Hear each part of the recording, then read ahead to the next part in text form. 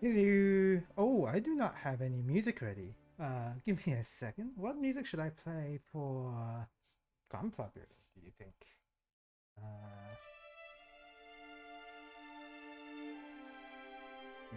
I can go with the obvious.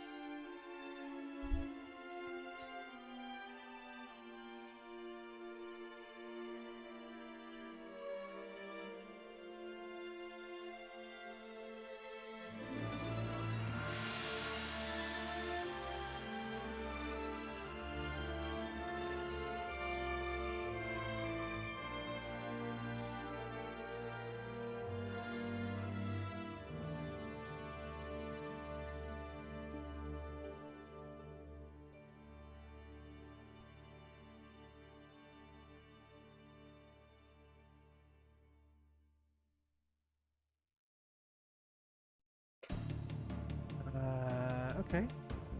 That is pretty loud. Give me a second.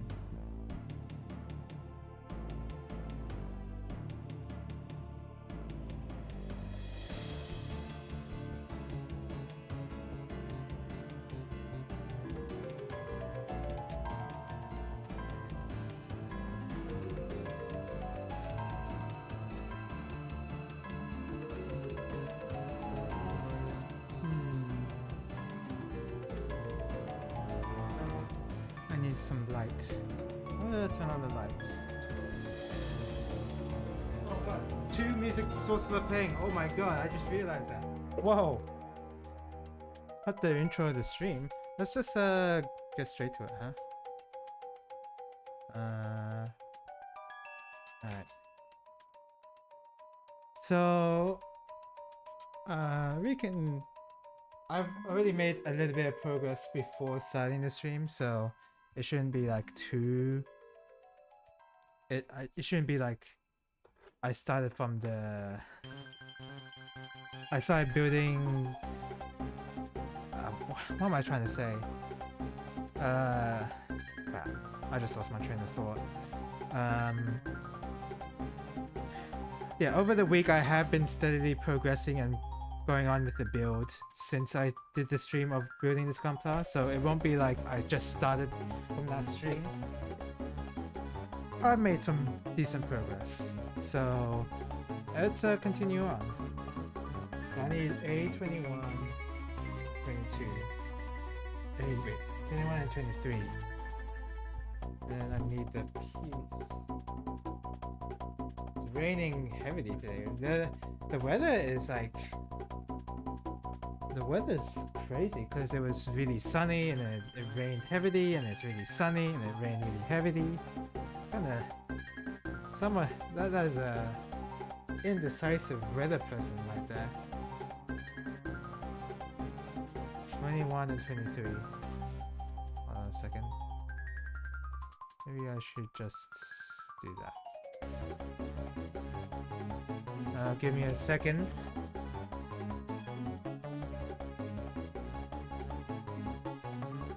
Alright.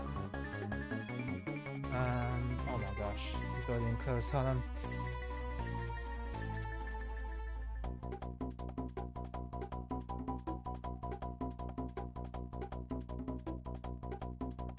Oh, you could even see me do that. Okay, I gotta be a little more careful.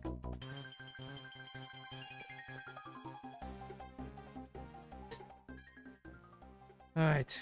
Where was I? Oh, I didn't even start 21 and 23 yet. Let's do that.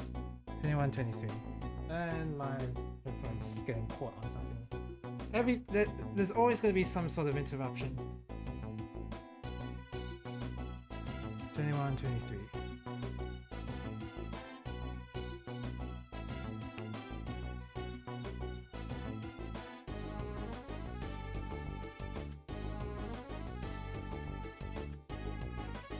Oof. Kinda exploded. Should I put the... Yeah, putting it here is like really awkward for me. Oh. Yeah, I'm drinking beer. I'm not drinking that much. I'm saving it for later for when I actually eat some food though.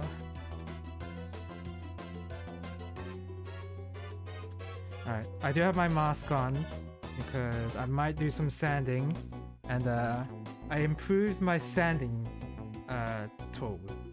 So before I was using the raw sanding paper, but now I have the I've attached the sandpaper to some sticks, basically disposable forks, and now they're my sanding tools. I've combined them with some masking tape, so you might see that later. In fact, you might see it now.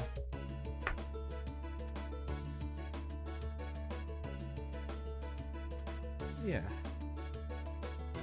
I'm gonna just enjoy building some Gunpla.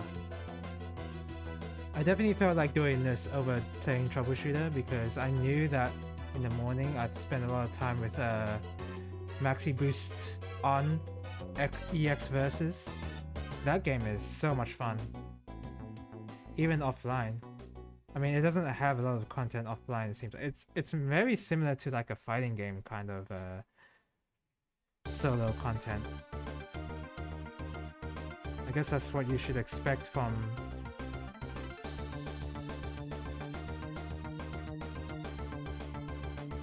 yeah, sorry.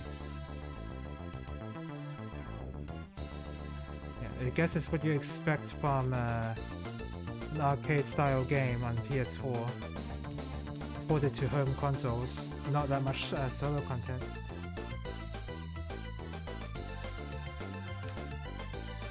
Excuse me.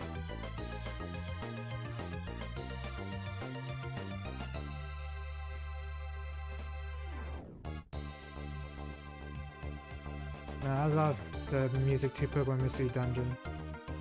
So good. I've heard the new Pokemon game is out. Like that's exactly why I decided to play this music.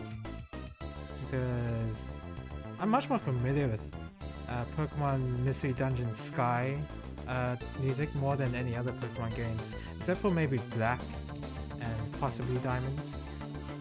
Those are the more those soundtracks I know a lot more than the other Pokemon games for sure. Like definitely, I don't know anything about the Pokemon games on 3DS. Oh, that came clean off. Okay, yeah, that's pretty good. In fact, that came too clean off. Yeah, that was not good actually. Because now there's like an indent that I have to smooth out with sanding. Yeah, so that was a bit too close to the actual piece. I need to like, when I use a knife, I need to angle it up and also not start with a big knife. I just remembered. I have to cut it closer with the nippers and then use the knife there. That's the technique you're supposed to be using.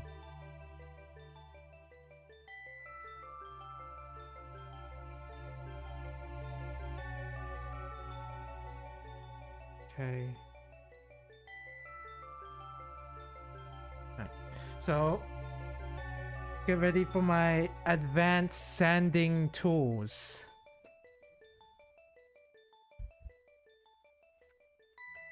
Wow, it's already beginning to unravel there? Oh man. Yeah. Very advanced sanding tools. Can't even attach these on properly. Yeah, I need some actual adhesive to put to actually attach these sanding papers on these sticks. But otherwise, it's not like they're bad. It's still usable. I don't have to use my fingers.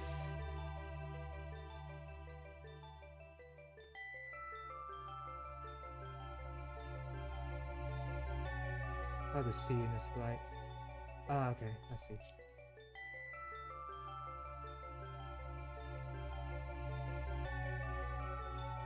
Screwed up and basically made a scratch. So yeah, I'm using disposable forks for sanding. Very advanced sanding tools right here.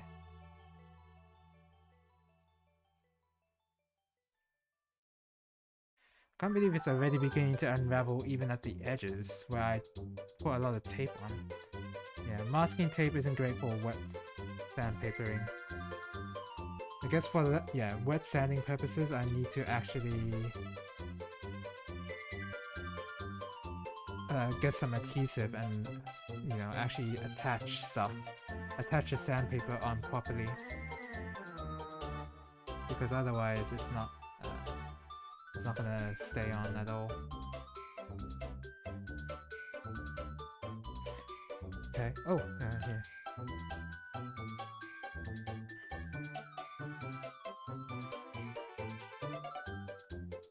Okay, that should be fine, I think.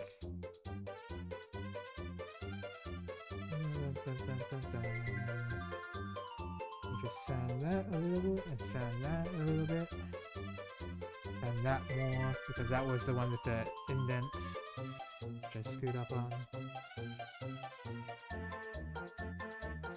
Okay, and then it's a lot faster now that I'm actually using sandpaper on the stick rather than the actual sandpaper itself. So much faster. I can't believe I didn't do this before.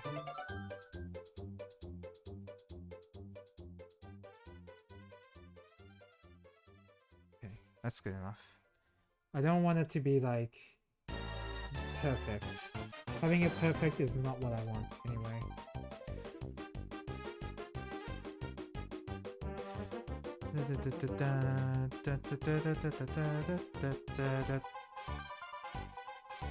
When did this song play again? I think it's not a monster house. I think it's when somebody's running away from you in a mission. I think. Could be wrong. I don't remember. I think it is something like that. Because I don't... It's been a while since I played the series. The Pokemon Mystery Dungeon series, so... Any details I give could be completely wrong.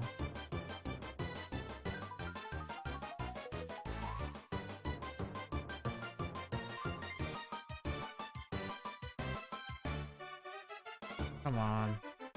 I can still see you, Nib. Or not.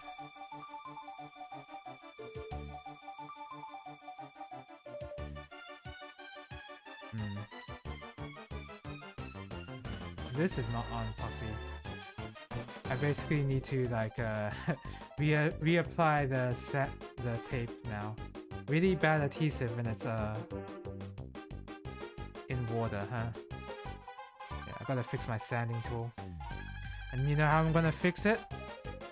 Well, I'll just apply a lot of tape. That's how you fix everything, right? Wrong side. You just tape it on. That's all you need to do. This music is perfect for what I'm doing right now.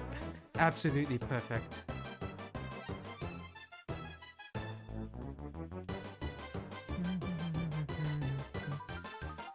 Yeah, this tape does not like water. It really does not like water.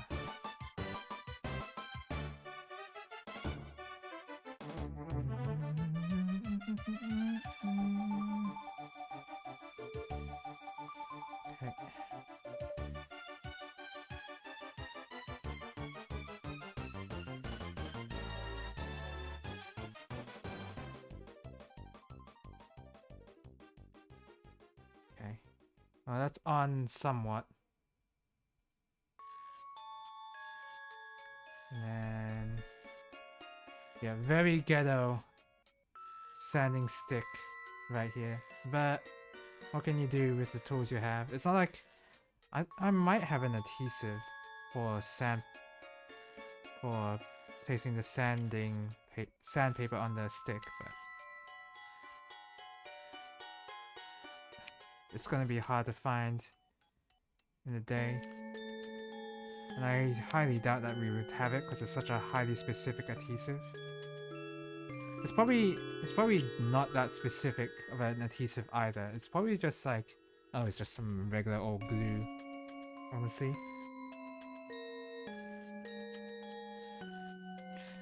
So I'm gonna wet that. My mic is close to the water, so I want to be a little careful that I don't splash it.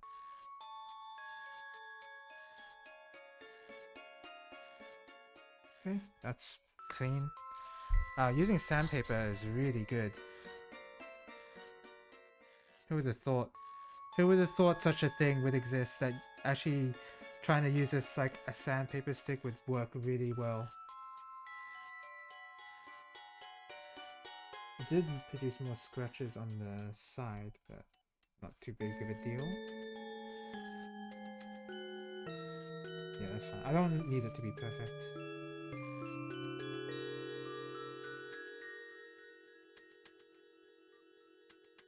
that's fine.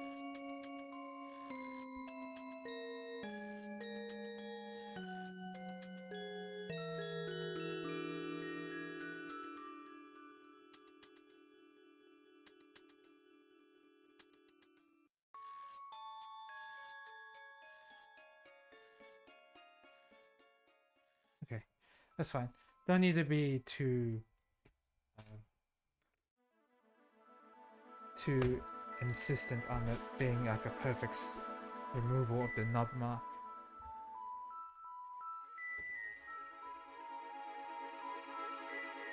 And to clean all this up, I do have this towel here, so I don't want my working surface to be like absolutely messy.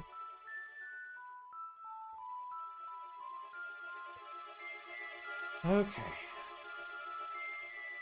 So now that that's all removed, I'm not going to do that for every part, honestly, because it honestly does take a bit too much work. Right. So for this piece right here, we attach just from this angle, and then we attach it here. Yeah, I believe that's right. No, that's not right at all. It's this side.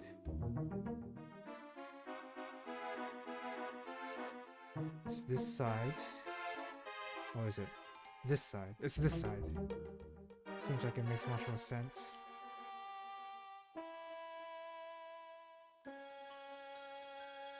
It's like that. And then I have to use this piece, which is angled like that. I don't want to get this wrong, because I got it wrong on stream before, and boy did I have to work hard to get rid of the mistake. So I don't want to get this wrong.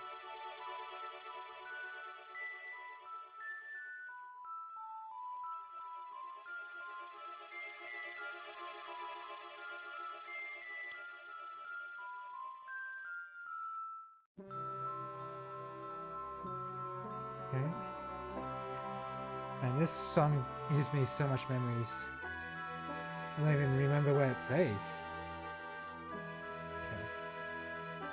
I think I made the right call sanding at the time when I did, because the sand marks were on this part back here. Get it closer.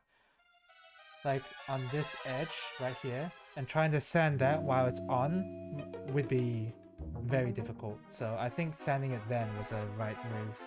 Sanding the piece just as you get it, like just as you... Man. Sorry, hold on a second. I gotta find some way to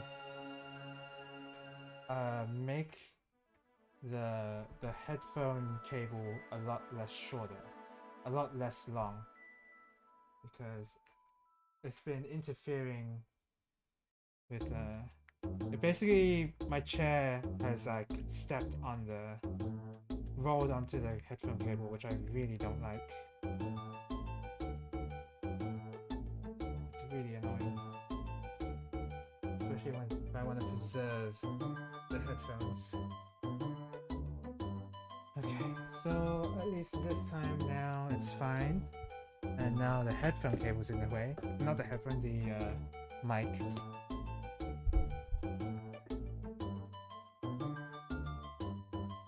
So what now? So apply the the kneecaps, which I've done. I've already done this.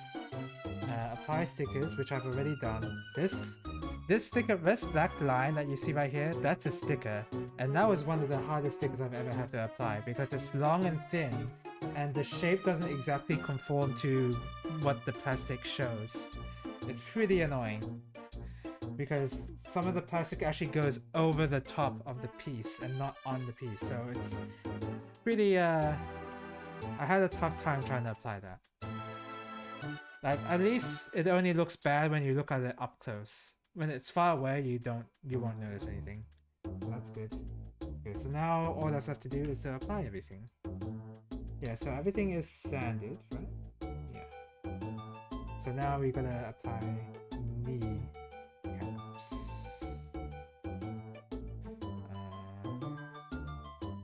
Y. There you go. And then apply it the right way. Make sure I do this right. Yeah, this way. I think. Yeah. This way.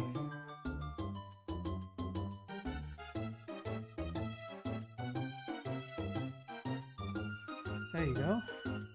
And then apply the foot.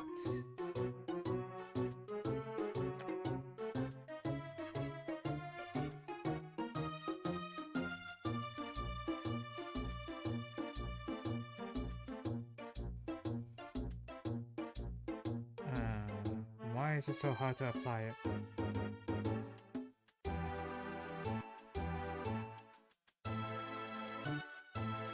There you go. I heard the snap, basically.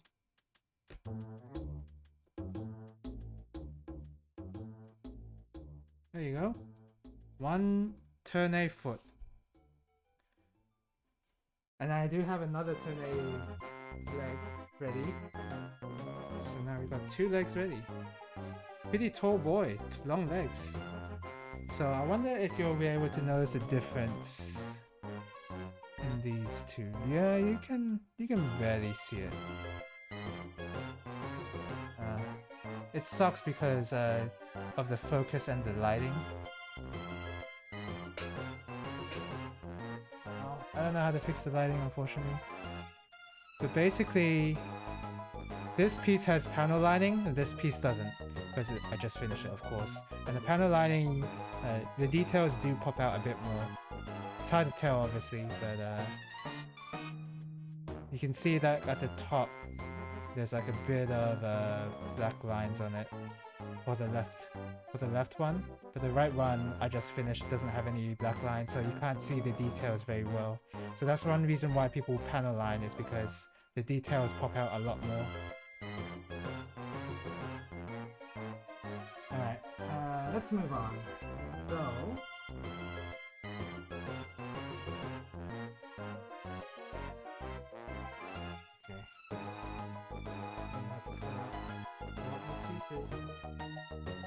so PC2, luckily we don't have to sand these pieces, fortunately, because that would be annoying. But these ones are just kind of cut closer to the piece, because there's no need for, because these are usually like interconnecting parts, which don't need to be sanded to look good. Okay, E5, this one. This one will need some sanding.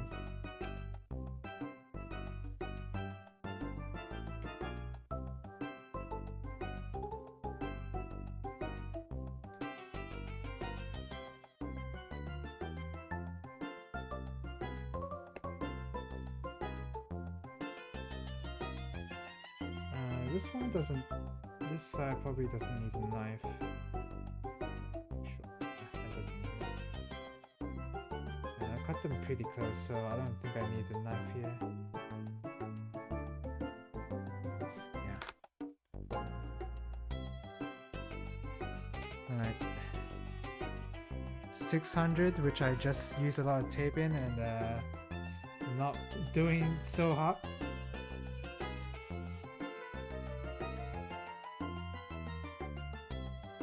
I think I'll sand it towards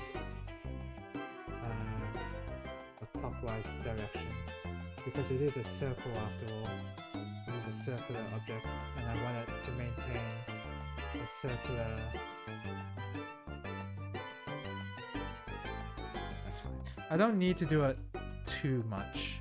Too much sanding could probably make the piece too flat looking. So I'm fine doing it like just a bit so that it's hard to see the nubs. Like right now I can't even see the nubs. So I'm already... I feel like I've already done a good enough job. But we'll like go through the whole process. Okay.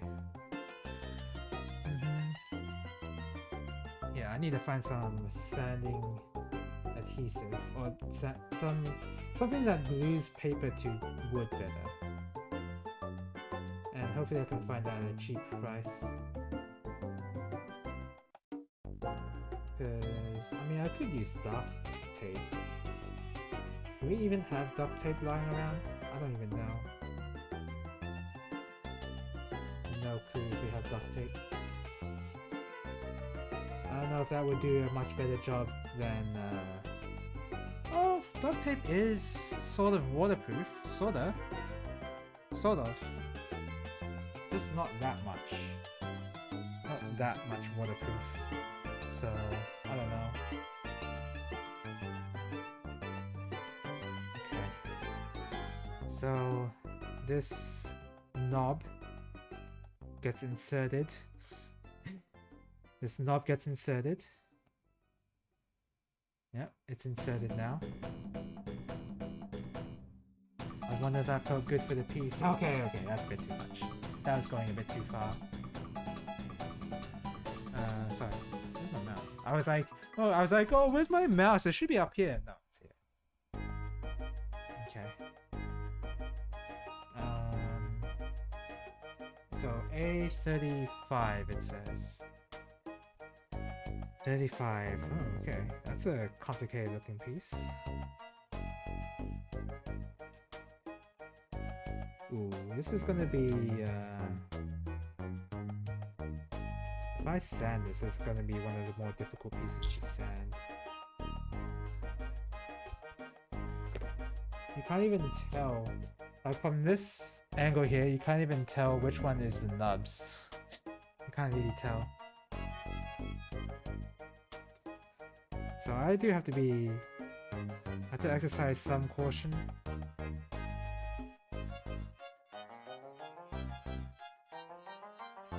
Do I sand this? I don't know if I want to sand this part.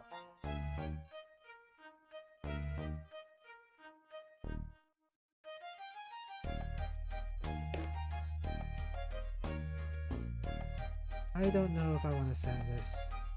Because it looks kind of hard to do, and it's not probably for not that much reward.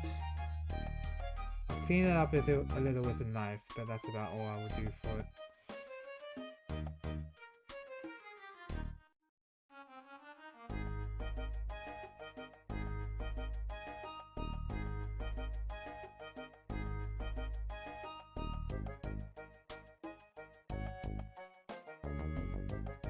What piece is this? Ah, it's a cockpit. Yeah, I don't think I need to sand this part. Okay, so that's done. E2. E2. What is this? It's a D2. That's D2. What's E? Isn't that B? Oh, E is the okay, no. E2 is the shiny looking piece.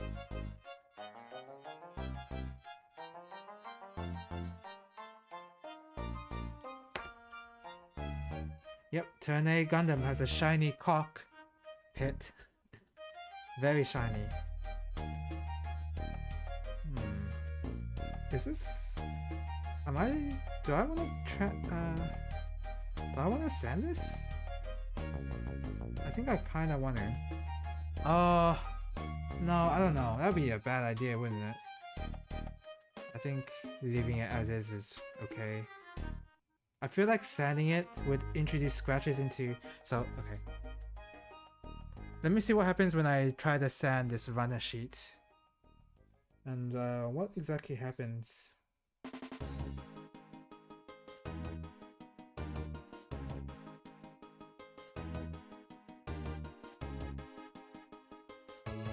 Okay. It doesn't look too bad, so I'll sand it like a tiny bit. I don't remember this song at all from Mystery Dungeon. Maybe I don't know the soundtrack as well as I thought.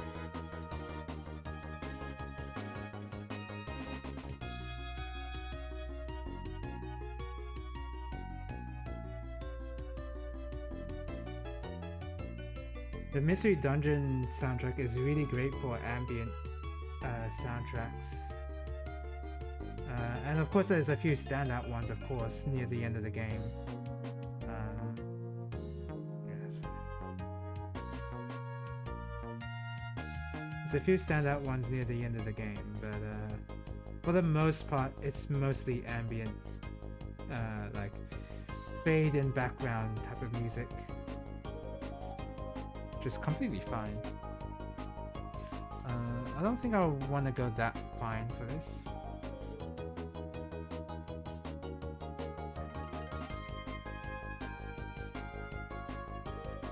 What the heck?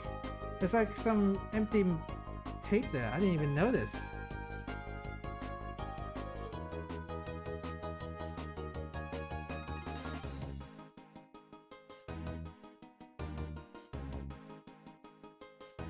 Here's hoping that the scratches are not too noticeable when I top coat this. Wrong side.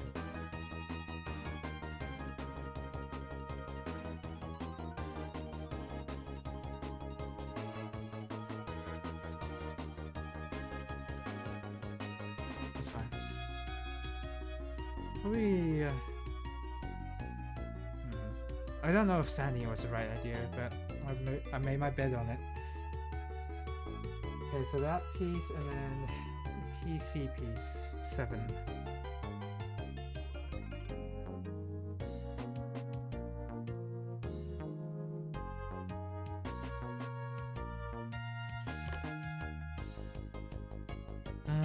Alright, so this. Well, let's do the cockpit piece. Goes on like this.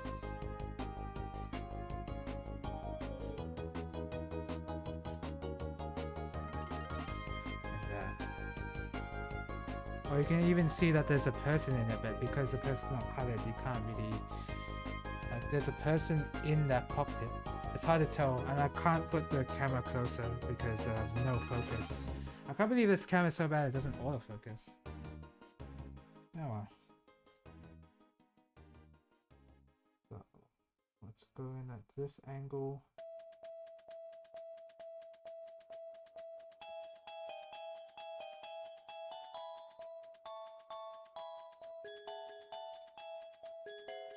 Thank goodness I didn't just lose that. Have I lost Gundam pieces before by just dropping them on the ground? I've dropped them on the ground, but I've always been so stubborn about it that I never like go, oh, I can't build this piece anymore because I lost this piece. I always try to at least make a good effort before giving up on trying to find the piece. So it's like that. So now we attach this part to here.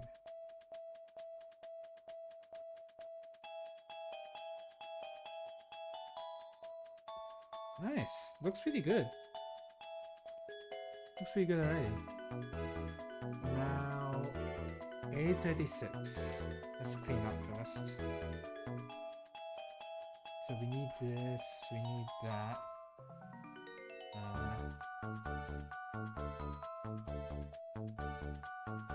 I probably need to like find like have a different surface that's for wet sanding purposes, and then have this surface is just for building only, and not combine them like how I'm doing it right here, because it's a lot of mess if I try to do it on both surfaces. Alright, so A36. How long have I been at this for? 36 minutes? Not too bad. Oh, do not make the mistake. Do not cut that in the middle. That piece is A36. Do not cut that in the middle. Oh man. You would ruin your build if you do that.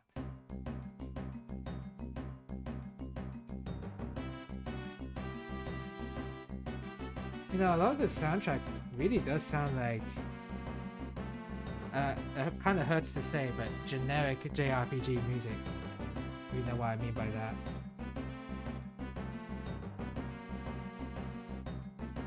Because I would imagine that this kind of song would be in like an SNES style Final Fantasy game almost. Although in this case I feel like it's being used for a dungeon. I think I'll take the effort to sand this. Yeah.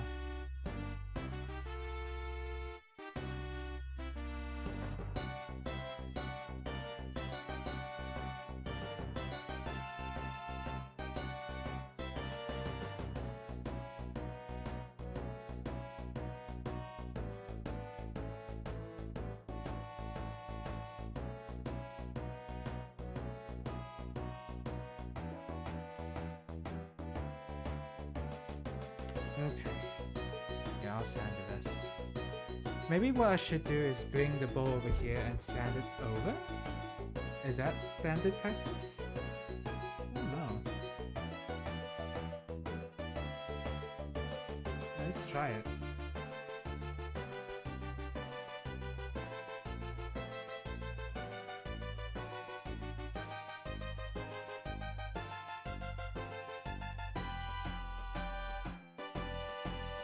I'm not sure how I want to sand, which direction I want to sand this. So, going all over the place, and that's a bad idea. You want to minimize the scratches that you put on your piece. I don't want it to be... I don't want perfect nub removal, just enough so that you can't see it.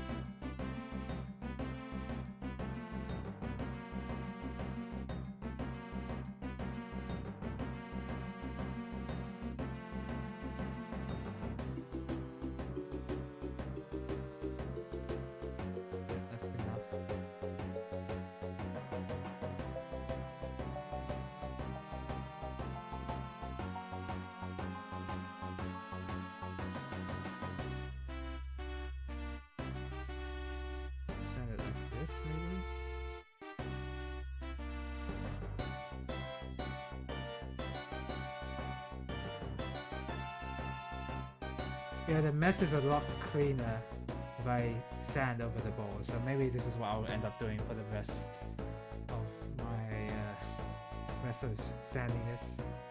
Let's say sanding career, which would have made no sense.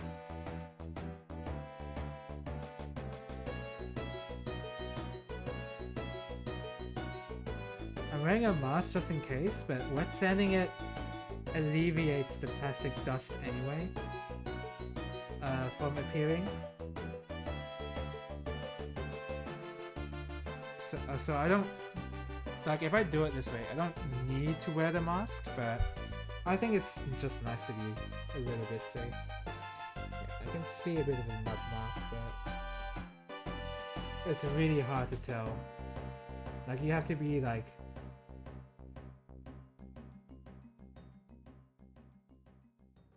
Yeah, it's really hard to tell, so it's fine. If I had to take that much time to find them, then yeah, it's obviously good enough.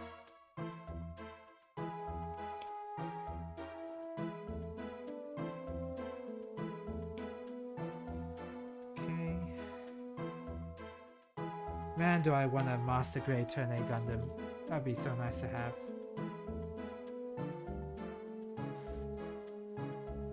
Cleaning out this snip a little. Oh, let's just cut out the rest of the pieces, whatever.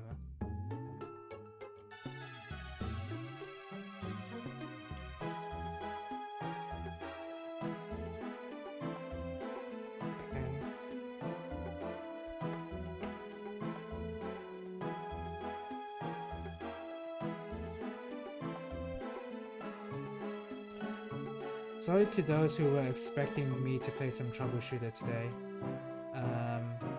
But yeah, I am not really in the mood right now. I'm sorry.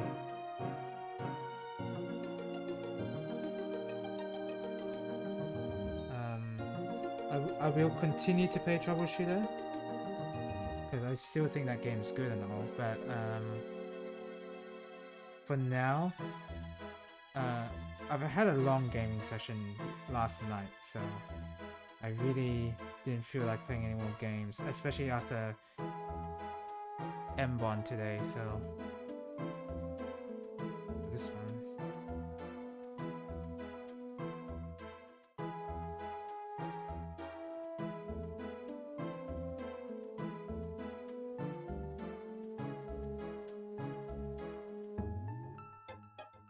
This one's harder. I'm gonna sand. Should I sand this one? Is this one at such a awkward angle?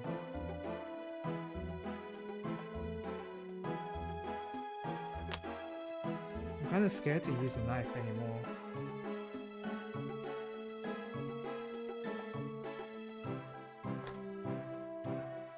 I'm gonna have to sand this one.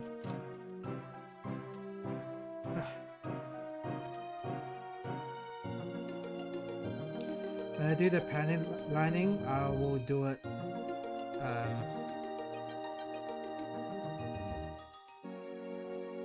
sort of in my own time. Like I might do a little bit on stream, but when the whole build is complete, that's when I'll start panel lining and doing the details.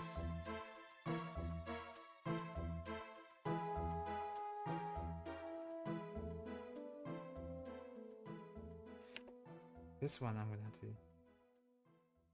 use these four, so those are the four after all, and the smaller pieces, sanding is required. It's best to sand the pieces as they come up from the runner sheet than it is to complete build it together and then sand, because I've noticed that doing it that way is really difficult sometimes, especially with the way some pieces are placed and the knobs are still visible, so it's not like you can just ignore them if you care about that sort of thing. So yeah, I'm gonna have to sand these individually, not too much.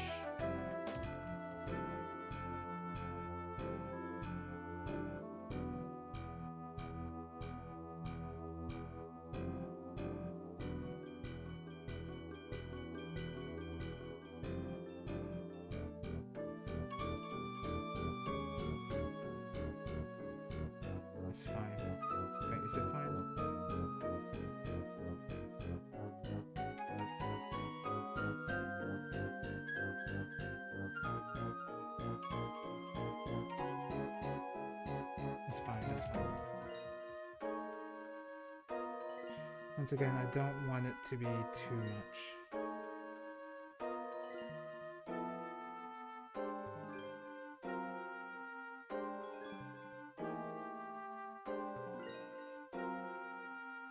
Wait, what am I doing? Just set it this way.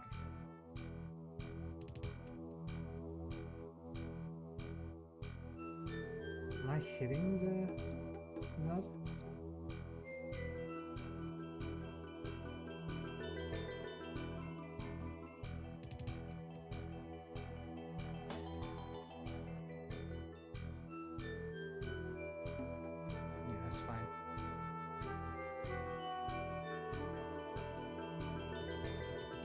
Oh! I splashed some water. I have to be careful not to do that if I have this giant bowl of water.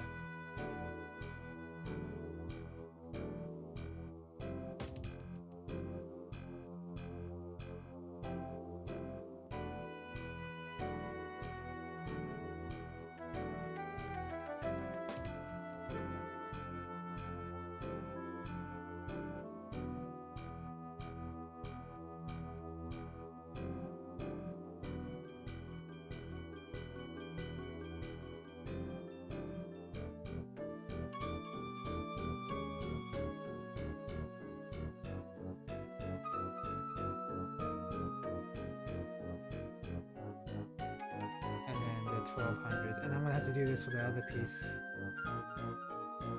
Maybe, yeah, don't spend too much time on this. Don't, like, achieve perfection. That's something I have to keep telling myself whenever I sand, honestly. Because it's very easy to, like, spend too much time sanding. And, I don't want to do that. Definitely not on stream, so... yeah, I have to, like, manage the time that I spend sanding. So that I don't waste too much time doing this. Disposable forks soaked in water. Smells so good. It's completely sarcastic. It smells terrible. That's fine. Don't sand this too much. Yeah, that's fine.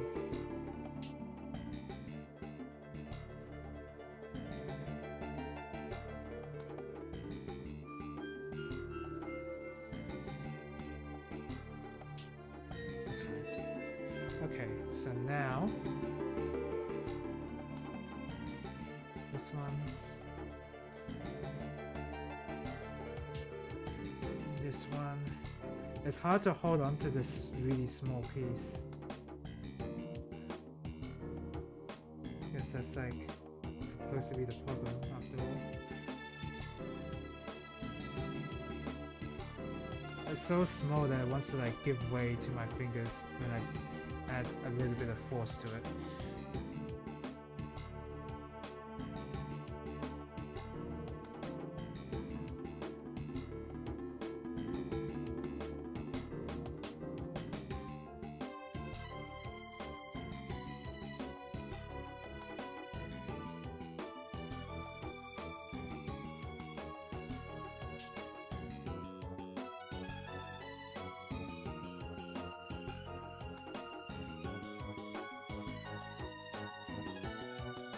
Oh god, okay. That took a bit. I don't know if that was worth the effort, honestly.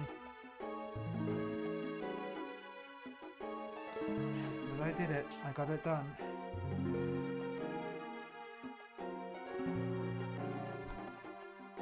I got it done. That's all that matters, I guess.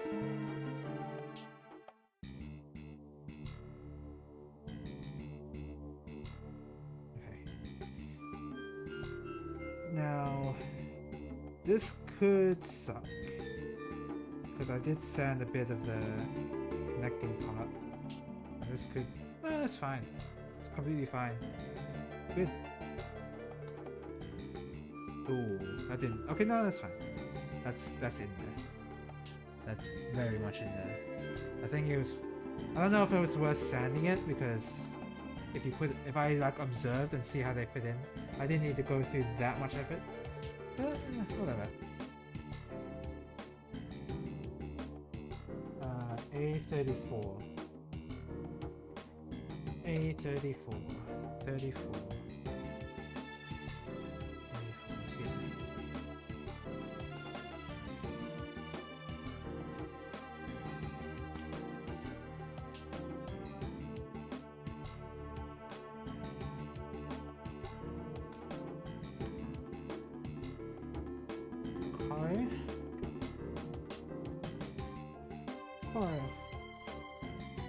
I remember my elementary school teacher doing that, and she used to do that a lot. Whenever she said okay, she just goes cry, something like that.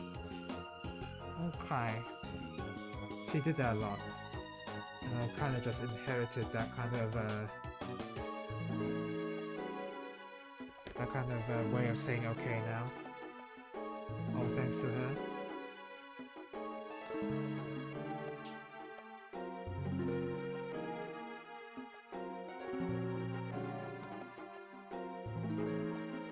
Good cut.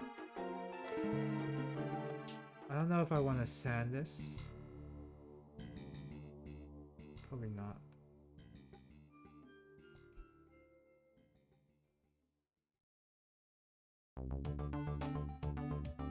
Oh, I remember this track. This track's pretty good. I wonder who composed this music. I still haven't looked into that.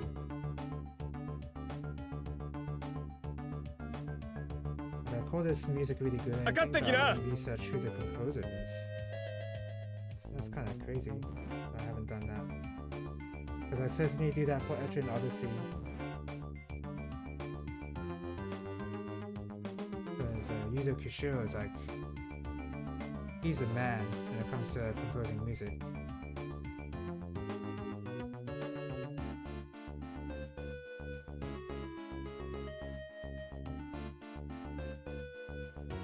Okay. I don't want to sand this. What kind of piece is it though? Yeah, probably nah, I'm not gonna sand it. It would take that's too much effort. Okay, so this goes here.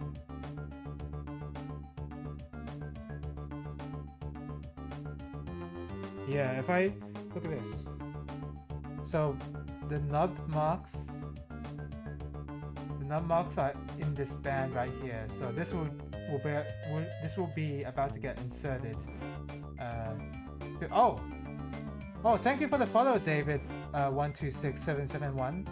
I didn't even notice. Damn, now I really need to get sound alerts to actually play on my OBS because the way it's currently set up is that I can't hear the sound alerts, but apparently the stream can,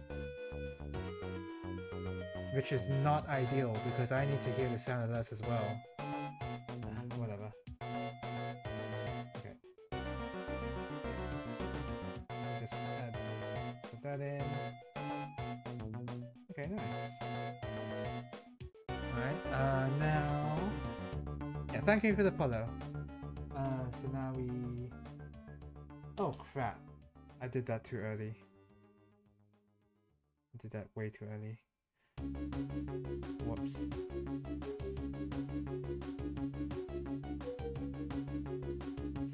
Did it way too early. That's not the timing. It's the order.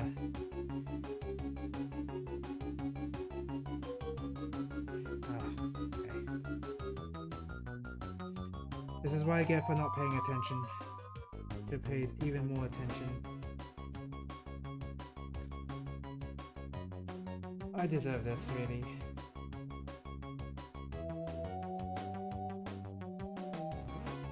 I'm gonna have to try it.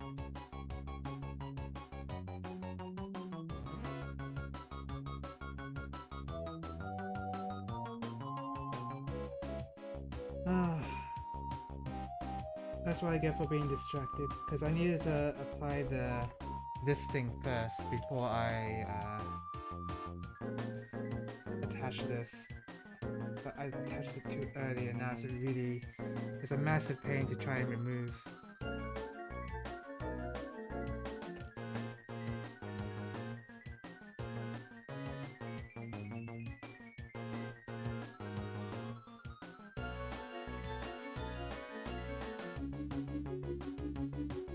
Removing the right piece?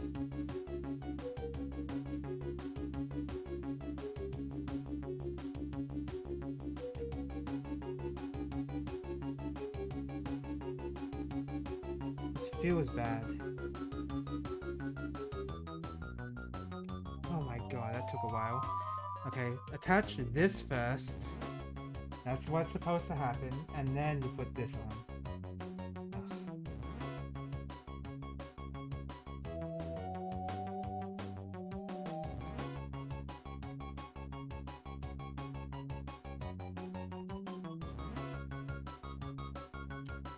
No! What happened?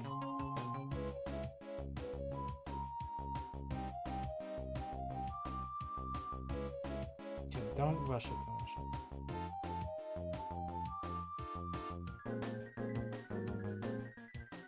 Okay, everything's in, now you just push that in.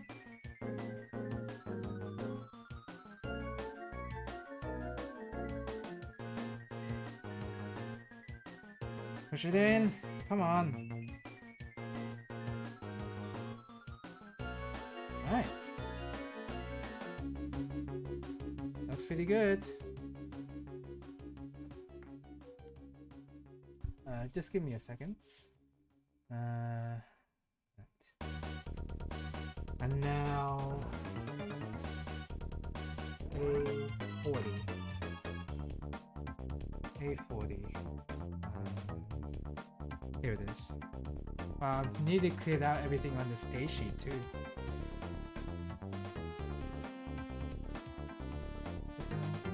Hit the mic a little.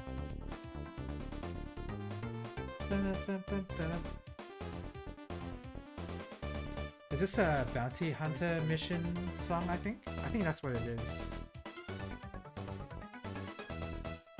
I don't remember Mystery Dungeon Sky being very difficult, by the way.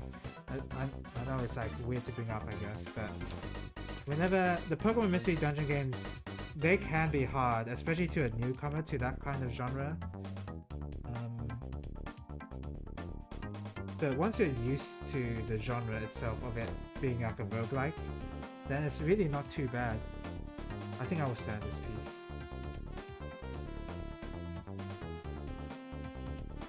Oh wait, this might be the Monster House music, actually. This kind of sounds like Monster House. The one difficult part about Mystery Dungeon though is of course the Monster House mechanic, where a random room you enter will just have a bunch of monsters that will spawn, and sometimes that can be really rough, especially with Porygon. I remember with Porygons they use their discharge and they like cause paralysis, and being paralyzed in a room full of monsters really sucked.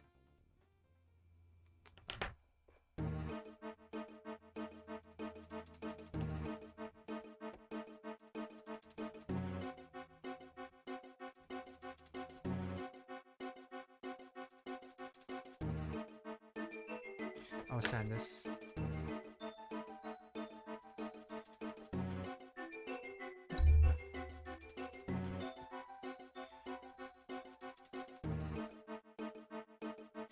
Because this piece is very much visible, and I don't want it to have those bad nub marks.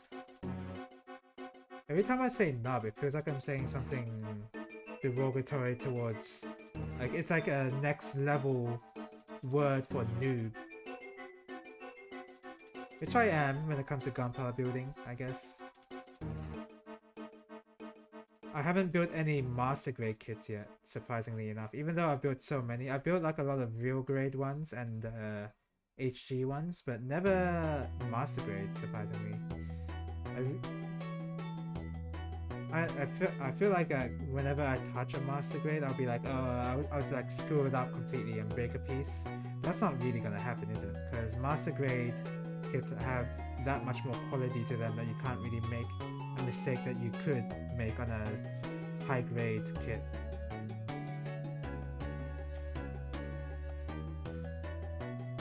So I shouldn't really be scared about breaking it too much, but a lot of the master grade kits that are available in my local store are of suits that are not my favorite suits.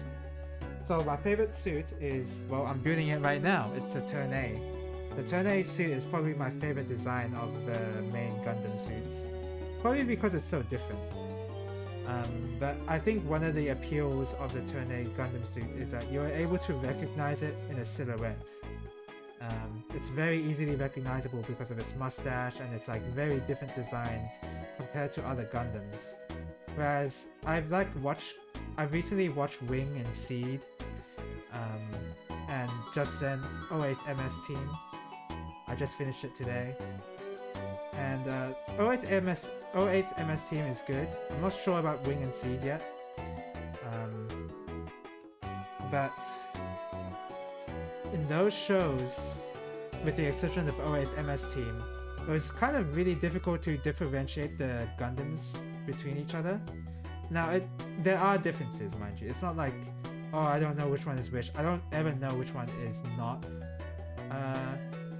Like within the show itself, it's you can tell, I guess, only by context by watching the show. But the problem with those suits, in my opinion, is that you're not able. It feels like you can't really recognize them in a silhouette the same way you can with the Turn A. or Crossbone Gundam.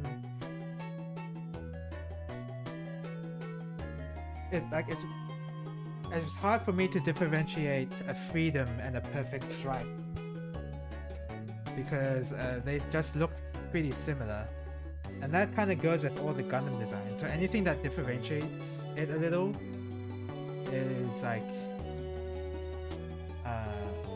I tend to appreciate more out of a suit. For instance, the Tolgeese. Like the Tolgeese is recognizable from a silhouette as well, even though the only difference really is the head, if we're talking about silhouettes. But I also have a real grade Tolgeese kit under my bed, so I will be building that after I finish this. Out of all the suits in Wing, I definitely like the Tolgeese suit more than all the Gundams and even the Epion, which I guess a lot of people like the Epion, but I don't feel the same way.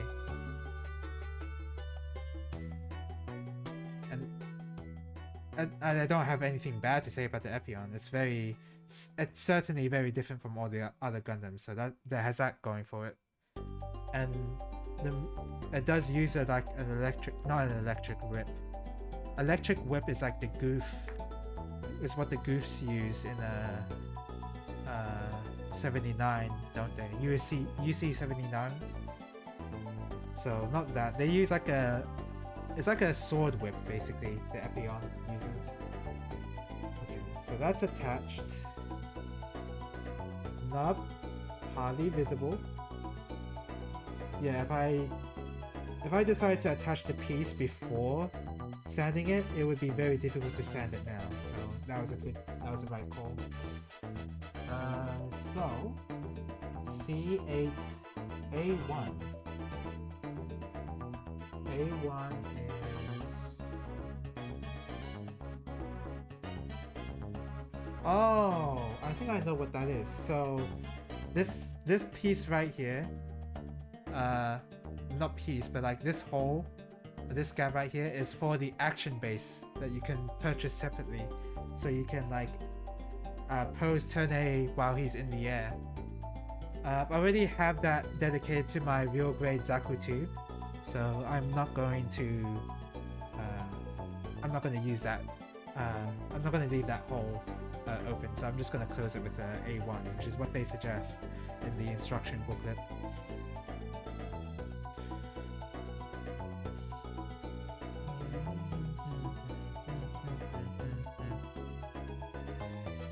And for this, I mean, nobody cares about an upskirt in a Gundam suits, right? So I'm probably not going to sand this, although I do have to be a bit careful. And there's no point sanding this. It'd be a waste of time to do that.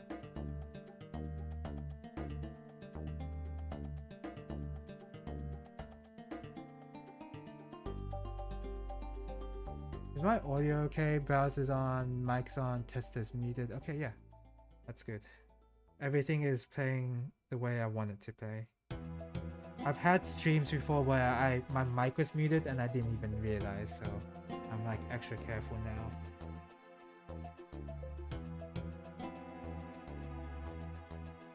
I think it was like... I don't know if I cut the knobs off enough, but...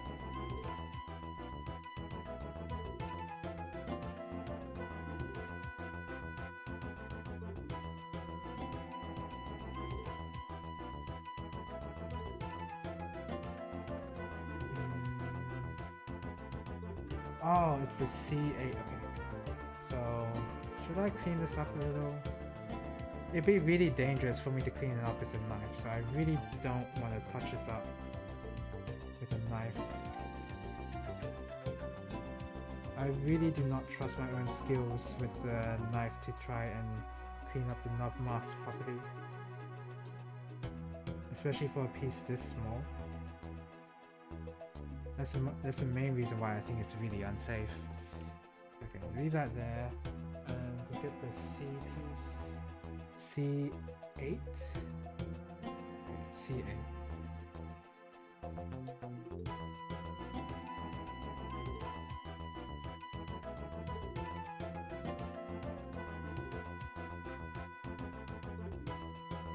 Someone on the local Discord, I'm sorry to bring up this story again. Someone in the local Discord actually cut off, like, into the part of the piece they were trying to cut, and they had to glue it together using some plastic glue. But they shared it on Discord, and it was a pretty funny moment. It was like no damage done really, because he was able to fix it. But yeah, he just like didn't pay attention enough. He paid attention at the worst possible moment, and then he cut off a piece that he wasn't meant to off the runner sheet. Yeah, I'm not gonna send this, there's no point. Alright, so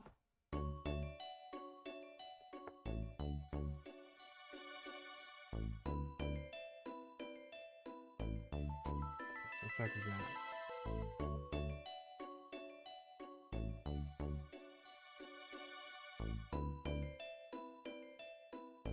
Did I attach that right? I guess I did. Doesn't look right. Okay, whatever. I assume it's fine. Oh, so attach the two legs. Okay. Oh wow, very thin. Not. You can do the split stuff. Oh, that looks silly. That looks pretty silly. It's gonna look better though once we attach this piece over here.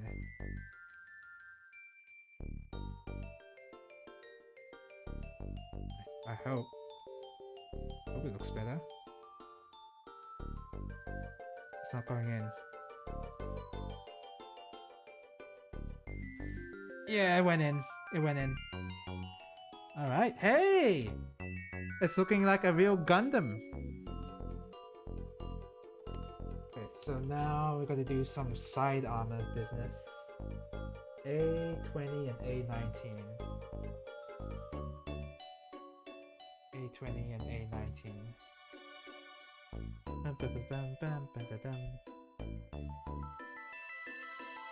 I think it was a right idea to play Mystery Dungeon music for this stream.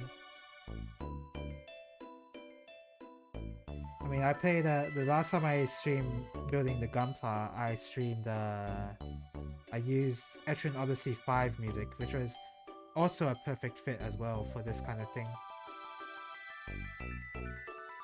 The Mystery Dungeon, because most of the dungeon tracks are mostly like sort of going for this ambient sort of style. Like background that you hear in the music. Music that you hear in the background. Let's get that in the right order, please. Yeah, music that you hear in the background, but like it's not not offensive. What's the word? It's not intrusive. You don't need to notice it, basically. And that kind of music is really good for the kind of game Mystery Dungeon's trying to go for. I don't know why I brought out this yet. I don't need this yet.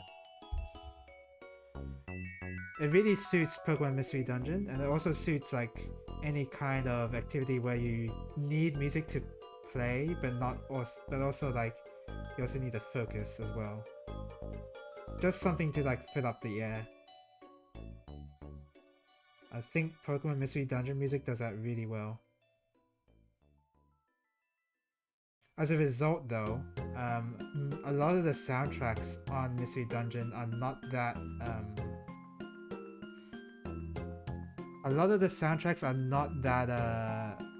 recognizable or well known. But that only makes the much more well-known tracks a lot more well-known, I guess. Like a lot more liked, a lot more identifiable. Because from Mystery Dungeon Sky, there's of course the Primal Dialga fight, which everyone loves the final boss theme of Mystery Dungeon Sky, and I do too. But not a lot of tracks are going for that kind of style of music. It's like one of the few themes in the game where it's trying to go for this really intense boss fight music. It is supposed to be like a reward for the player for coming that far into the game. So it's definitely appropriate, but it's not representative of the soundtrack Mystery Dungeon usually has.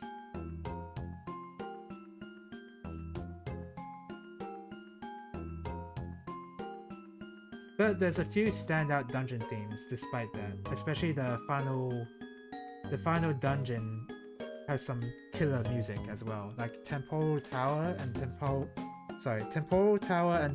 Spire, I think. Those are the ones. Those tracks are really good. Really good dungeon music. One of the best I've heard. I don't even think SMT really compares. I don't even remember SMT3 Nocturne music in terms of dungeon music. Of course, I definitely remember its battle tracks. That's unforgettable. But the dungeon tracks, I can't really recall. I guess that's, and that's not, I don't think that's necessarily a bad thing actually, thinking about it, because you wouldn't really want your dungeon music to be that obtrusive that you notice the song, unless it's like there's a few exceptions like Final Boss or like DOC Dungeon or whatever. I don't know what I'm on about anymore. Basically, Mystery Dungeon music is really good for study. It's that kind of music. Instead of lo-fi music, you can just play this. That's all I'm trying to say.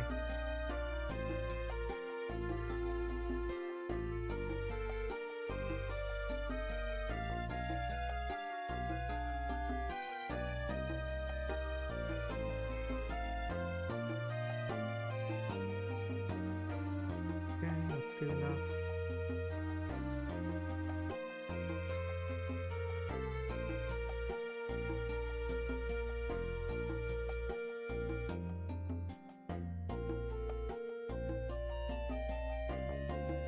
I don't want to hit the corners too much.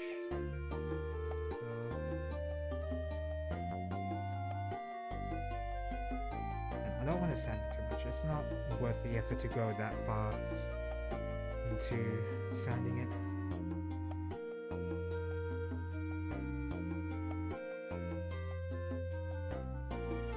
Man, when I'm sanding, I really want to do like a soaring motion to it, like go back and forth and back and forth. You kind of feel like you have to do that, but you do not. You do not want to do that, because what that does, it introduces a lot of different scratches in different directions. And well, it's not that visible on a white piece like this, so it's fine if you do it on a white piece. But for colored pieces, it's pretty noticeable. So I think it's a good habit to take anyway. But yeah, only sand in one direction. I don't know if like it doesn't make like a huge difference, but I think putting in a little effort where it's easy, like it's really easy to just sand in one direction, to learn to sand in one direction than to do it in both. So it's like there's no reason not to do it the proper way, so that's why I'm doing it.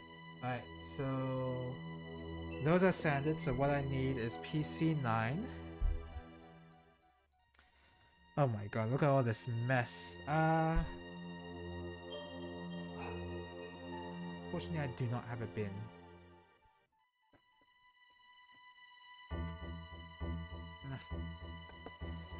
Hold on.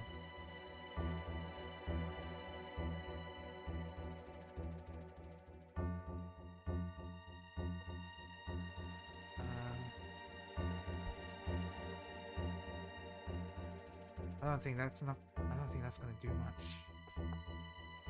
Uh, well, the tissue picked up the plastic nib, so I guess it's doing enough.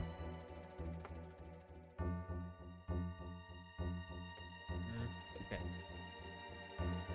I don't want to use the towel yet because the towel might get some plastic nibs on them, and that will be annoying. So I just want to clean all the mess up first.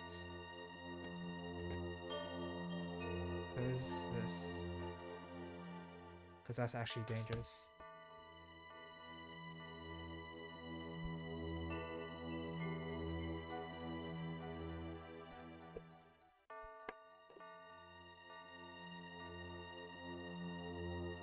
We'll place that there. Okay. So now I need to get the connecting piece. PC9.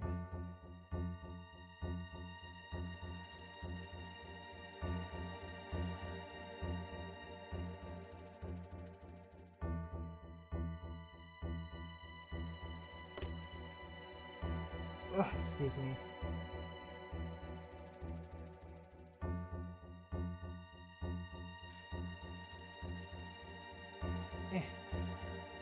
I need to rewatch Turn A Gundam again, because I remember watching it, of course. And I do remember some details, but I don't remember everything about it at the moment. And I remember liking the show a lot. It's just it's been a long time since I've seen it. I basically seen it when I've seen Turn A Gundam when I was getting into the whole franchise of Gundam. And right now I'm getting back into it. So, there we go. That sounds way better. There we go. Put the skirt in. Attach the body.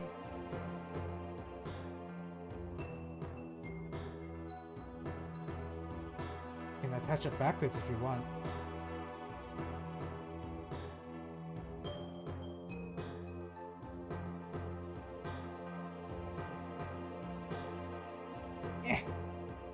Come on.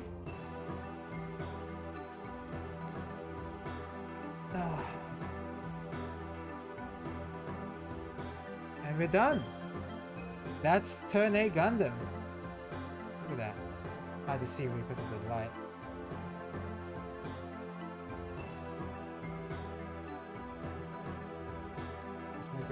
Let's make him new.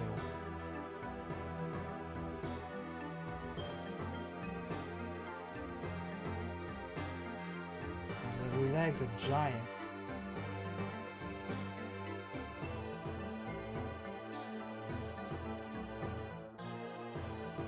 I can't make him new. How do you do it? It's pretty hard. There you go. There you go. And that's an awkward position.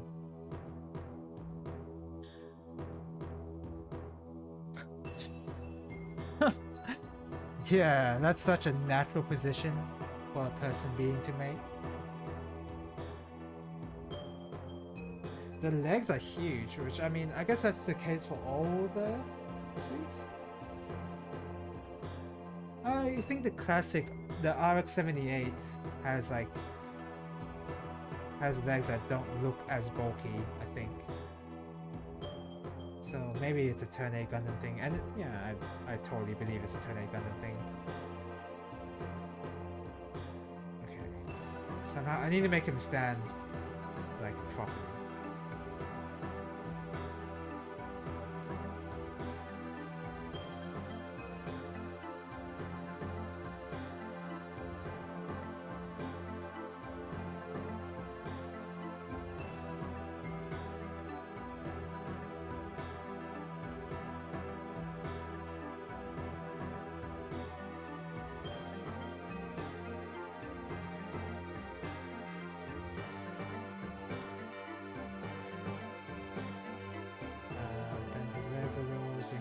face forward.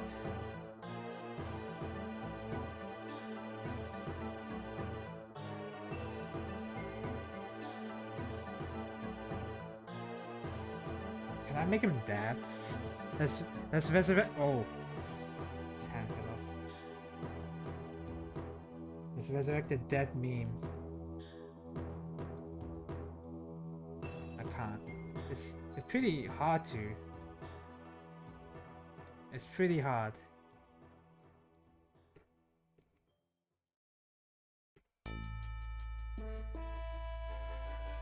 Because the shoulder armor is getting in the way actually.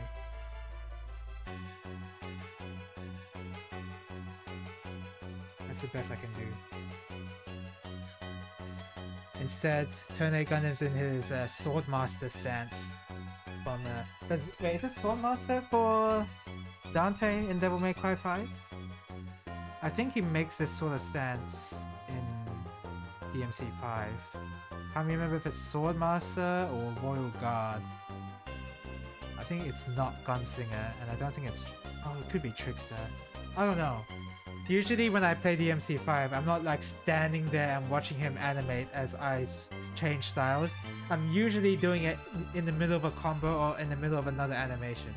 So I wouldn't have that many opportunities to see what animation he would be in when he changes styles. Anyway, that's Turn 8 Gundam.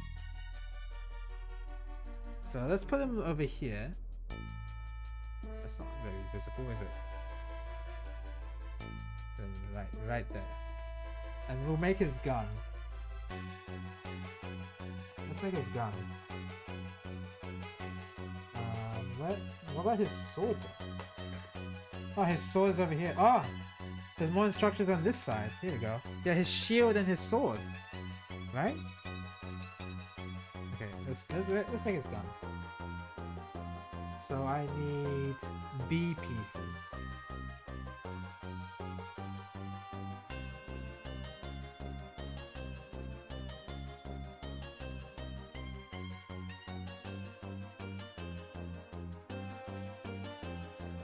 What's against that? B4 and B15. B4. Oh, there it is. Should I sand this?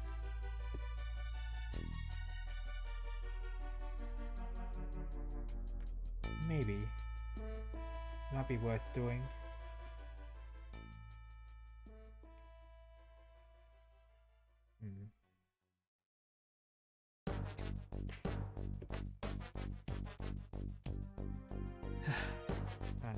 What time is it now?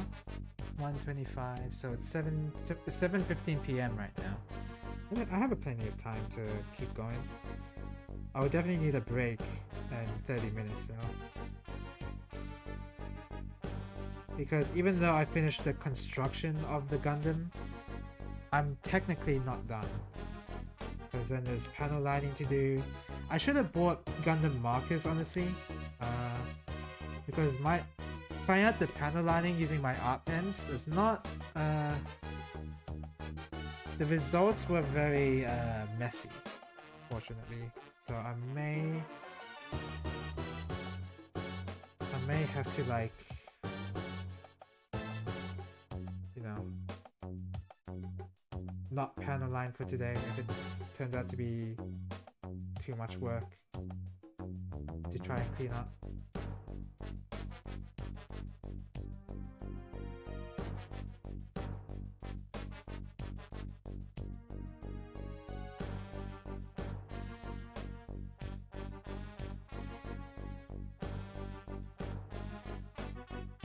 I don't want to cut off more than that because it is a curved piece. I'll sand the rest. It's a curved piece, which is why I'm like kind of scared of using the knife here.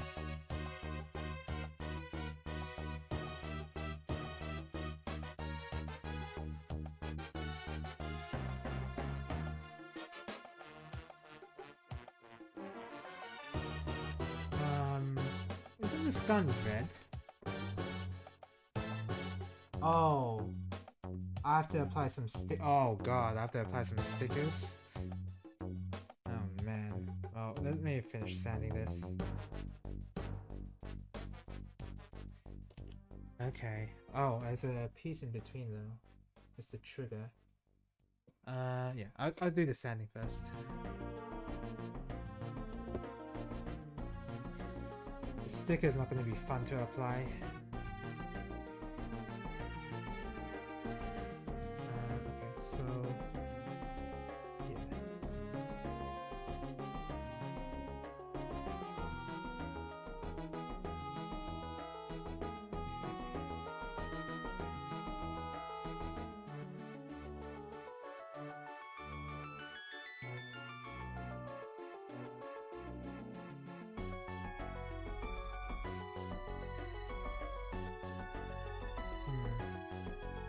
Do I send it like that or I don't know.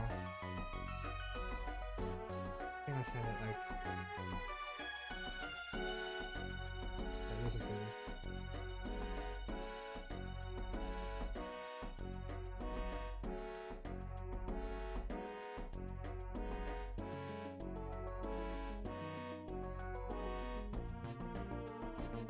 yeah, it's fine. I'm not looking for perfection here.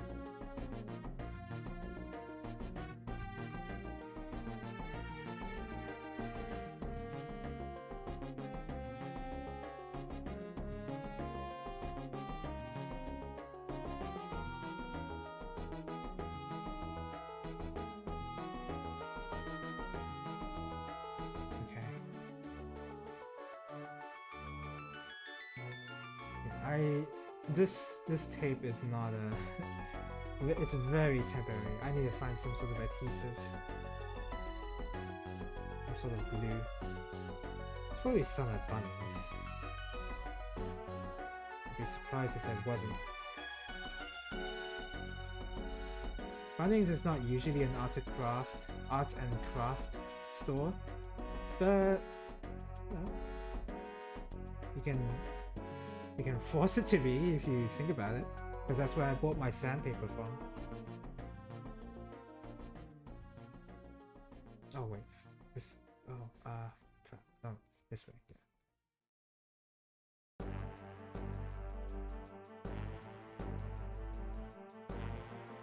Ooh.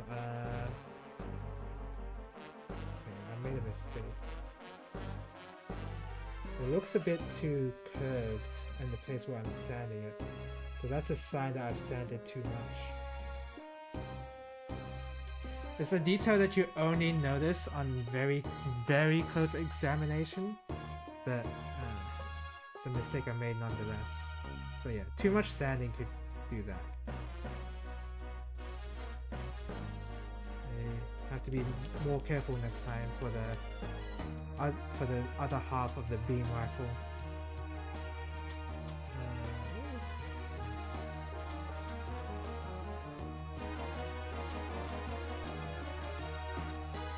I'll be honest, some of the tracks in this game do sound like MIDI tracks. Like if someone told me this was like from a MIDI, that would not surprise me. And I guess that's the problem with the DS sound chip back then. It wasn't exactly perfect. I mean, Yuzo Koshiro had no problem with it, but I mean, he's Yuzo Koshiro. He can do anything he wants.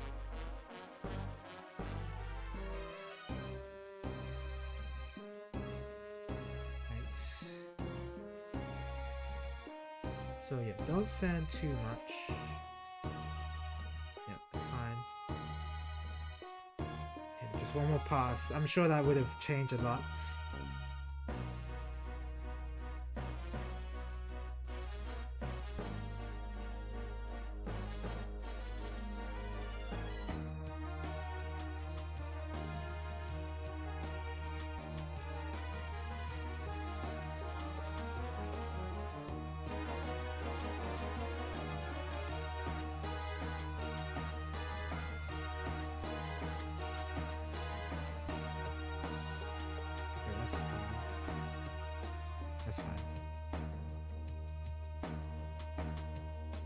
Look at that, the tape is already falling apart.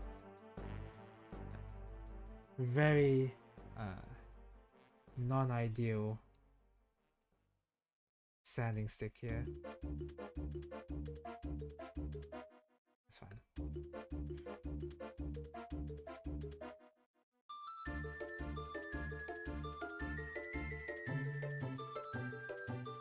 Oh, I kind of like this track a lot.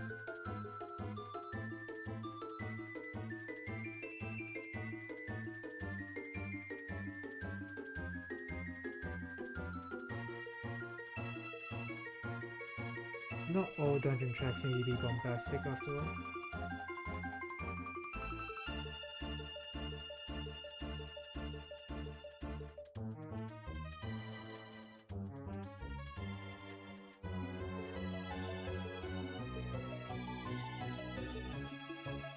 If I hear squeaking sound from sanding, is that a good sign or is that a bad sign? I'm taking it as a good sign. But it could be a bad sign, I wouldn't even know.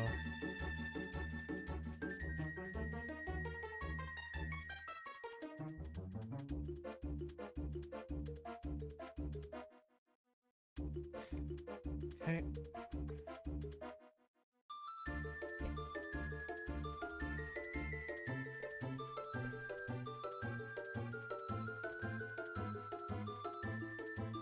Be really careful with this knife, because it can get knocked into other stuff and like scratch other pieces.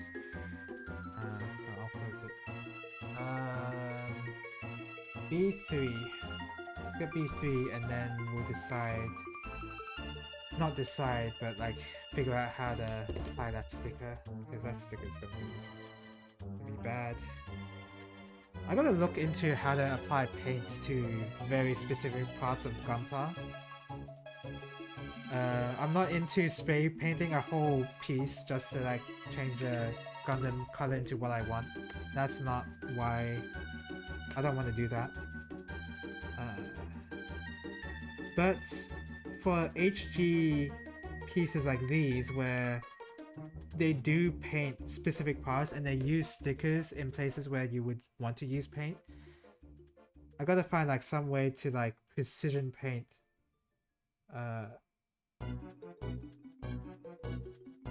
I gotta find some way to precision paint some of the HG kits. Because applying stickers is pretty annoying.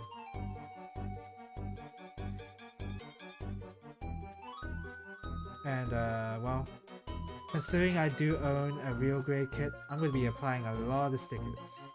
Did I really scratch this? What the heck? Oh no, that's a nib. That's a nub mark. Okay, that's fine. I was kind of scared for a moment.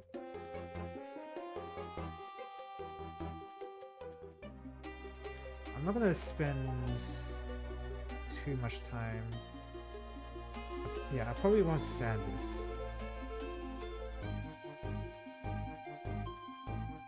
We'll try to make it cleaner with my knife, but otherwise...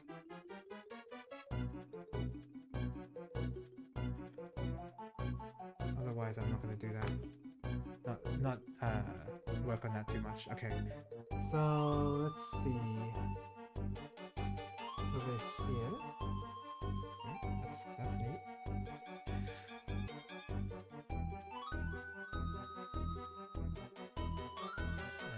Is it not this way? Oh, it's just, okay, it's a bit more in. There you go. And that's a gun. I made a gun. Alright, so now I gotta apply this sticker. That's gonna be fun.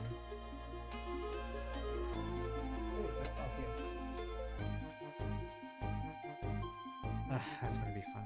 Alright. A4. I need the utmost focus for this.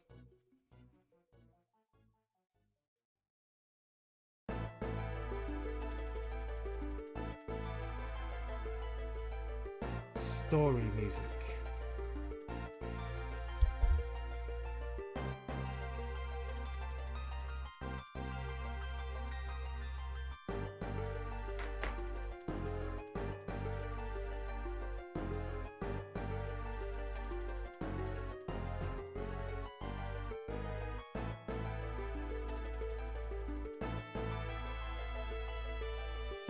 Oh, come on.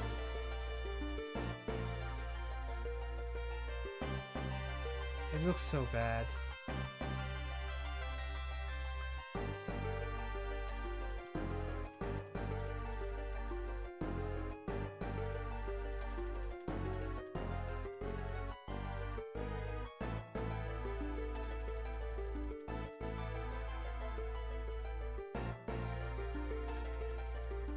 The stickers are like a tiny bit off.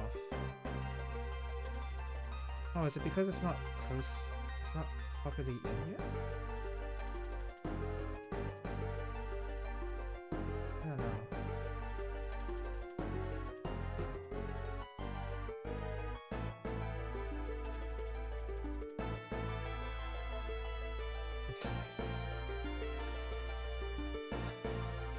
Oh,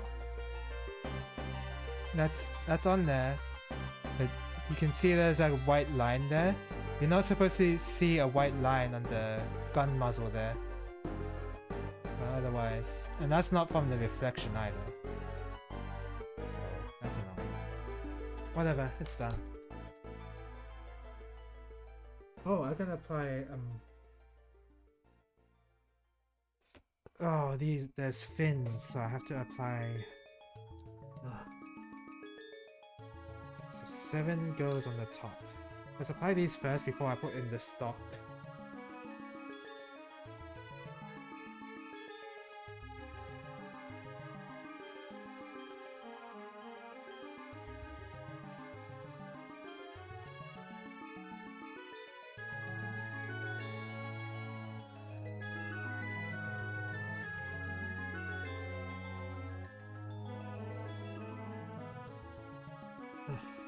So I pulled away 7, so 7 goes on the top.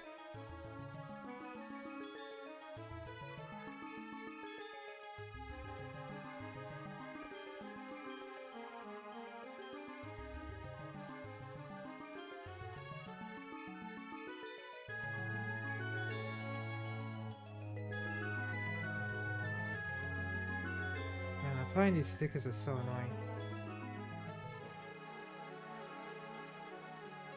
I wonder if there's like some sort of pro whose main specialty is applying stickers in Gunpla kits. That doesn't make any sense, but like, I wonder if someone's like really good at applying stickers. I want to see what he does, because it would be interesting to know what he does.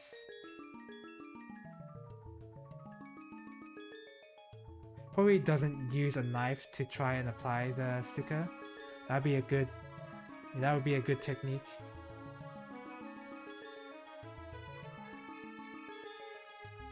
Okay, it doesn't look. Oh.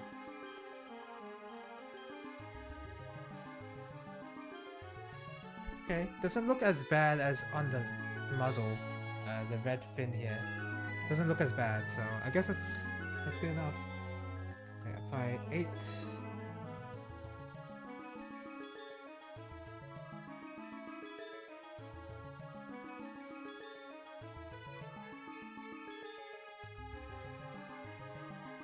Probably don't use a knife. That's probably one technique.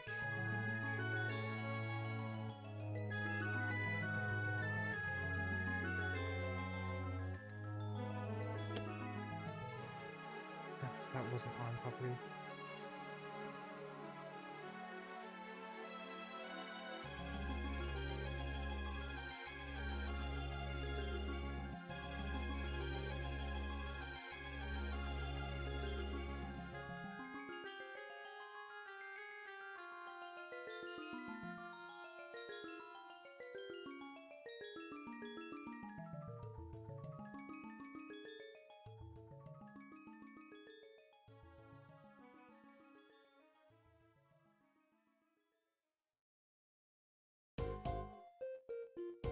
Oh, I remember this track. Don't remember the dungeon it came from, but I remember this track.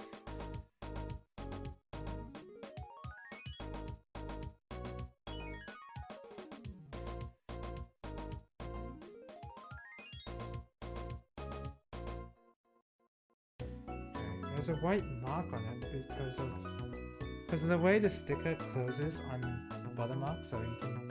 Man, I wish I had a camera that focused. I guess it's hard to see from here, but you can see that white mark on the bottom fin. That is not supposed to be there. That's like part of the sticker on the end part. Like, that's underneath the sticker, which you're not supposed to see. So yeah, I wonder how people paint like specific parts of the Gunpla so it looks nice. Alright, so then I need to apply another sticker. Whoa!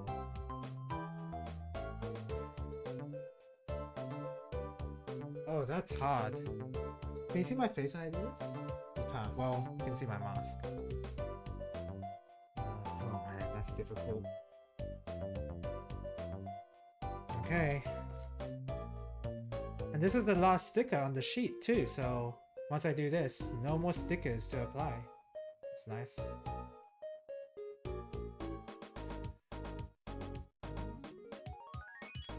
It's just that this will be one of the hardest stickers to try and put on. Where does it go?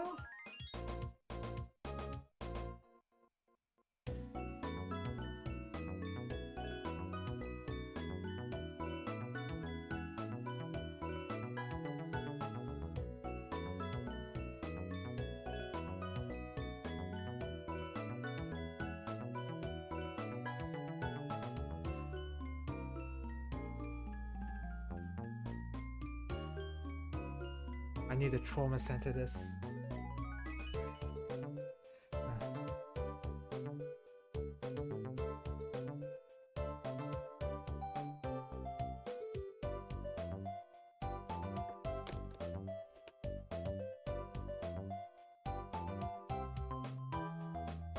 Okay. Doesn't look too bad.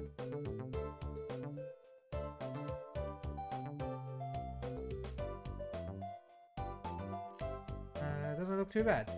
What I meant by trauma centering this is on the DS there's a game called Trauma Center, and basically you play through fictional surgeries using the stylus on the DS, but there's like a technique you could do outside of the game where you use two styluses to play the game, like almost like a real surgery almost. And that's like the optimal way to play that game. So that's what I meant by saying trauma centering this. Hold on. Sticker's a bit too far forward.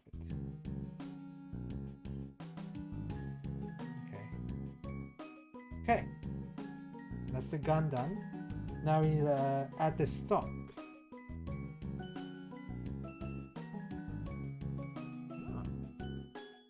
So we can add a shooting style stock, or we can add a regular style stock to the gun.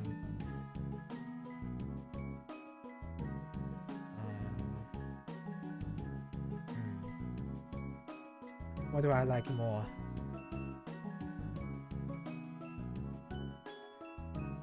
Let's add the regular stock on it. I'm not sure if I want to have my turn A use the gun. We'll see.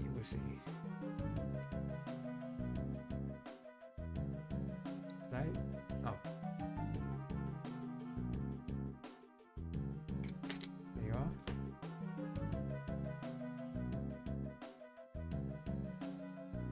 It's getting a bit dark, so all I'm seeing is my shadow.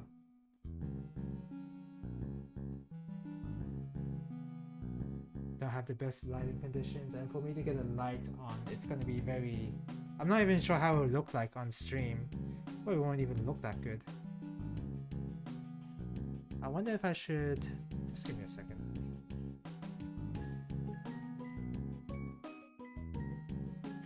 It's not gonna help for...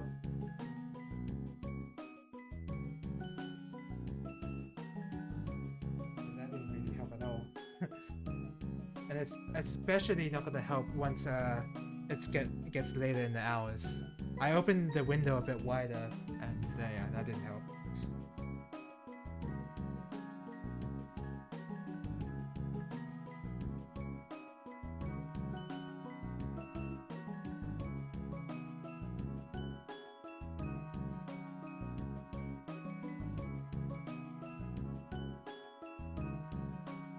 my shadow's in the way.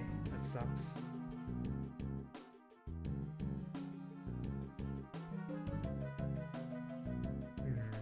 How do I fix this?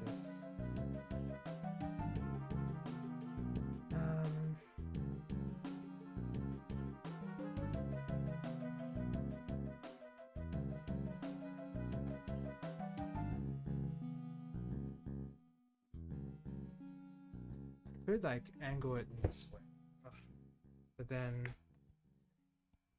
yeah, angle it this way and see. But then angle it this way. I don't know. I have really bad streaming conditions right now. I really do not want to use the flash, the desk lamp, because that's really bright. Let me just finish sanding this block here, then I'll decide. I think I'll just leave it as is.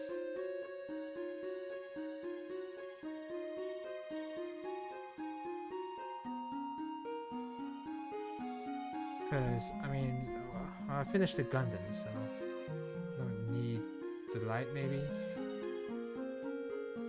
It's such a Riku thing to say. I don't know why I thought of Kingdom Hearts just then.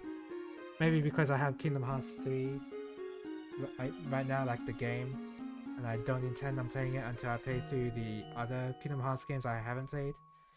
Because I care about that story so much. Oh boy. Kingdom Hearts story, one of the best stories ever made. Clearly the best usage of the licenses available to Square Enix. Giving it to Nomura. You know, one of the best writers there is, obviously. I'm sure Nomura is known for writing really good stories, right? I'm not really one to judge anyway. Like I can't judge because the only Nomura story that I really know about is Kingdom Hearts. Basically his worst work yet. I haven't played Final Fantasy VII, so it's like... Oh, I played The World Ends With You, but I don't know if that's really... And Nomura... Oh wait, I didn't finish it. Sorry.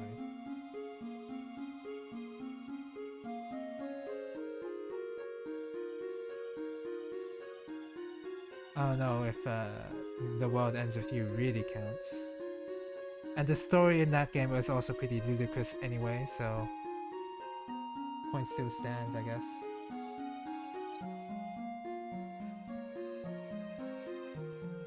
Nomura is currently working on like Final Fantasy VII Remake Part 2, right? How come that's like a two-parter? Why isn't it just... Like me not knowing anything about Final Fantasy VII, like I don't know why that's like a two-parter. Okay. I don't know why I... Get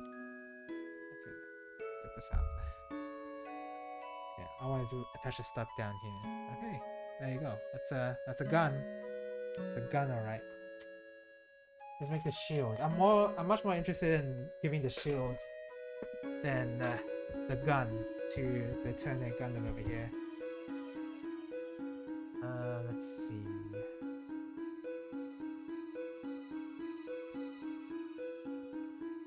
One second.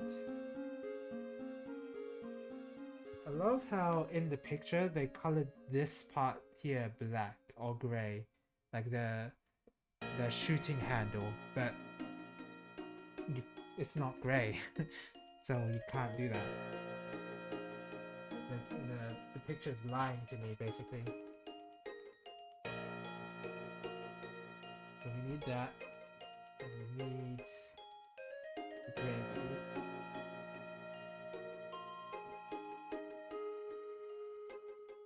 These are, I think it's worth sanding these.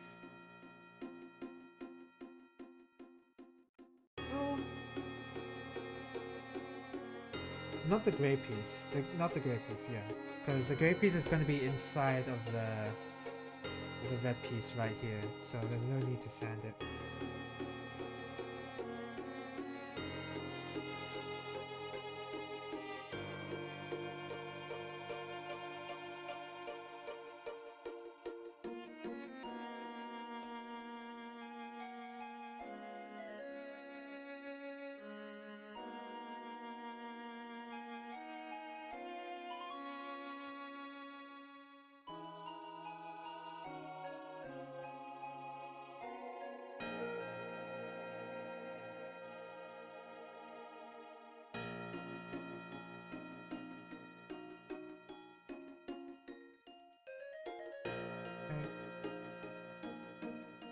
I gotta say, like, as much as like I have fun playing Gundam Evolution, and there are definitely some problems when it comes to monetization and how the longevity of the game itself because of the way the currency works. While I do have problems with those, that game really did get me back into Gundam as a series on a whole. So I guess it's like I may not I may not like the game on like a technical level. I mean, I still play it every now and then because it's an FPS and I haven't played FPSs in such a long time. But uh, even though I may not like the game that much, getting me back into Gundam is like I appreciate the game for doing that to me because I stayed away from Gundam for quite a bit until Gundam Evolution. I couldn't really explain to you why. But yeah, I guess my answer would be to like take a break from the series as a whole because I binged watched it quite a while ago. Like I watched the entirety of UC, of the UC series, which is 79, Zeta, and Double Zeta. I didn't see Victory Gundam or F91 yet, which I will later, but not right now. Because I'm currently, after watching through 08 MS Team, I'm gonna watch Seed Destiny. And apparently among Gundam fans, a lot of people consider Seed Destiny as one of the worst Gundam series. We're about to see that, or I'm about to see that. So that should be fun.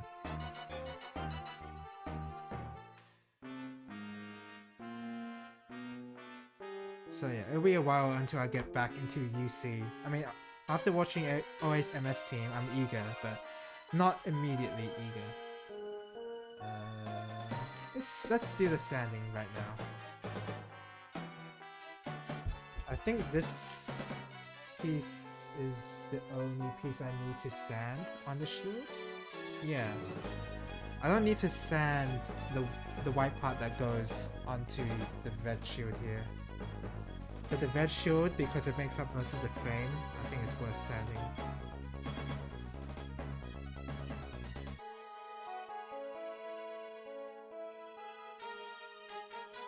Is this the right? Yeah, it is the right. Great.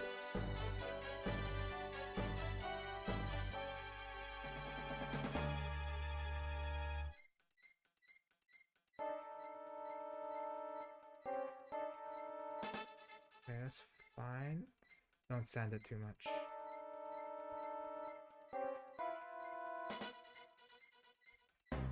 If I do sand it too much, then I just give it the excuse of, oh yeah, that's just battle damage on my Gundam. I totally meant to make that mistake on my Gundam building.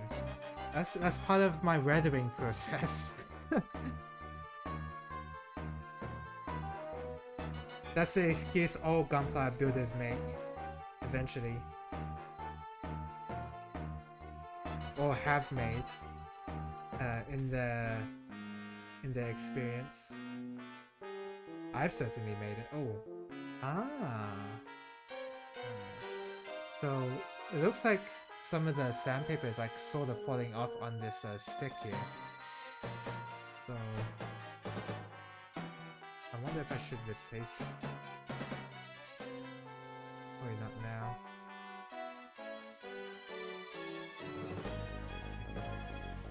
Oh, there's one more.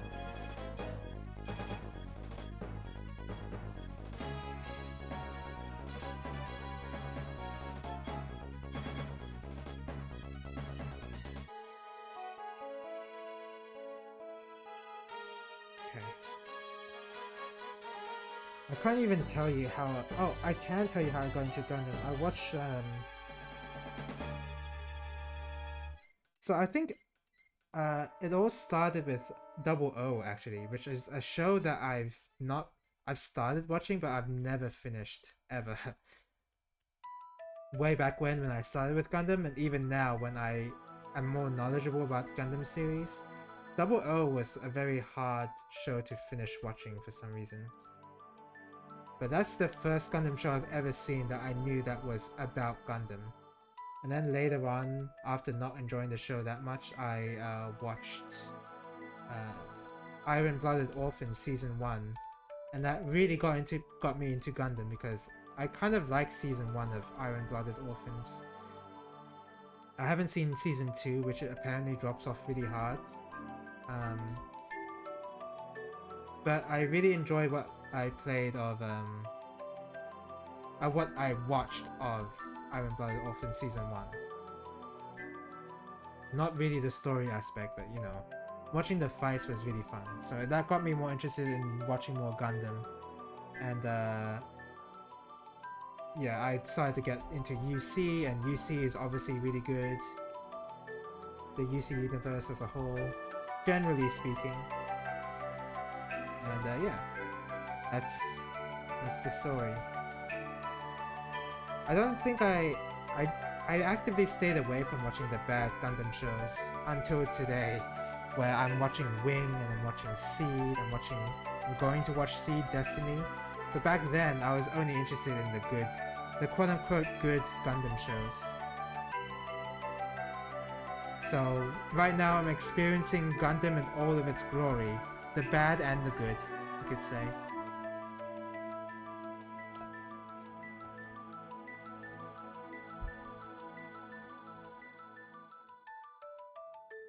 You can feel the nib if you like run your hand across the red frame, but you can't see it. That's no way. I can't really see it, so it's fine. You can sand it a lot more so that you don't feel the nib part, but it really does not matter. If you can't see it, then that's good enough. I mean, okay, you can see it, but it's you have to like. It'll be hard to notice from a distance. Alright, so yeah, not sanding this. I probably won't sand the rest of the pieces. So PC7.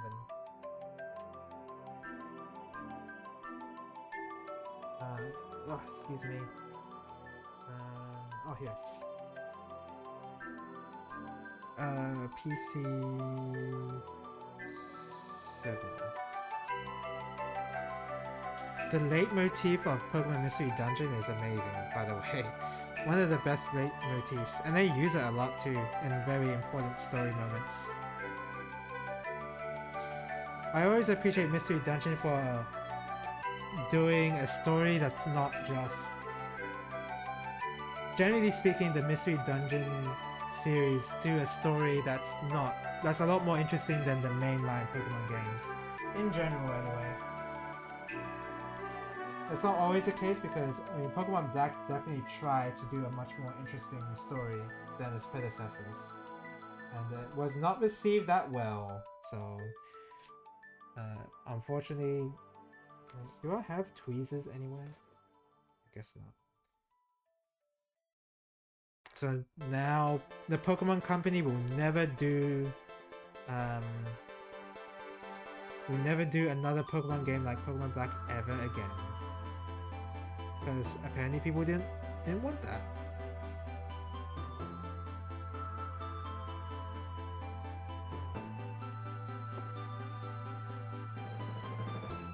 Which is such a shame because it's one of my favorite Pokemon games. At least when it comes to the mainline games. A lot of people cite Pokemon like the old Game Boy games as their favorite Pokemon games, but that just goes to show that they haven't played Pokemon since ever. Like they've never played Pokemon, basically. They're able to say that they like the Game Boy games now because modern Pokemon games have improved so much since then. Like even if Pokemon Sword is like, you know, even though there's some problems with how does this get attached? Oh, like this?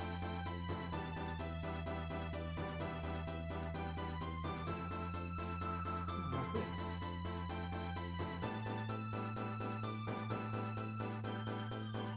Guess I have to find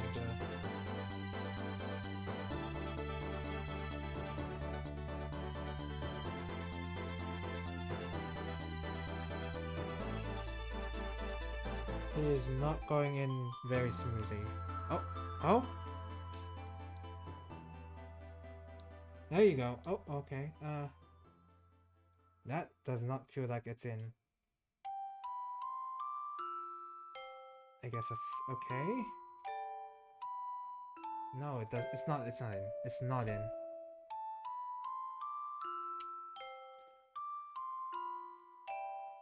Oh, I guess I can judge it from here. Because there's like a gap here that allows you to see what's going on.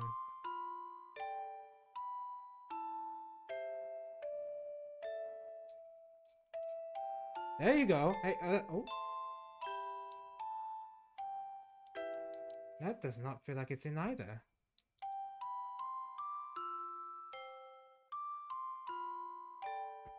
Oh, no, no, no, no. What on earth is wrong with this piece?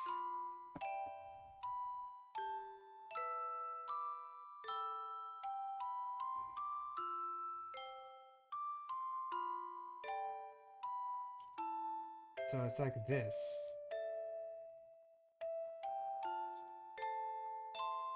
There we go. There, hey!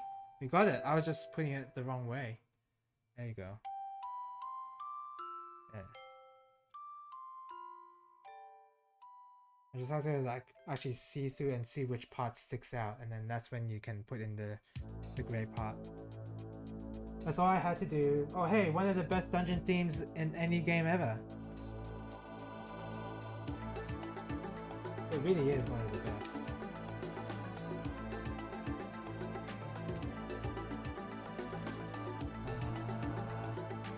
B17 and B18.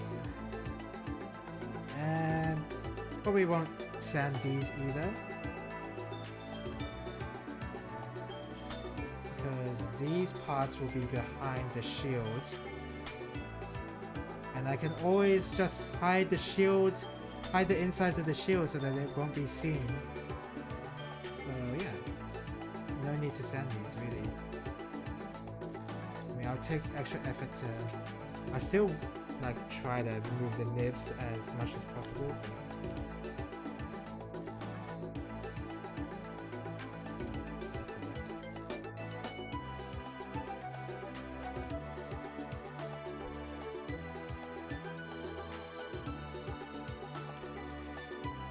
Etrian Odyssey does have a few banging dungeon tracks for sure. That, I mean, this, like, I feel like this song in particular just beats most of them, honestly. I don't know, it's hard to describe how much I love this track. Because it's when the story is reaching its climax as well, and like, it's like a dungeon that you've been hearing about a lot in the game itself. Really awesome feeling moment when you get to this part of the game and this music plays.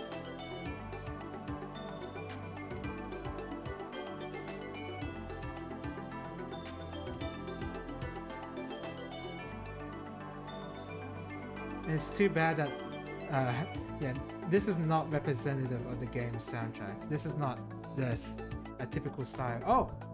Hello, welcome to the stream, Sofa. How are you doing? Hydrate? Hydrate, huh? Let me get a cup of water. I'll do a posture check when I get.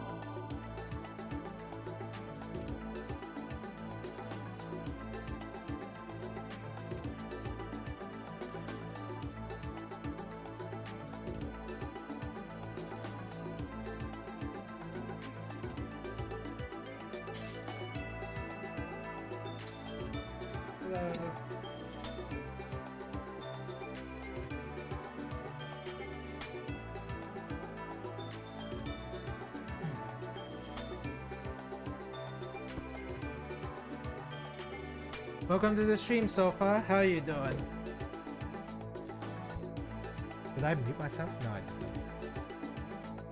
Yeah, how are you doing? Are you doing good? Have you...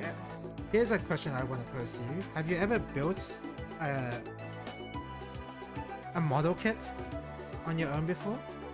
Like I won't specify it to Gunpla, but if you have built Gunpla, then let me know.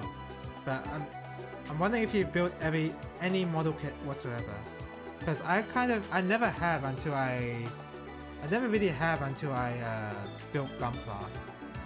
I mean, Lego doesn't really count. Like I've had a few stray Lego pieces here and there, but I never really built an actual model with it before. That was as much as my modeling experience went so far. David, oh you hello, welcome to the chat. You've built Gunpla before? Out of curiosity, what Gunpla have you built? Or model kit or whatsoever? I'm doing fairly well. Finally caught the fish I was trying to in River King. Only now to question whether I actually need to catch and what I need to be doing. I messed around with a couple of model car kits but never finished anything. Oh, that's fair. I was considering buying a model car kit for my brother. For like a car he likes. I don't know why I didn't. I guess I should do that later. I mess around with oh yeah, I read that, sorry. What is River King? That's why I wanted to ask. Yeah, I'm guessing River King is some sort of fishing game, but I don't actually know. Wait, how does this attach? This? Oh, attach like that? Really? Wait, what? Oh, it really does attach like that. Oh wait, it can also, okay. So there's two ways this thing can attach. It's like protruding, it's like inside the shield like that, or it can actually protrude outside of the shield like that. It can be in the shield or it can be outside of the shield like that. Okay, let's make it outside for now.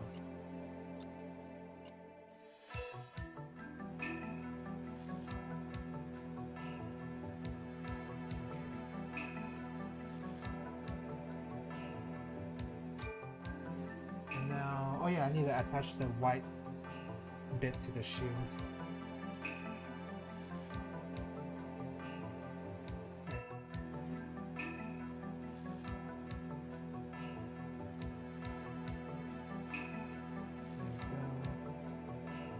The way you're like saying that you caught the fish that you're trying to in River King makes me think that River King's like a progression style fishing game almost. Which is not really. Has that ever been done in a game before? Like an RPG style fishing game? There's been RPG golf, so I wouldn't be surprised if there was one for fishing. Oh wow, you have a whole list. Okay, let's see. HGNT1 Alex. So I don't remember what model that is, but I think that's from Unicorn, because NT1 sounds like it's... Because NT1 is from Unicorn. HG Briarland Custom, I don't know what that is. HG00 Quant, I'm not sure. HG... 00 ones I wouldn't really know. Command Con... Quanti... HG Full Armor... Unicorn. NT1 Alex is from 1 year old. Wow, really it is? Let me look that up. Because... I don't actually remember. NT1 Alex. What is this one? Oh, War in the Pocket. That's the only one I haven't seen yet. I need to watch that. Yeah. I definitely need to watch that. River King, A Wonderful Journey is an adventure fishing game. Picked up because I have a moon vibe to it. Very cozy, mildly infuriating, reminds me of actually fishing, invokes the same feelings rather. Okay, that sounds really fun actually, because I do enjoy Harvest Moon. HG Full Armor Unicorn, yes, I know what that is. I mean, what it is in the name. HG Mobile Doll May. Mobile dolls are from Wing. But I'm not sure if that's exactly what I think it is. No, it's not. Build Divers, okay. It's not what I think it is. Custom Raven, HG. I don't know what that is. HG Custom Fake New. Are some of these from like I assume most of these are from Gundam build stuff. Well, I don't know about most actually, because I already see. Never mind. Don't worry about what I just said. Custom fake new. Custom fake new. What is that? I want to look that up.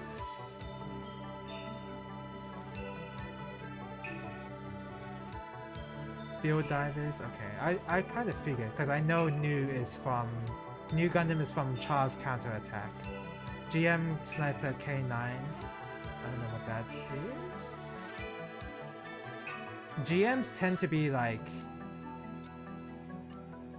It is from Build Fighters. Okay. RG Banshee Norn. Oh yeah, that's the Black Banshee, I believe. Oh wait, well, the Banshee is black, so that was kind of an oxymoron. Supernova MG Heavy Arms. I know Heavy Arms. That's from Wing. Neishi Mara's Ken Buzan. You have definitely built one more master grade kit than I have, because I still need to find a master grade kit that I want to build. I mean, I have found one and it's turn A, but that's a bit pricey. It's like $99 and it's hard to find in Australia, so I need to like order it somehow. But yeah, that's quite the kit. That's quite the list that you have there. Any particular one that you really like, or would you just say that you liked building all of them? Because the current list that I have is a 1 to 100 Gundam Barbatos.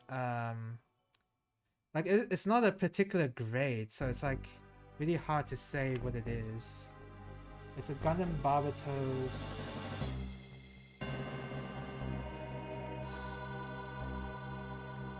You are paying for a kit included 1 to 100 cal. Yeah, for sure. It's not really the price that's the problem. I guess that was the wrong way to put it. It was more like the availability of it.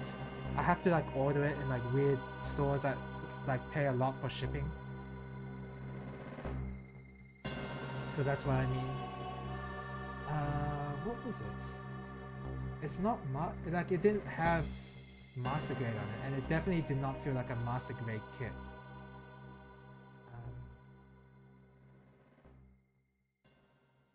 It's been a while. Oh yeah, here it is. HG. Yeah, here we go. Let me bring it up. Oh, look, you're looking so far. Thanks for checking out the stream. Thank you for the look. I'll bring it up. I think I built this. Wait, this is 1 to 144 though.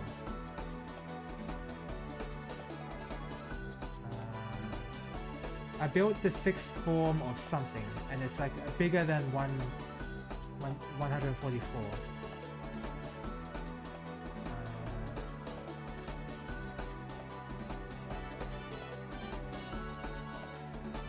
Full mechanic Barbatos 6th form. I can bring it out just to show you.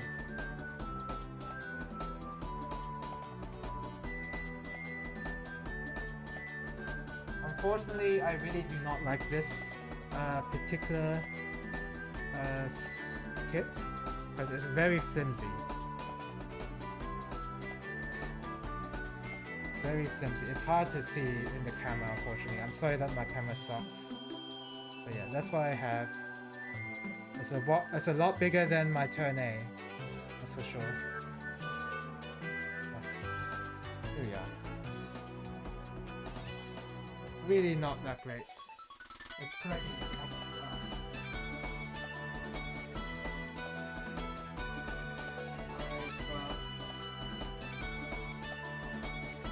Crossbone Gundam X1, I think. HG has a different saber than you would think, right? Because I have the saber. I have his sword right here as well. That I'm intending on getting to turn A somehow. HG Crossbone, yeah.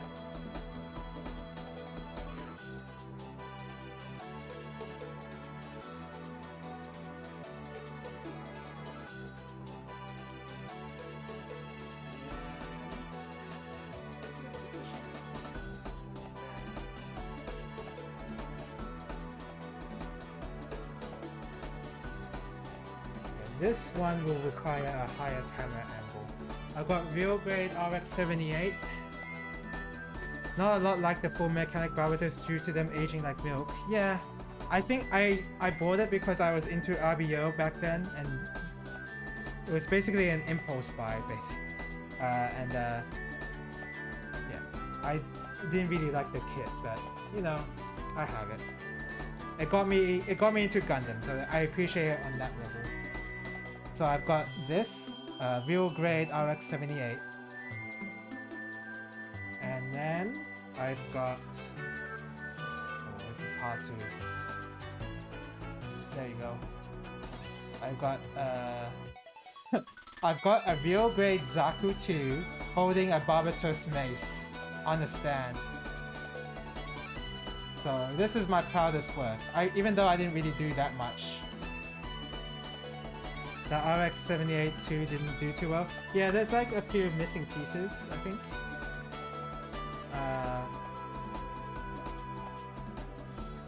And it doesn't have his gun. I mean, I have his gun in a different box right now. But I just wanted to picture like this Zaku 2 fighting the RX-78 with no weapon, and the RX-78 is just like trying to shield the mace. That's why the Zaku is positioned like this.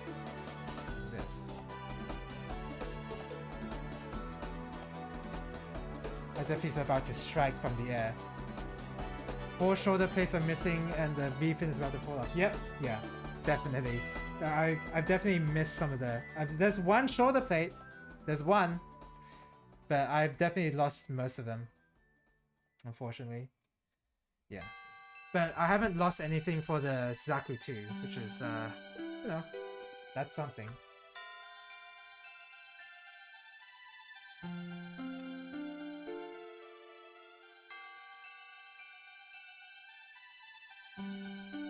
It's amazing that you were able to notice that though. Nice, nice eyes. Yeah, the shoulder plates were very, they were very loose and they're very, very easy to take off.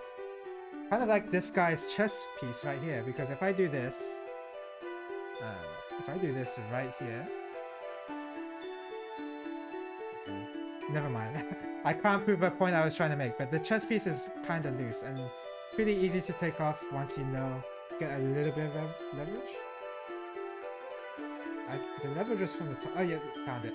So yeah, you can like take this off really easily. It comes off really easily. There we go. Right like this.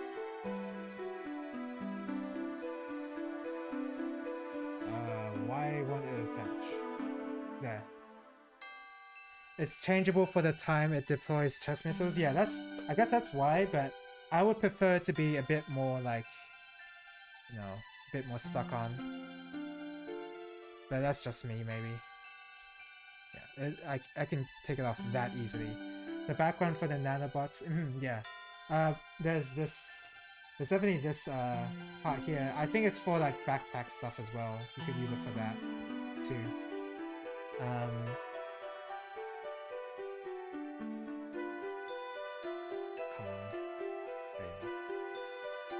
But I don't want to use these because these are colored gray. Turn A has no backpack. Yeah. Is it? But not so much a backpack, but a way to attach stuff on his back. But I guess that's what the back shoulder plates are for. So yeah, never mind then. Like so, I was thinking of like some way to attach something to his back and not necessarily like a backpack, but yeah, he already has it in his shoulder plate, so never mind. But yeah, I didn't want to attach these extra stuff because some of the, like, having these like a solid blue color is not what they're supposed to look like. And that's what you expect from an HG kit, so it's not like I'm that surprised. But until I learn how to paint, I don't want to attach those yet. Okay.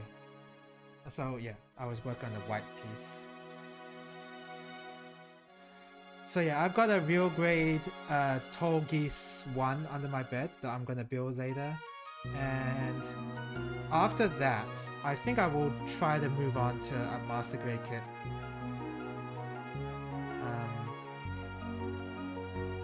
Because I mean, building HG and RG is fun, but I need to build at least one MG kit at least once.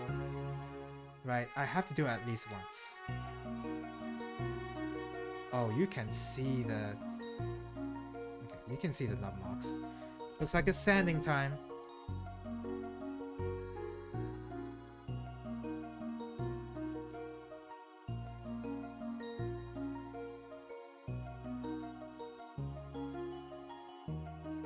It's kind of strange I like the Tolgi suit so much because I don't like the show that much. You play Gundam Evo? Yeah, I play a little bit of it. I've basically unlocked everything in the season pass except for like the last few tickets that you can get. I mainly play RX-78, or Gundam as they call it in the game, because I mean I want to practice my aim, my point and click shooting ability, and RX-78 is really good at that. Kogis is just an upgraded Leo. Oh, what's a... Leo is... No, I don't remember what a Leo is. I'm gonna look that up. Yeah.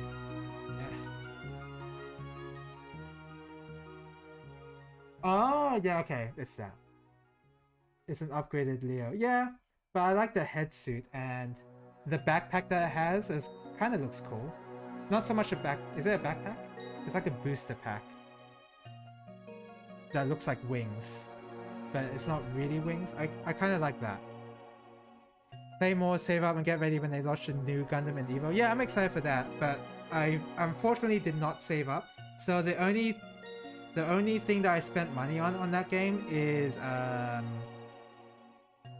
the season pass, and unfortunately I have already spent my existing currency that you get from free to play and the season pass on 3 unlockable mobile suits.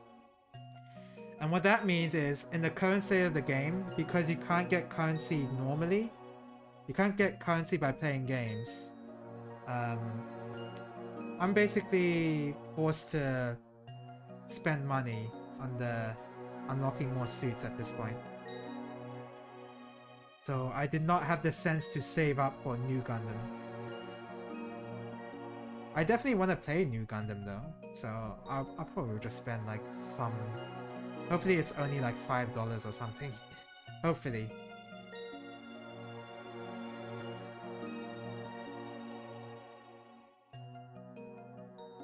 Oh, this is a significant nib.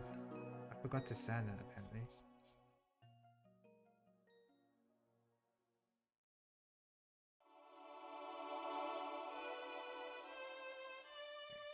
That's good enough. Yeah, I do have a lot of fun playing Evo, Gundam Evolution, but yeah, the problem is you can't get currency from playing. So it's hard for me to like justify playing the game when I've already completed the season pass and I'm not really that interested in getting more tickets. So yeah, I've been basically taking a break from the game, but I'll definitely get back into it once New Gundam launches. And hopefully they fix the currency issue.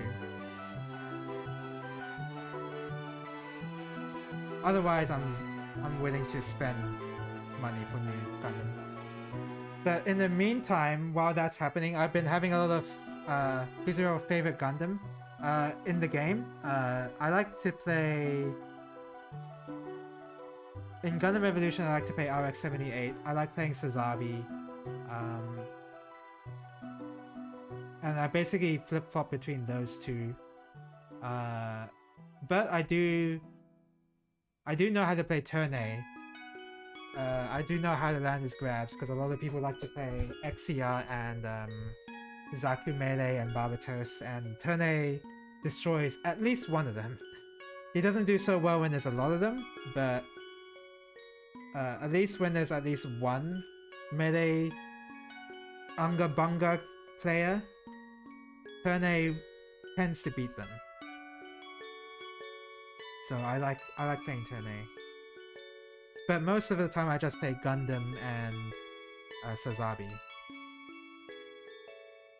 And if you were asking about favorite mobile suits in general out of the whole series, I think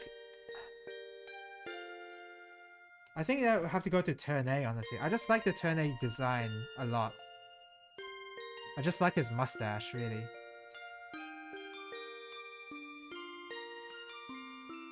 I like the mustache as being like a way to like be the V fin of a Gundam, but it's not the V. It's not the V fin. It's just on his mustache part, which is, you know, it's kind of strange to design a suit like that, but that's why I like it so much. Shield's done. Sanding's... yeah, the sanding was definitely necessary because you could see the nibs. But anyway, yeah, as to satisfy my my Gundam game obsession, I guess. I don't know. But I've been playing a lot of Gundam Maxi Boosts on EX Versus. I don't know if that's the correct subtitle, but I've been playing that game instead. And that game is so much fun to play. Especially as like as a fighting game player. That has like a lot of like mechanics and like a lot of movement options, and that kind of system mechanic really like satisfies the fighting game player in me. Because of all the movement options and all that. And in that game, I actually like playing the Easy 8, which is what's his name? Shiro Amada's mobile suit in 08 MS Team.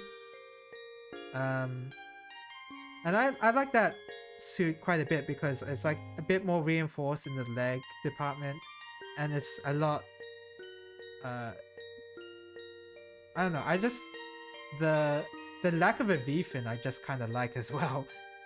Maybe I just don't like V-fins on the Gundam. I mean, I do like the original design, the RX-78. But I don't know. I don't really like other Gundam. I don't like the Zeta. I don't like the full armor double Zeta. Don't like the Wing Zero. I don't like the... well, okay, no, that's a lie. I do like the Wing Zero. It's one of the better Gundam designs, in my opinion. Not the Endless Waltz one. I do not like the Endless Waltz design, but the Wing Zero in the show I kind of like a lot. And of course, Turn A. Barbatos is kind of interesting. It's an interesting take, and I always appreciate it. Like, never mind how I feel about the show. I think the suits are really cool looking.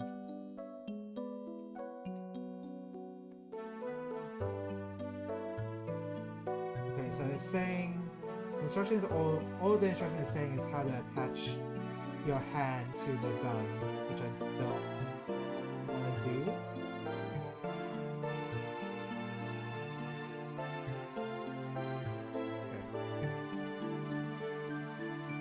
This shield.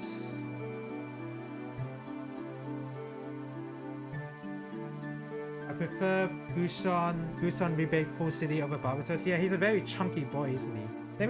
Let me confirm that he is a chunky boy.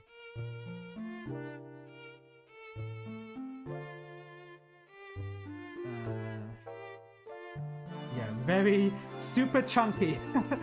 Yeah. He is. Oh wait, you were talking about the Rebake one though, so not the chunky boy, it's the other one.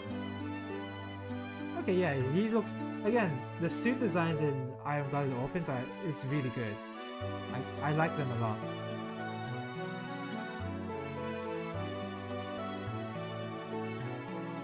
The Bale looks really good too. Gundam Bale.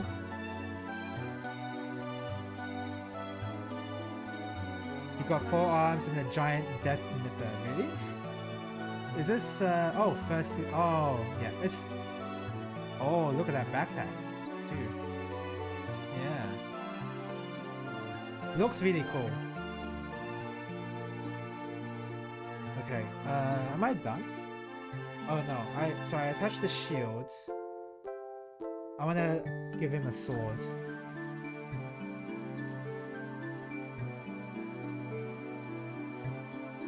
Oh gosh. Oh wait, no, it's... So, unfortunately, this sword handle is too big for the hand. Which is surprising because I think the HG crossbow can't even hold this sword either. So it's kind of a weird... It's a poorly designed sword. I mean, as long as you don't pay attention to how there's gaps, it's okay, I guess.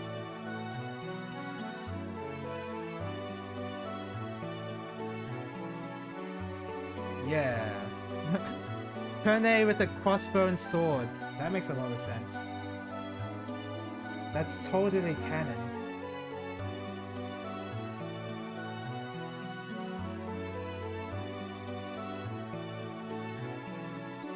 Okay, is there anything more to do?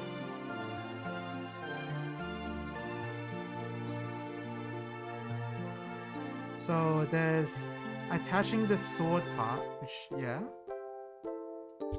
that's fine. And then there's pieces that you can put on the shoulder blades for attachments, I think. And then you can attach the shield and gun to the back too, which I think I will do.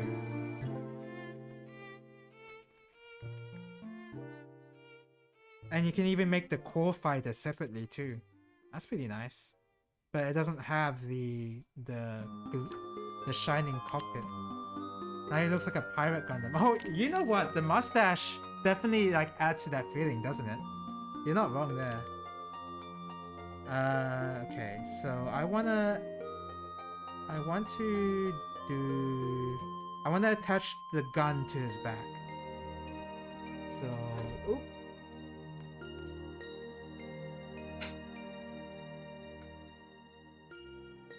So I need B10, which I might have already cut off because I accidentally cut off some parts that I actually didn't need for the current step I was building.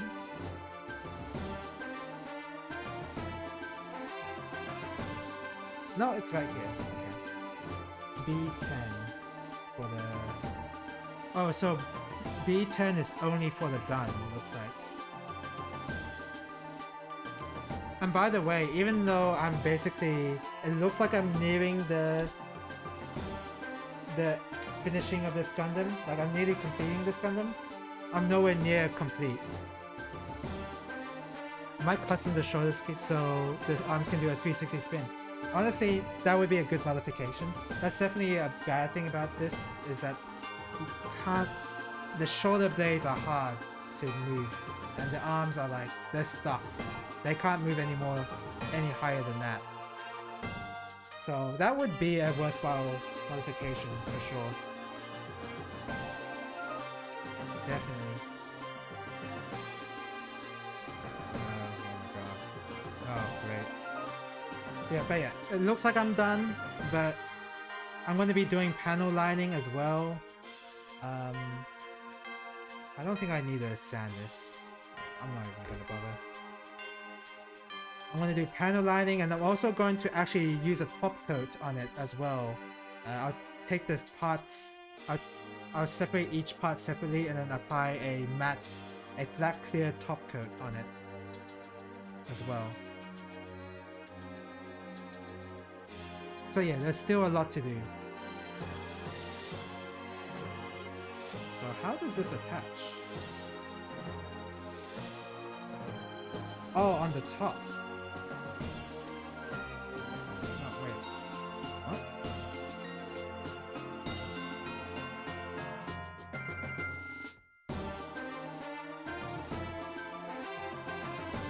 Oh, look at that. There's even a holder for the sword right here on the shoulder attachment. That's exactly what I want.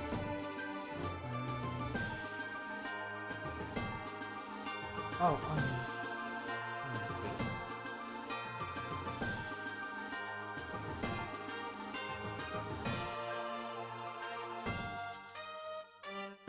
Oh, it does not attach. It's very loose. It's a very loose attachment. But yeah. Let's do that.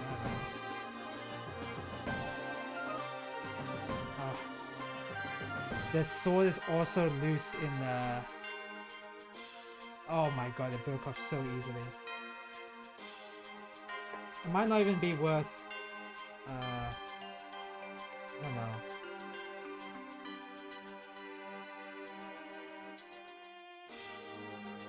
Can I like... Hold on a second. Can I like attach this sword on his back? Oh, I can! Oh, I can't. Okay, never mind. I was wondering if you could attach this sword to his back somehow, but it doesn't seem like it's possible.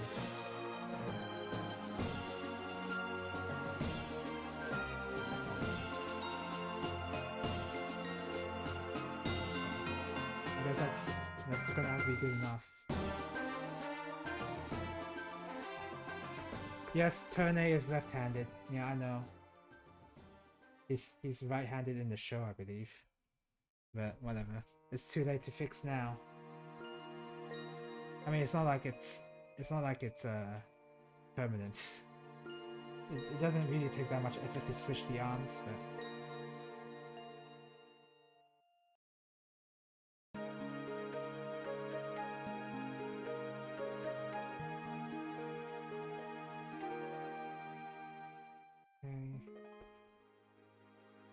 Everything is falling apart, so the structural stability of this kit is not the greatest.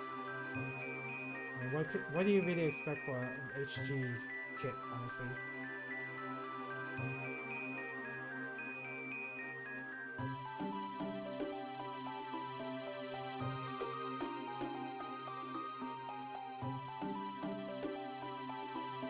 As long as you don't pay attention to the hands having a gap, it's okay.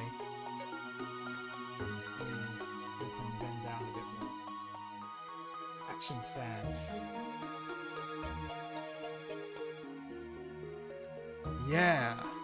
Now he looks like a Gundam. Let's attach some swords to his back. So where are the swords from? B12. Here they are.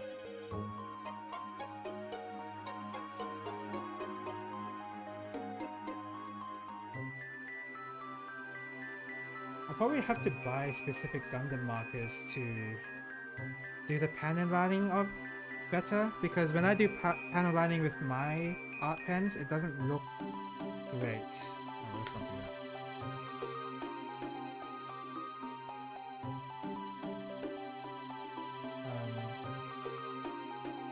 Oh no. That's fine. So then attach the swords by... Oh, like this.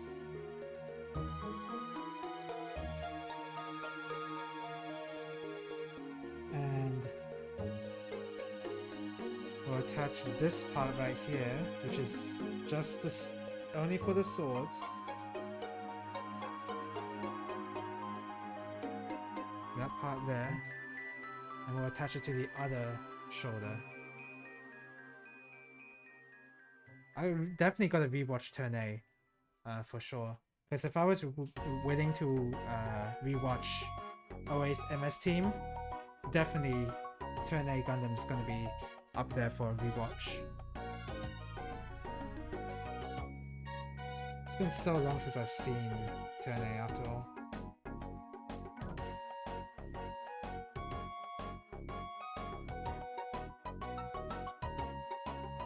This right? Oh. No. Ah, here. Wait, what? Oh, I had it right the first time. It's not going in.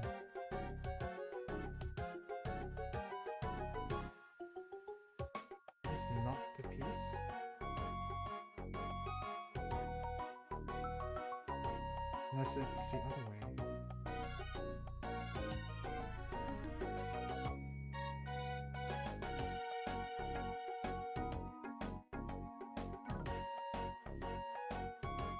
And let me pay attention to how it actually is placed here.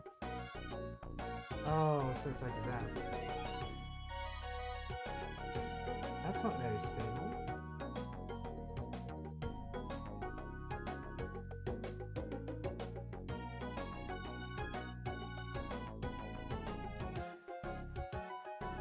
Whatever.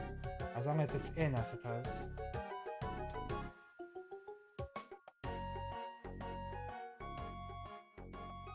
Let's make an angle on the other way. Get this sanding thing out of the way. Why do I need it anymore?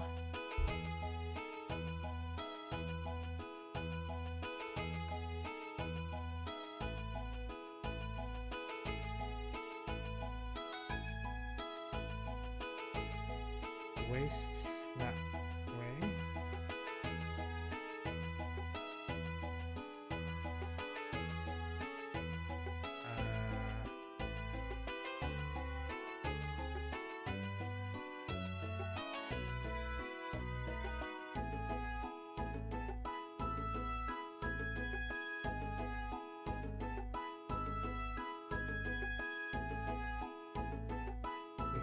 Forward.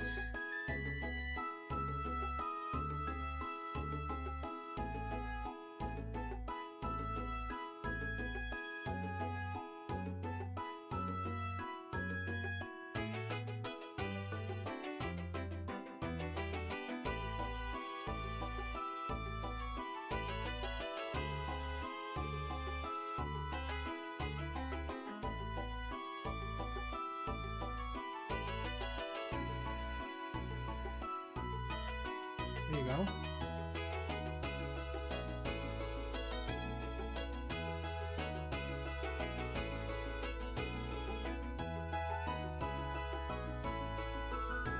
Nice. Heavily weighted towards a different side of his. Make it more stable. Make him.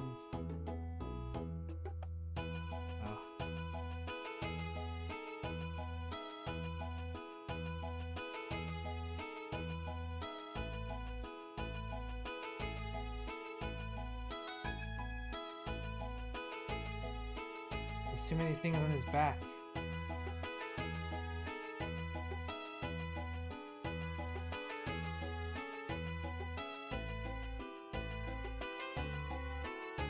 There's too many things on his back.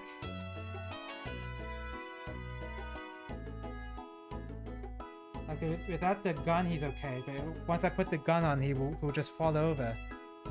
I want to put the gun on him though.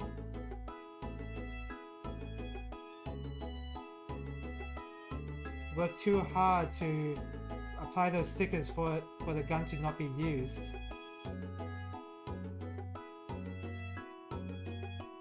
Is there any way to attach it the opposite? No, it's not. It has to be attached like this.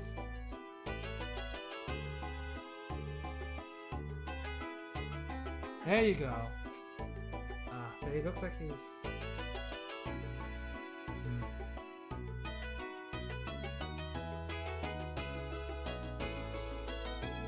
There you go.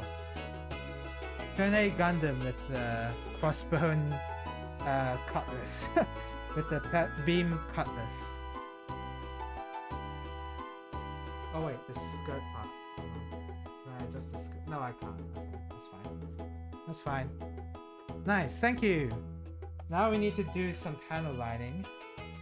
Okay, so how do we do that? So first of all, let's clean everything up. We don't need clean everything up. We need as much space as possible.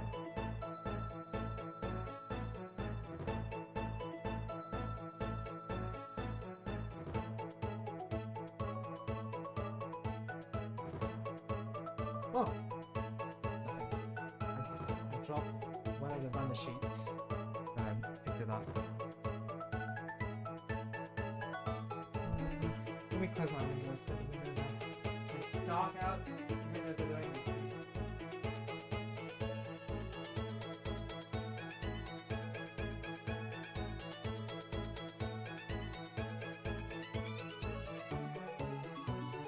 Put this away because this is dangerous.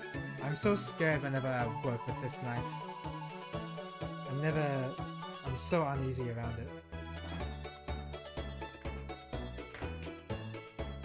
Oh, I have all this plastic nib. All these nubs just lying around.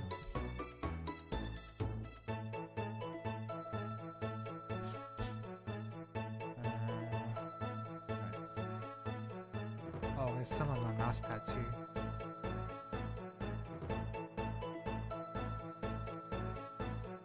Okay.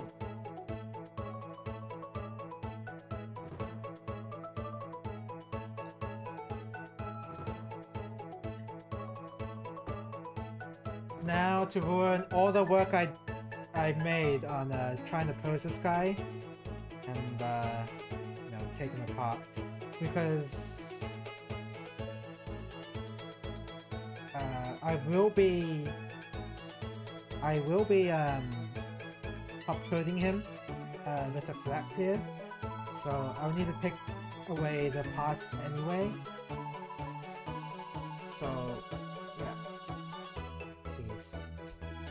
I think taking them apart for panel lining is the way to go anyway.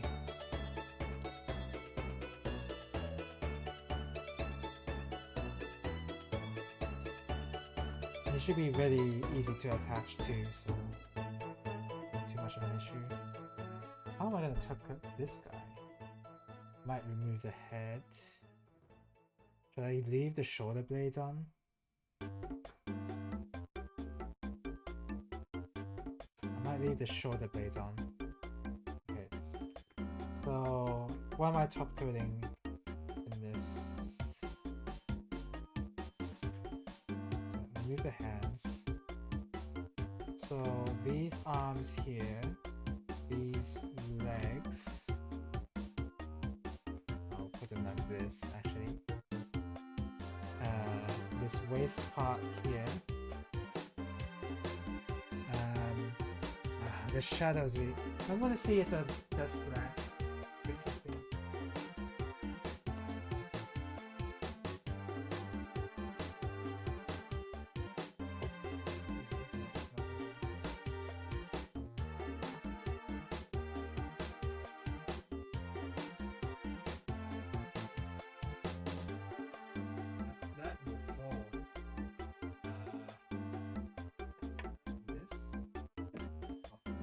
No, please get out of here. No one likes you. You're a bad boy game, man.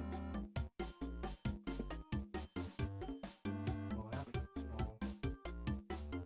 I don't have good places to place this desk at that won't be in the way.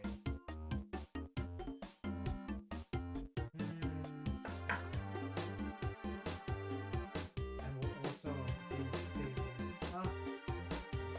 Ooh.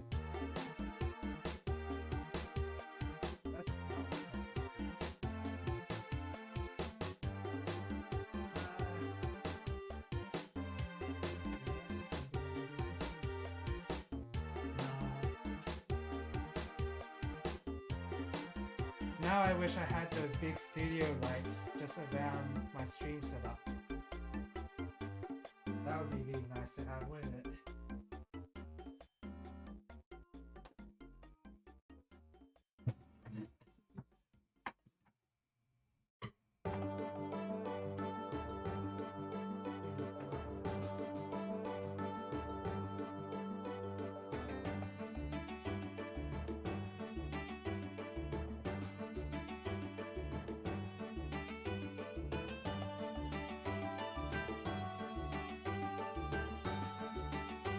It's a bit better. Not much better. But at least... Oh, now I'm double shadowed though. We'll have to do. Got some messages on my phone. Hold on a second.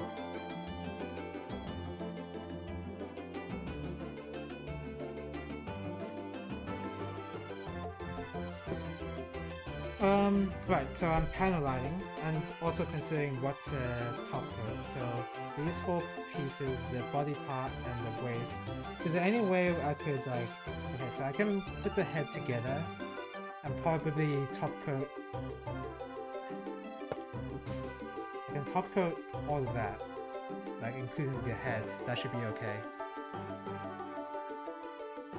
An HG Astray is a very old tech kit. Oh! Is it like, how old is it? Like... Okay, let me look up what that suit is.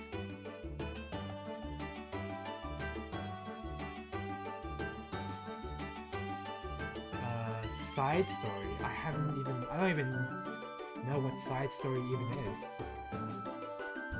Oh, it's a double O thing though. Double OP side story. Ball joint hips. 90-degree elbow. Oh, 90-degree? Really? Oh man.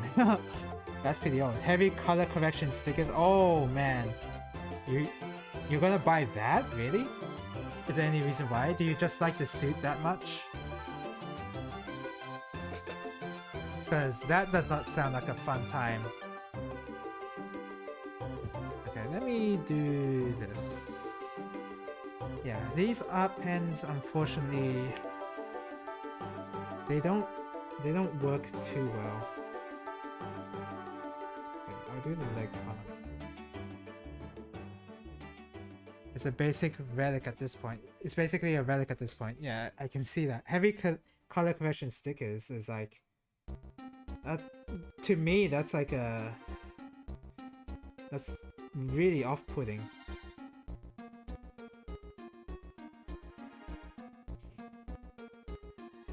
When I looked up panel lining on YouTube, I didn't even realize there was like this... There's like this ink bottle that you can use, and the lid has like this... pipette almost, and you use the pipette on the lines of the panel, and that will just like... The ink will just flow into all the different panel lines, and I've never seen that before. That blew my mind when I saw that. That would be too much for my purposes, but wow, it would be so nice to have that.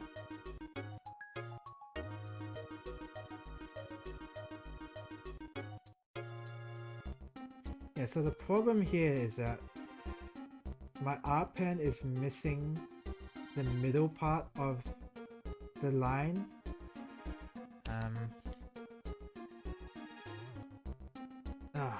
Shoot, I shouldn't have done that. It's missing the middle part of the line, and when I try to clean it with a swab, it's very uneven. That bottle runs the risk of melting the plastic. Really? Oh! Well, thanks for telling me that. You can try getting the GM301 Gundam markers. I will. Yeah, in fact, you know what? I'm just gonna look that up, bookmark it, and I'll buy them. Because honestly, these art pens are not doing the job that I want. It doesn't look good, is the problem. Thanks for telling me that. I think that, I think I can buy these at the local store too, so... hold on.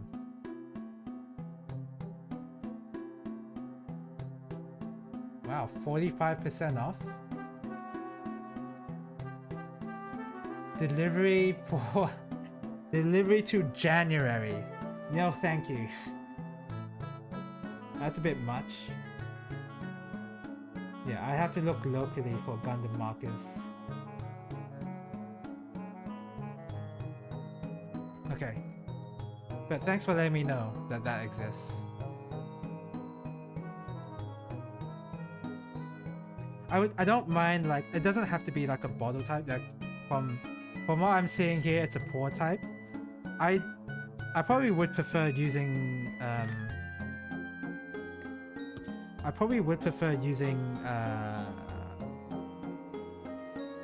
like a regular old marker, honestly. That just looks messy. Like, you can see the lines, I guess. but man, it's messy to it's a pen version of the jar, but it doesn't melt the plastic. Yeah, that sounds like something that would be really cool to have, huh? Unfortunately, it looks like shipping to Australia really sucks. Because that was Amazon.com .au that I saw, and it shipped until January. Maybe, okay, wait. There's Australian stores though, so. Yeah, it looks like these Australian stores may have them. So, I'm not completely... Yeah. How come the pen version doesn't melt the plastic, but the jar version does? What's wrong with the jar version that melts the plastic? Because I never heard of that before. Well, I never heard of the jar type the jar type ones anyway. So what do I know? But that sounds crazy that can happen.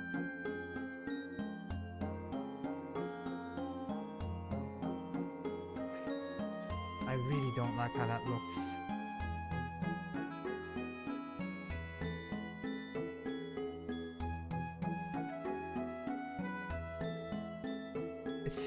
It's making the effect where I said it already, but the ink part is hitting the sides of the line and not in the line itself.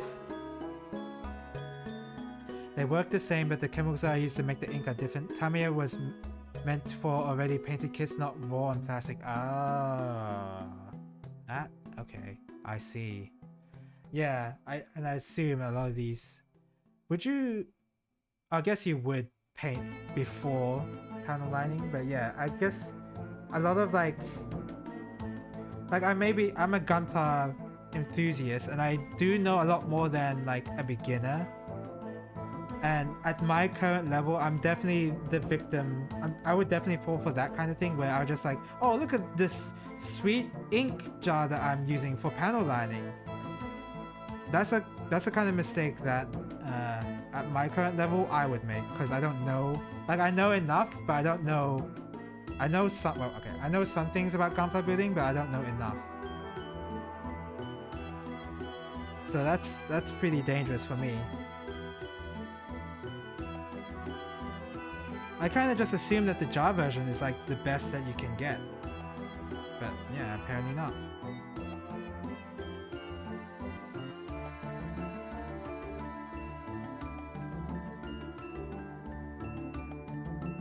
Is there like anything else that I need to like consider for Gunpla building?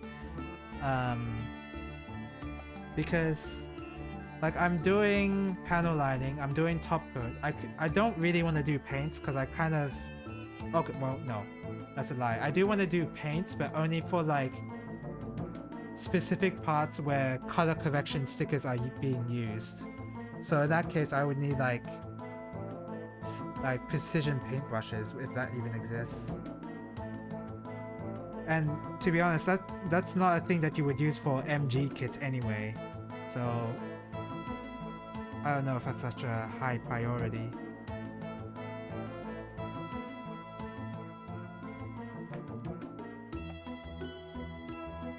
But in terms of like spray paints, like paints you apply via spray, I'm not that interested. I like the original colors of the Gunpla of the Gundam, so I want to keep to that as much as possible. I could look into weathering, maybe. Weathering seems like it would be really cool, albeit very difficult. And this time I can apply some real battle scars to my Gunpla and not like just call a building mistake a battle scar. This time I would definitely like it to be intentional.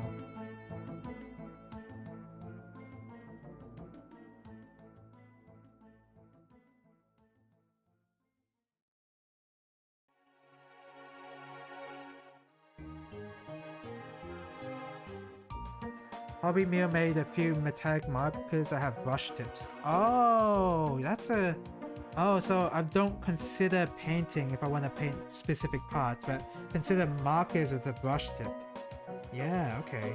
Because I do have an art pen that has a brush tip. So that's definitely not unfamiliar. I hate how it's hitting the side of it. It's not doing the middle. That's what's aggravating.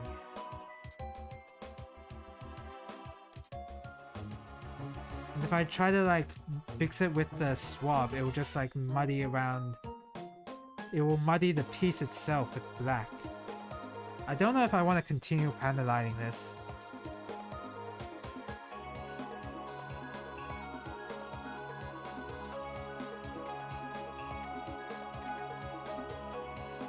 Ooh, that was too much.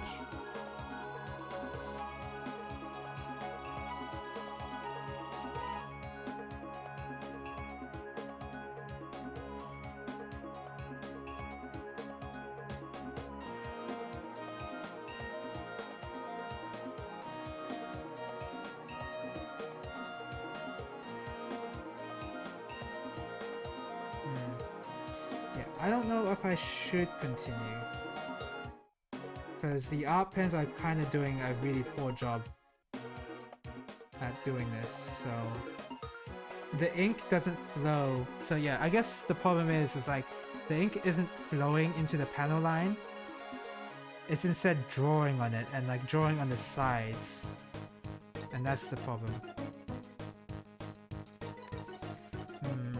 I mean, it still looks better than it did before, but I just don't like how muddy it looks when I'm finished with it. And how inconsistent the pen, how inconsistent the actual line of the actual line looks. Will the shaking thing actually help? Maybe it will, because I can feel some sort of resistance when I'm shaking it, so maybe it will do something.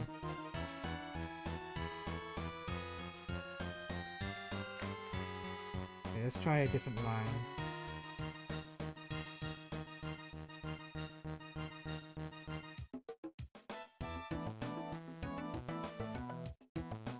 I have to be like...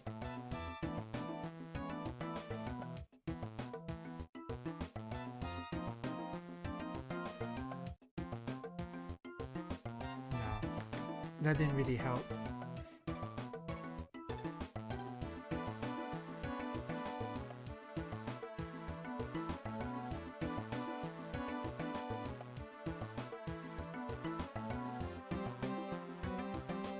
Yeah, I'm gonna have to buy some of those markers. I don't really like it. I mean, I've already tried to do some panel lining on these legs. That's hard to see, isn't it? You can see the lines at least, but they're inconsistent. I think it's hard to tell by the camera that they're inconsistent. And unfortunately this camera doesn't focus, so you can't see it. Sorry. But yeah. I think I should stop. I think I should stop because I don't like the look of it. But yeah, it doesn't mean that I'm done. So I'm actually not even gonna assemble the Turn A Gundam back again. I'm gonna put it back in its box. I do have another pen here, but I don't think this pen will be better. Try it on the arm part.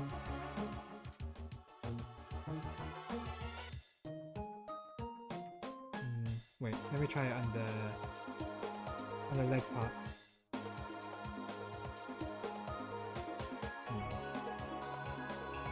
That doesn't work. No, it's messy. Maybe because I keep rubbing dirty swabs into it. That could be why it's so messy.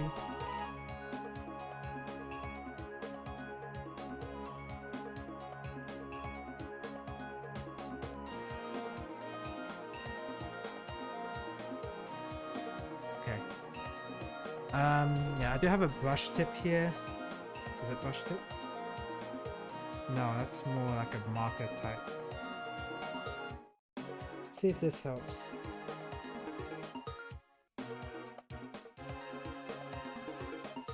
It's too thick. That's too thick.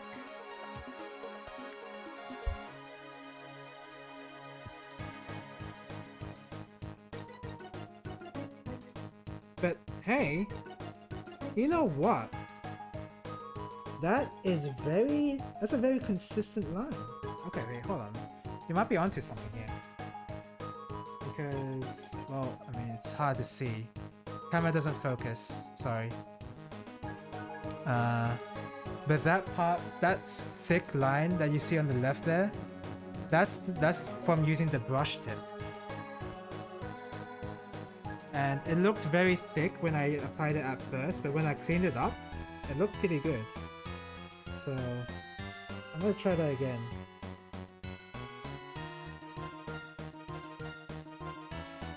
Yeah, the problem is there's too much collateral damage happening. If you get what I mean by that. Oh, I think what's happening is that there's a lot of ink flowing out. Ah, yeah, okay. That's exactly what's happening. The ink is flowing into the line. But the brush tip is like... Yeah, okay, this looks way better. This looks way better. The top part here. The ink of the brush tip is flowing into the line.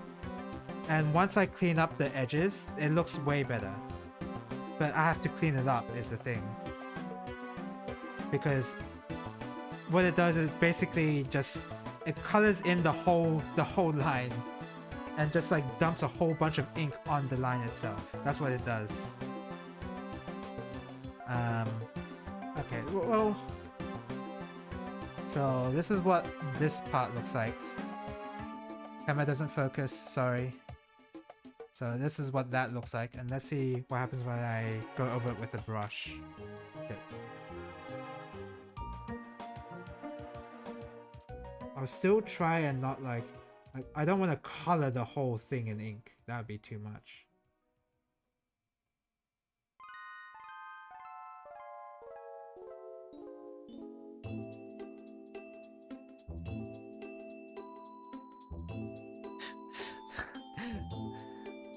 If I didn't clean that up, that would look so bad.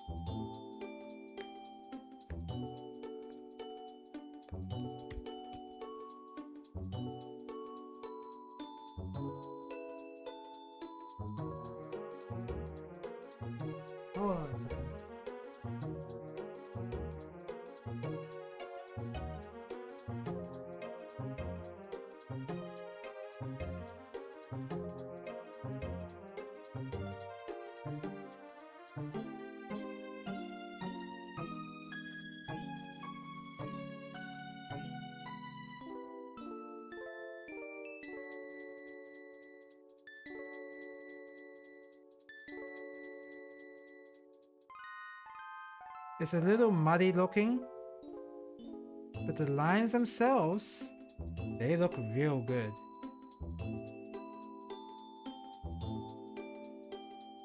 I might have to give it another spritz.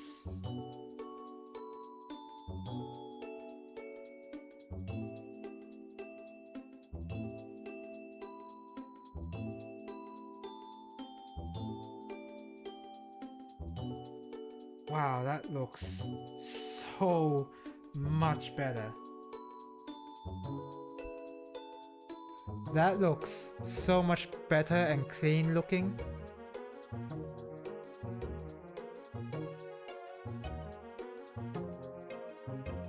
That's insane. That's what I was looking for.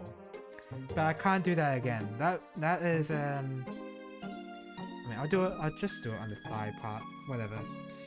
But yeah, I can't keep doing this for all of the parts on here. That would just take too much work, and I don't have enough.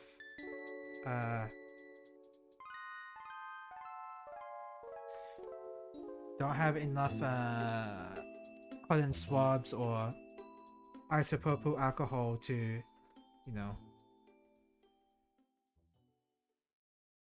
keep this up. And I have a feeling that even when I do clean up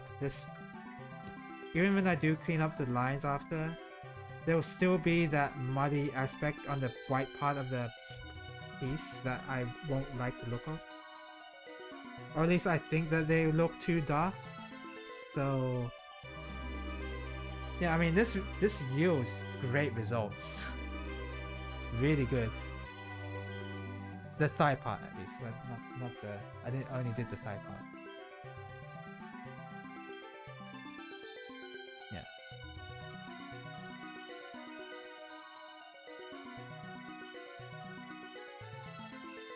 Yeah. Okay. I definitely need the pen. I don't want to continue on doing it this way,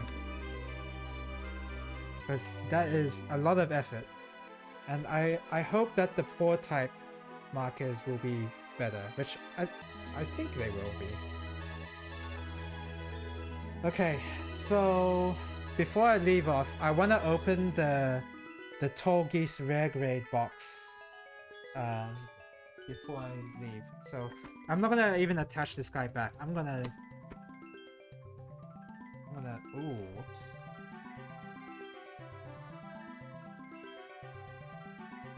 I'll put everything in this box. And then once I get the tools that I need to do some proper panel lining, I'll get back to him.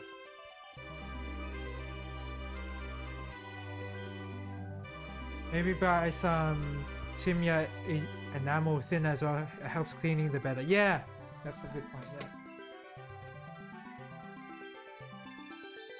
What's up, the box?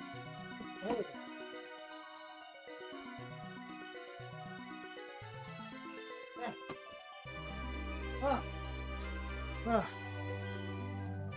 Look at this guy, Tall Geese EW, even though he never showed up in Endless Waltz.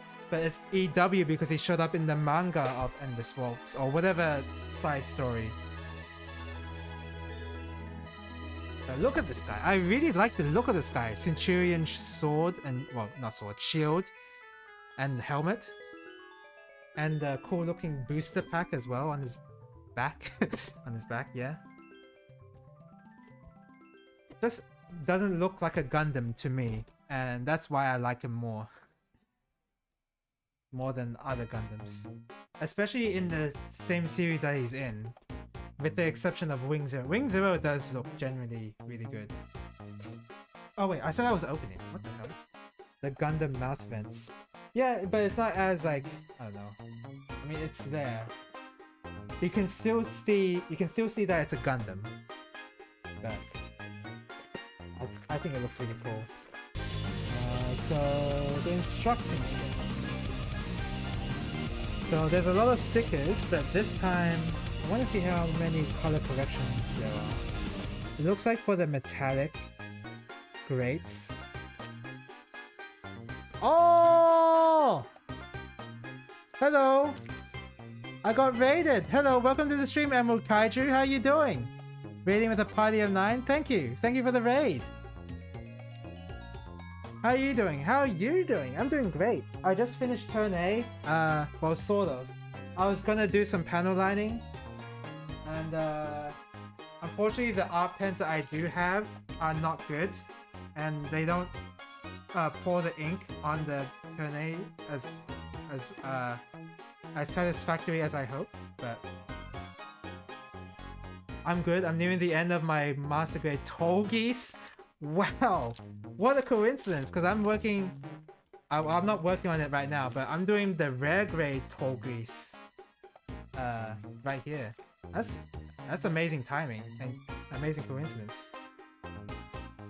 You're nearing the end. Wow, okay. I definitely gotta check that out then. Because a Master Grade Tall Geese would be... Oh, that would be awesome. Is it Togi's like 1, 2, 3? Do you know?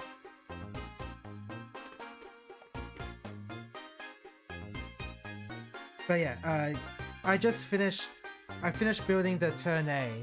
I mean, I got his arms and legs in the box, but I need to work on panel lining and I don't have the tools, so I'm just gonna keep him separate because I also want to top coat him later.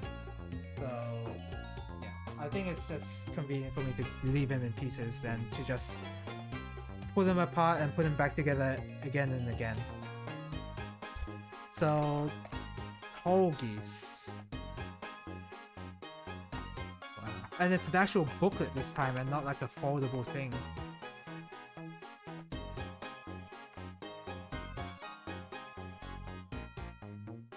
A pure white machine which became the ancestor of all mobile suits.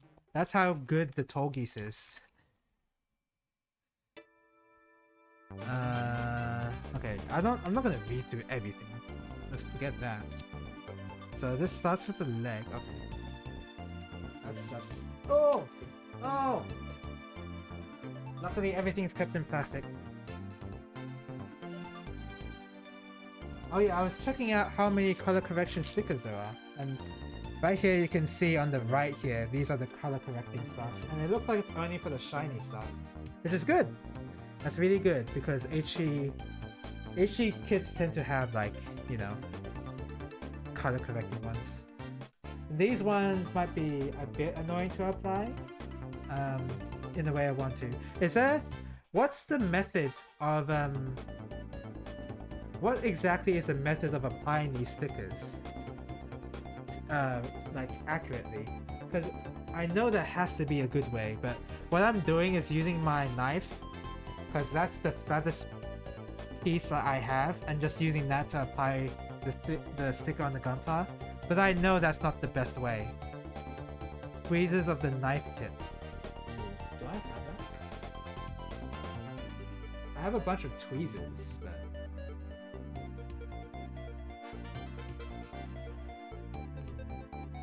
Oh, I have to go behind my computer to check.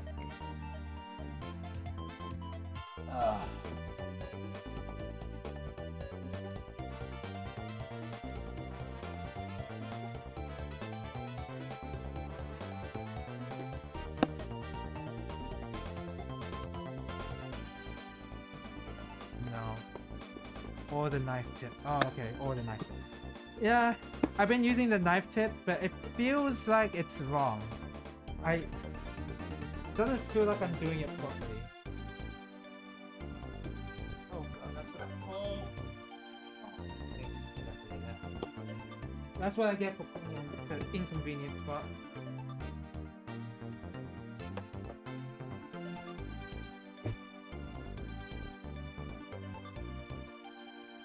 So we're just gonna look at this for a bit. Whoa, oh my god, the backpack vernier. Oh, the Wing Zero, at least in the show, they also have like a similar looking backpack vernier, and that looks cool too. But I really don't like in Endless Waltz, the Wing Zero has these wings that try to mimic like actual wings that a bird uses, and I really do not like the look of that. Holy crap! Emerald Kaiju again with another raid of 13 viewers. Is that something you can do? How do you raid twice? So funny story. I'm waiting. I want to hear the funny story. I got raided as I raided you. Oh, wow! Urban Kaiju raid. Oh, hello! Welcome to the stream, old type 85. Hello, how you doing? I just finished up my turn A. You can... Let's show it again. Whatever. I built the chest piece. I got the legs. I got the gun. I got the crossbones cutlass. Where is it? Oh, yeah. I gave the crossbone cutlass to the turn A because I have a turn A. I have a crossbone HG in back behind me. So yeah. Oh, thank you for the follow, Emerald Kaiju. Yeah, I tried to raid you, Emerald Kaiju, but you raided him. Yeah, that sounds like there's a bit of a mix up there. Yeah, I think Twitch would definitely get confused on how that would work for sure. Hello, welcome to the stream, Urban Tech Bro. How are you doing? Oh, thank you for the follow. Jeez, so many follows. I'm gonna be doing more Gunpla building. You know what? Should I start the RG? Should I start the Togis? Oh, thank you. Thank you for the follow, Old Type 85. Yeah, I just finished the HD Turn A. I might decide to build or at least start building the Togis right now, because the Togis is one of my favorite Gundam designs, and it's technically a Gundam. RG Togis, great RG. Yeah, I don't know if it's this particular RG kit is solid, but I've built the RX-78-2, the RG version of that, and then the Zaku 2. Yeah, the RG Zaku 2, and I really like those kits as well. So when I saw this after watching Gundam Wing, I definitely wanted to get this, because this is my favorite suit out of the entire series by far. Like the Togis 2 I kind of like, but the Togis 1 is where it's at. Even though this is technically Togis EW, and this waltz being not the show Endless Waltz, but the manga or the side story or whatever it is. Professor Dapper, thank you for the follow. Yeah, I may as well just start this, whatever. I'll build more. Oh, that's just... Oh, trimming under gate material.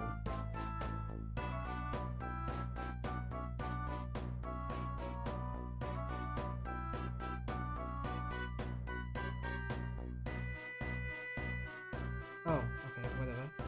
How to apply stickers. Pick up with tweezers. Oh, they tell you how to like apply stickers, how to cut out parts. Cut nippers with some margin. Cut the margin with the blade of nippers for a clean finish. Huh. That's how you do it. Togis 3 or bust? Okay, well... Togis 3. I'm trying to remember. Endless Waltz was not bad. But with the Togis 3, I thought that like deviated too much from what I liked about the Togis 1 design too much. I'd have to remember exactly what it looked like, but I didn't... I remember I wasn't like a huge fan of it. Let me check. Togis 3. Oh no, okay, it's not bad. It's not bad. I think it was just more like I enjoyed the Togis 1 version more than the 3 version. That's all it came down to. Yeah, 3 doesn't look bad at all. Mine is the Oz OOMS Togis. You mean this one right here? Oh, the master grade. Yeah, okay, got it. Yeah, you said you were building a master grade Togis, and you were saying yeah. Oh, and that awesome. I'm definitely gonna check out the board of that, honestly, because I'm very interested. I like the Togis design, so I want to see what the master grade even looked like. I guess we'll just start. Honestly, I kind of did want to sort of end the stream today after finishing the turn A and being disappointed with how my pens acted with panel lining, because I was gonna continue panel lining, but yeah, you know what? Let's just start building. At least do this page, right? Hopefully this page will not take me too long. This is the where's the frame? Oh, so the foot part isn't the frame. Okay, yeah, the frame is this one. So I do have some sanding sticks over here, sanding forks. got some sanding forks attached by some tape. So the most high-tech solution, only available here. Oh crap! I need to dry that.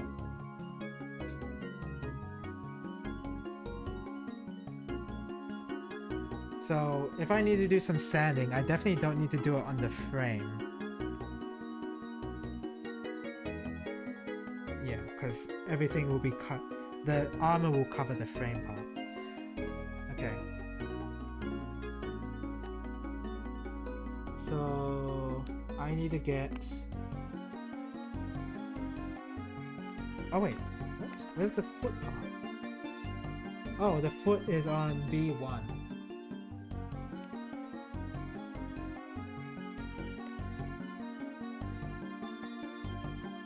Oh, that's A. And this black runner sheet is B, so I need to open this.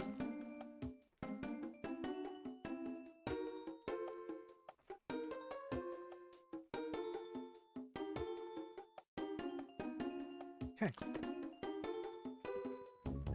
I am generally speaking a fan of Gundam. I do know somebody who like enjoys building these Gunpla kits, but doesn't enjoy Gundam that much, or at least, well, at least doesn't really watch the shows except for Gundam Build, because she enjoys Gundam Build a lot because of the craziness that happens, and doesn't really so much like the war crimes aspect of Gundam shows, which is fair enough, honestly. So B1. Where's my... But I'm actually consume quite a bit of Gundam media these days, especially in the games department, because I recently bought Maxi Boost on Extreme Versus. I think there's more to the subtitle than that, but I'm playing that, and that game is so much fun.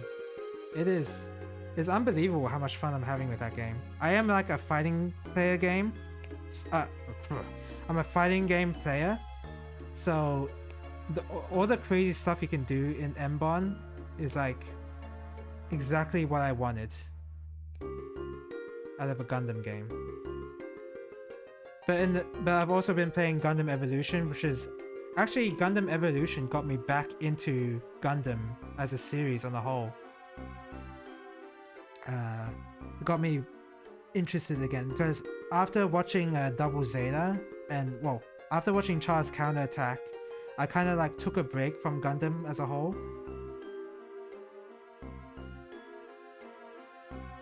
Yeah, okay.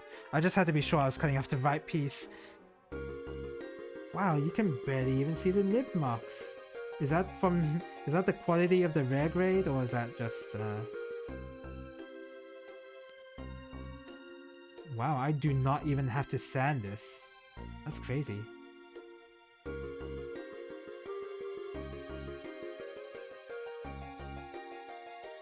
But yeah, Gundam Evolution got me interested again in Gundam, and since then I've been watching a lot of different shows that are not in UC, such as, I mean, Recon Greastar G is technically in UC, I guess. But I've watched that, I've watched Gundam Wing, I've watched Gundam Seed, yeah, I even, yeah, I'm currently going to, I haven't started watching it yet, but I'm gonna watch Seed Destiny. A lot of people say that that particular show is bad, but I don't know yet. Maybe I'm about to find out, I guess. I'm sure the suits in Gundam Seed Destiny will be fine though, because that has been the case for Wing, at least with two of them. Because the Wing Zero and the Tolgeese are pretty good. You know what? I don't wanna. That's a bit too risky. Tolgeese and Wing Zero in the show are really good. But for Seed, I mean, Seed Destiny might change it, but in Seed just by itself, I can't really think of a design I really like. maybe the Zoids. The Zoids are definitely unique. The Bakus and the Lagao, they kind of look cool, only because they look so different from the, you know, from the mobile suit design.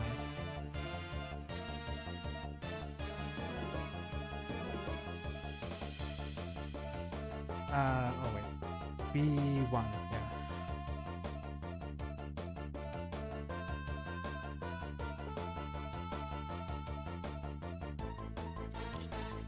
But yeah, with Seed, it's not only did I not enjoy the show that much, I couldn't find a suit that I really liked. Which is a shame, because at least in every Gundam show that I watch, I can identify with the suit I really like. With Wing, it's Tolgis. With Iron-Blooded Orphans, it's... I mean, Barbatos. I like the Barbatos design, honestly. The Turnay, it's Turnay, and the Chepels, I think. The Chepels look pretty funny looking. And with MS Team, it's like the Easy 8 and the Goof with the sword. The custom Goof.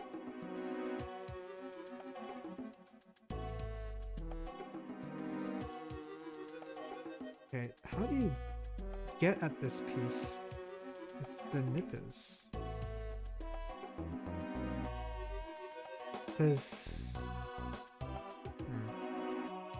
the war crimes help balance out the show. Which show do you mean? Seed? Do you mean that? Because in a lot of there's a lot of war crimes in these Gundam shows.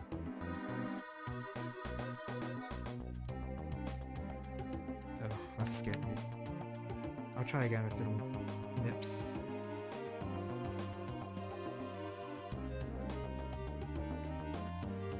Okay, that's good enough. Any of the Gundam shows help besides Build Fighters? Yeah, yeah. All of them, yeah. That's the correct answer. You know what? That's the exact reason why I haven't seen Build Fighters. It's because there's no war crimes in it. So there's nothing interesting about the show. If only I could claim that. Oh my god, I'm gonna have to apply the armor pieces to the foot piece. F and E and E2.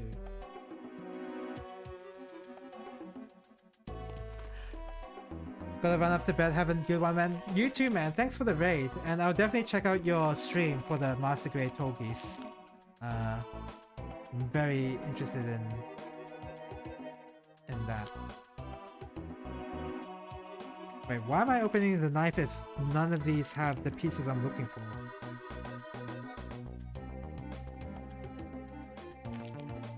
So E2 is here. That's a G. Oh, I'm gonna have to open a lot of different packs. Good night, nerd. I think we all are. I think we're all nerds here.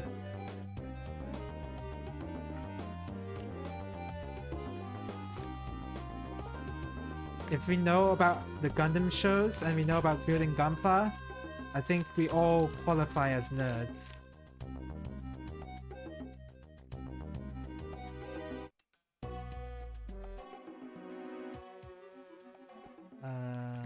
What is this? What the heck? Is that G? Oh, G2. Okay. I flipped it and it made perfect sense. So this has the F sheet.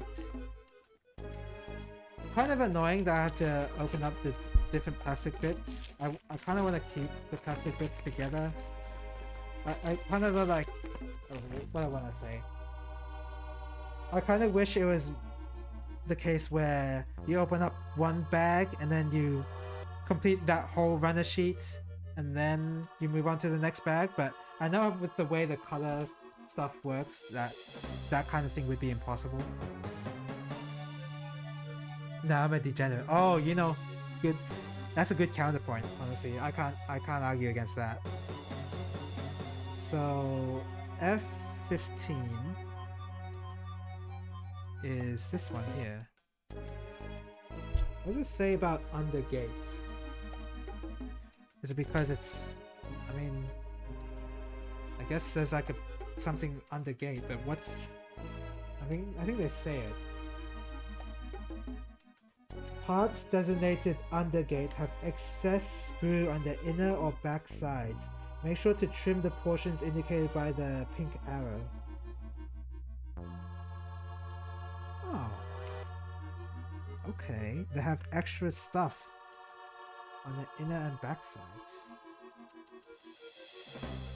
Oh, I see.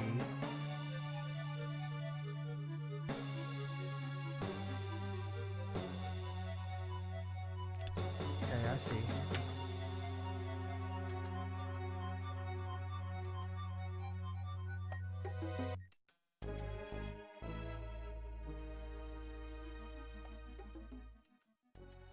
I mean, honestly, I feel like it would have been less confusing for me to not be told that, because I feel like it's obvious.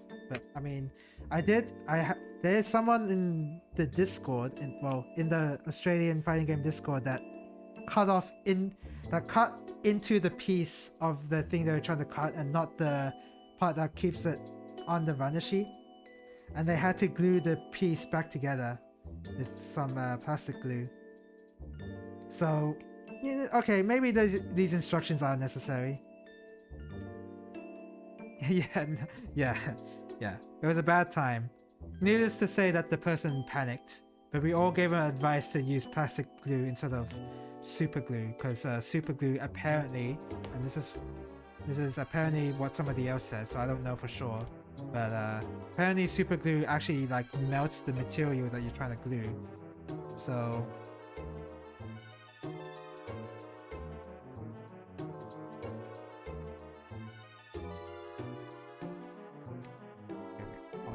before I start cutting away. Yeah, I don't understand that. Build Fighter got stolen tech crime and rode to Gunpla champion. Gunpla stealing crime in the movie. Build Fighters tries about hiddenly corrects a harem. Build Divers is about fuck a game. I'm gonna risk the game by fully data wiped while trying to make my AI GF real. Re-Rise is about saving the whole world by its little meaning. Okay, it's not to say that Build Divers, the Build series, doesn't have crazy stuff. For like a toy-based anime, it's definitely gonna have a lot more of the crazy stuff.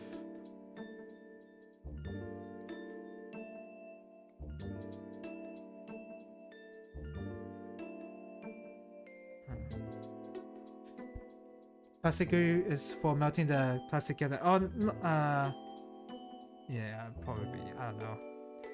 I didn't really listen to the advice that the other person gave because I would never make a mistake like that in the first place.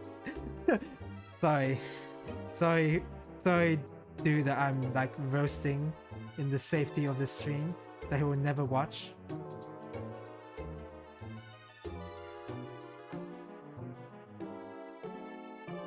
But yeah, he had to glue it back together somehow. Tamiya plastic cement. Oh, well, Tamiya seems like they make everything. They make top coat. They even sell sandpaper. Like I saw their products in like a hobby shop too. That's kind of nuts. Should I even bother sanding this? Where does it go? Wait, hold on. I need to cut off this. That's too hidden into the foot. Yeah.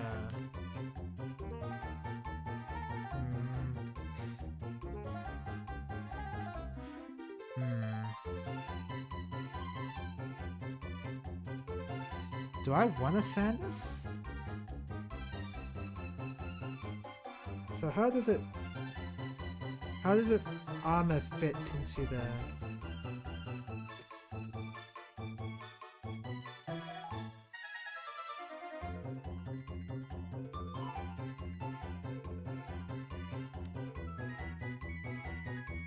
If I try to sand this, it's gonna take too much work to do it for like every piece ever. And this kind of looks like it's part of the frame part, so hopefully we won't. The good thing about war crimes in the Gundam show is to remind the viewer that humans shouldn't use war machines, yeah? And especially mobile suits where they're very clunky and hard to use. Certainly not those. Blue sucks Bandy for the win. I don't know what Bandy is. Commits a war crime against humanity, Gundam 00 style. Gundam 00 is special. Well, funny story. Well, not so much funny, but my first ever Gundam show I watched was 00. But I have never finished it. And I can't really explain to you why. It's just like I didn't really enjoy the show at the time. So maybe with newer eyes, with the eyes I have seen a lot of Gundam shows, maybe I'll appreciate 00 more. But yeah, I haven't seen that yet. I've heard that the movie is really good. I forget what it's called. I can only think of Stargazer, but Stargazer is from Seed, isn't it?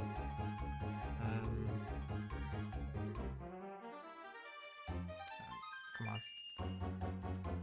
There you go. Okay, that's not very visible. It's a little bit. It's not very visible, so it's fine. But yeah, I was saying about the Build series. It's not like, yeah, it's like it's a traditional toy anime where like they try to sell you the toy, but then they exaggerate almost everything about it to like hype you on it and stuff like that. That's what they do for Yu-Gi-Oh! And that's what they do for Beyblade and all that. Like, you know how Moses parted the Red Sea with the Beyblade? Like, it goes to those crazy extent of craziness. E210, but then also E110. Oh, because this only has one piece on it, so that's why. Okay.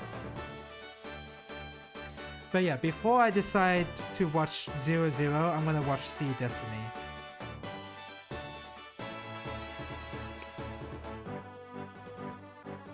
No idea how that show will turn out. Hopefully it'll be good. Hopefully it'll be worth watching is what I want, right? If it's gonna be bad, it better be really entertaining in how bad it is. That's what I want.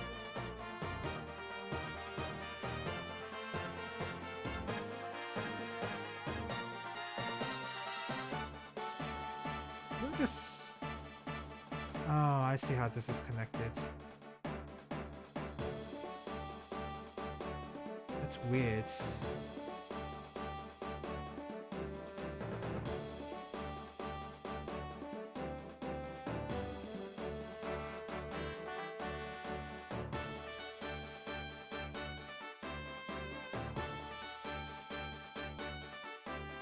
I'm kind of really afraid cutting that close to the plastic piece.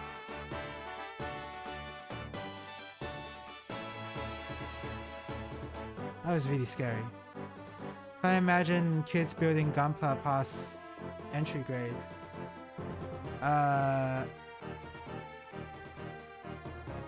Oh yeah, I guess I don't know. I feel like the instructions in these kits are like good enough so that kids would understand. I've never built an entry grade Gunpla yet, because I mean the entry grade Gunpla that I did get was an SD Barbatos. I think I have it around somewhere. Oh yeah, I do have it. Okay, let me show you after I finish cleaning this up. Again, this is a very long time ago, where I actually enjoyed IBO before. I don't now. I don't enjoy IBO now, but back then it really got me into Gundam.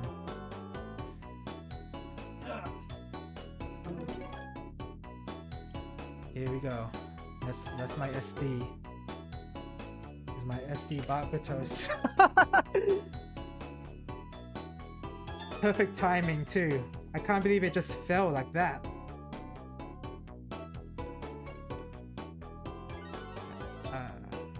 Why? Is it just... I can't just... Oh, it goes on like that. There you go. Okay, it's on. And the head wobbles. Like, look at that. I'm just shaking it a little and it wobbles.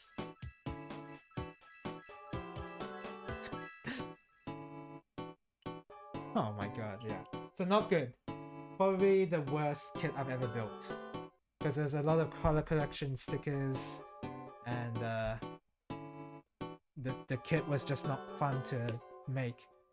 So that was a mistake.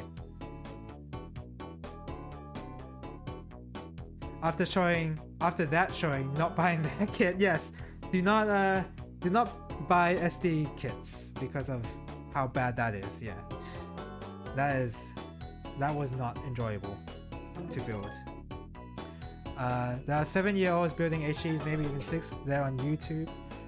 Oh yeah, I would imagine so. Like these kits are like even for this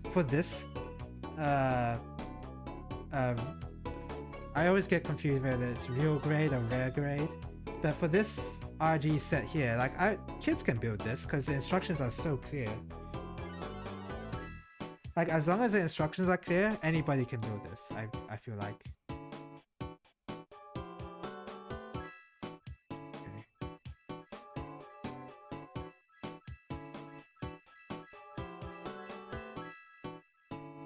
I'm gonna do a little sanding. Just a little bit. Get my sanding forks out. Oh my god, they're falling apart.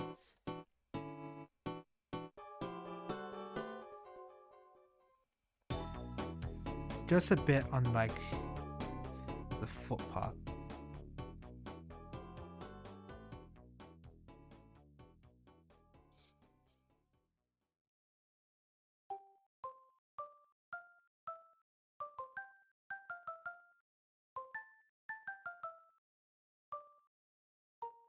Sand the edges too.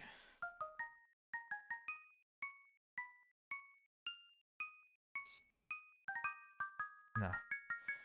Depends on the kid. Many don't have the patience or impulse control. That's true. It always depends on the kid after all, yeah. It's hard to say whether I would have the patience back then. I don't know if I would have. Was I an active kid?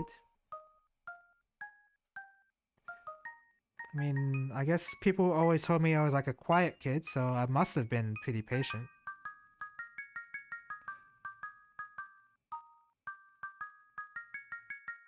Yeah, that's good enough. I don't want it to be like absolutely perfectly. Oh, I can't see the nib mark at all.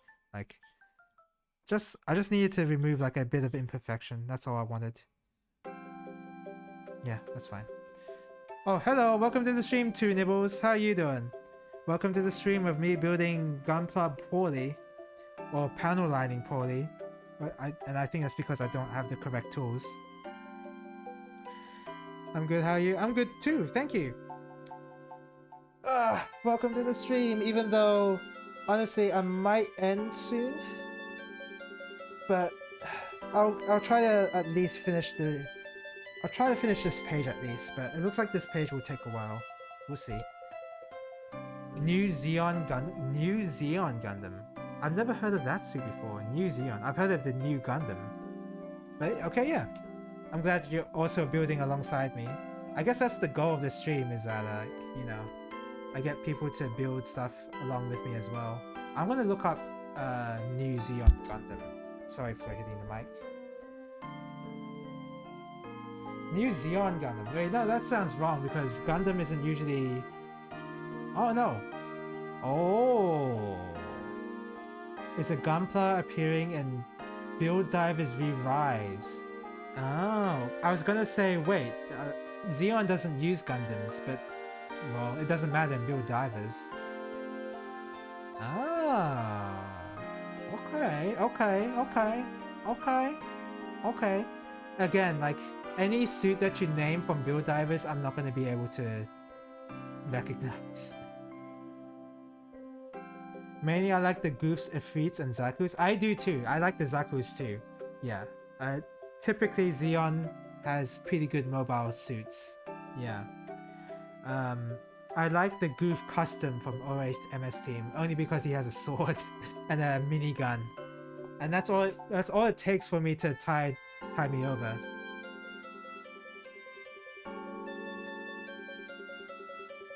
And then I need an E1 piece. I think it's over here. No,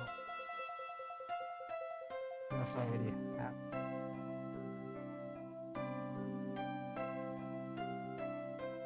E1.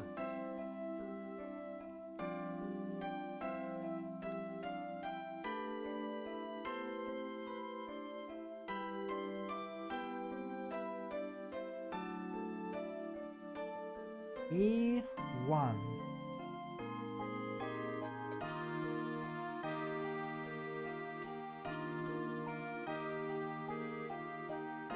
I mean, I only have this E2 piece here. Is there like another 10 piece here?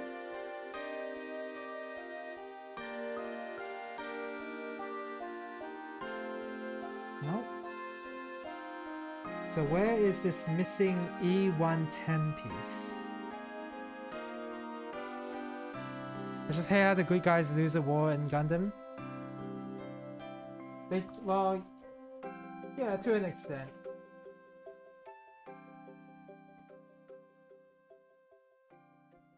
Where the hell is this E1 piece?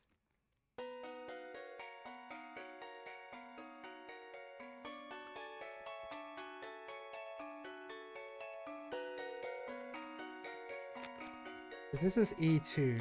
Is it? Did I like throw it away somewhere? What's going on? Build diver suits are more or less the same to other mechs. Don't forget the grappling hook and the fingers machine gun. Yeah, the grappling hook, the fingers machine gun. Yeah, of course. I'm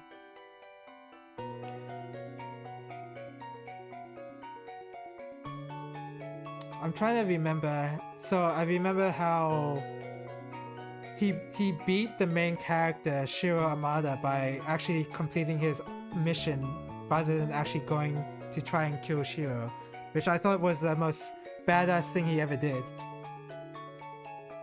Like that was so cool how he completed the mission instead.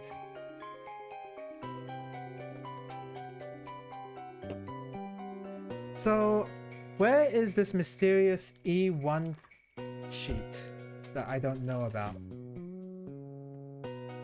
Because it's on the floor.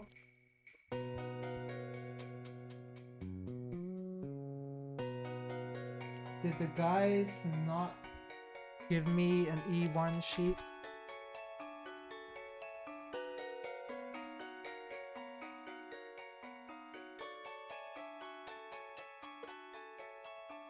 Maybe I'm not looking properly. So E2, I got a foot piece from that. Right? That's fine.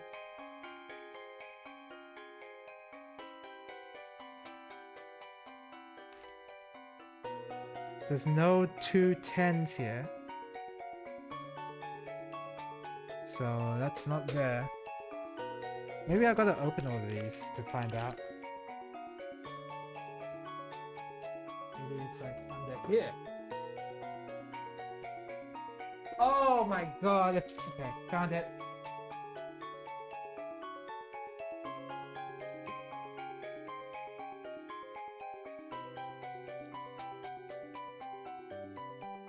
It fell. It fell behind my computer, so I couldn't see it.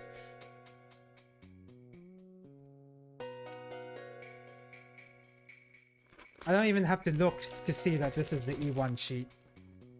Don't even have to look. I'm partial towards the Goof Troop in the original 1 Year War, where they used the electric whips. They were pretty cool. Whoa! What is this? It's already kind of bent. That's kind of annoying. What is this? Clear sabers? I don't remember Tolgis using clear sabers. I think the point of Gundam is nobody wins the wars really, other than the rich and powerful. That's one of the points. I feel like... What is the point of Gundam? That's such a broad thing to ask. The point of Gundam.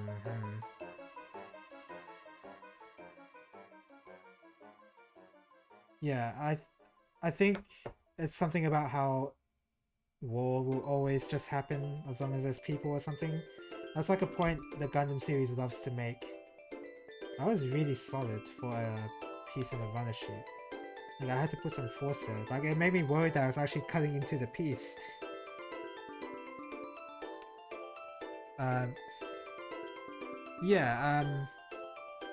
The point is that on either side there are bad people. And you have to side with... The good guys tend to side with the... No, they don't. I was gonna say the good guys side with the one that is least bad, generally speaking.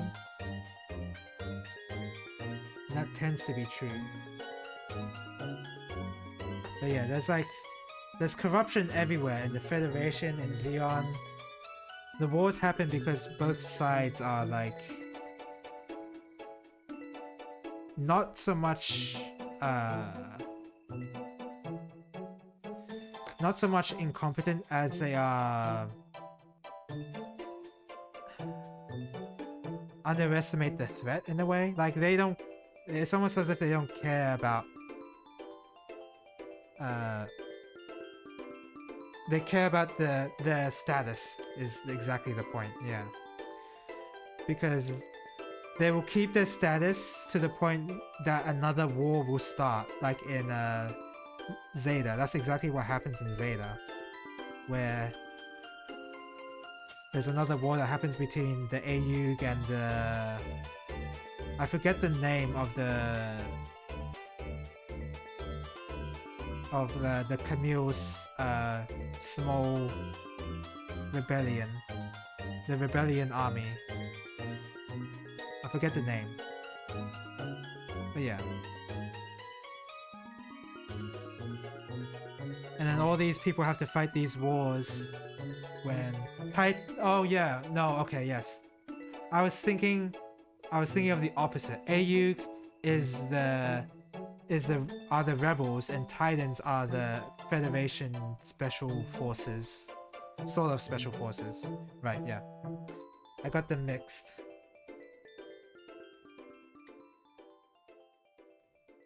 Did I finish sanding that? I mean, I sanded it with the 400 grit.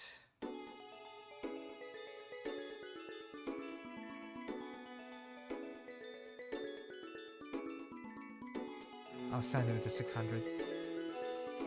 Ayugs, yeah. Yeah, so they always have that kind of element to how corrupt both sides are. That tends to be what Gundam's always trying to do, but with varying levels of success. Especially in Seed, where there's no nuance to it. Like, the corrupt people are so, like, over-the-top evil, it's kind of hard to take them seriously. It's like, you just have to watch the series. Like, for some reason, being, like, hating coordinators is like being... It's like the cool new thing when they... I don't know why they hate coordinators so much. It was just like a bit too much on the irrationality that they're trying to portray. They're cartoonishly evil. Yeah, that was the problem with Seed. It was just too hard to take seriously. And then F. F is... Oh, that's G. That's G1.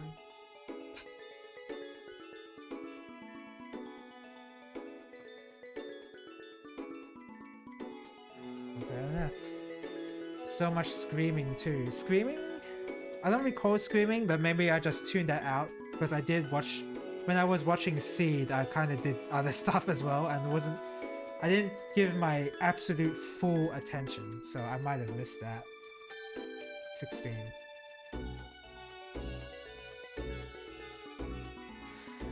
I haven't watched any of this series. I'm still going through 79. Oh, that's okay then. Did I say any spoilers? No, I didn't. I don't think I did. I mean, I spoiled the premise of Zeta. I guess that doesn't seem too bad. But yeah, hopefully you enjoy watching Gundam. You don't have to enjoy watching Gundam to build Gunpla, by the way. I said it before, but there's somebody I know that is building these Gunpla kits, but doesn't seem to enjoy the show that much, except for Build Divers, or the Build series at any rate. So it's totally okay. You don't have to enjoy... If you don't enjoy 79, then that's fine. And there's good reason to, because the animation is so old, but I still think it's worth watching if you want to get into the UC. 79 is where you have to start. Okay.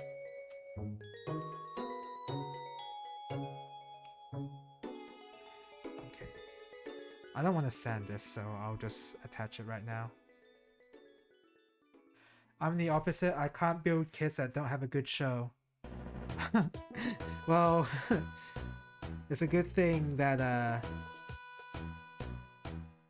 because I'm building the Tolgeese suit, which is from Gundam Wing.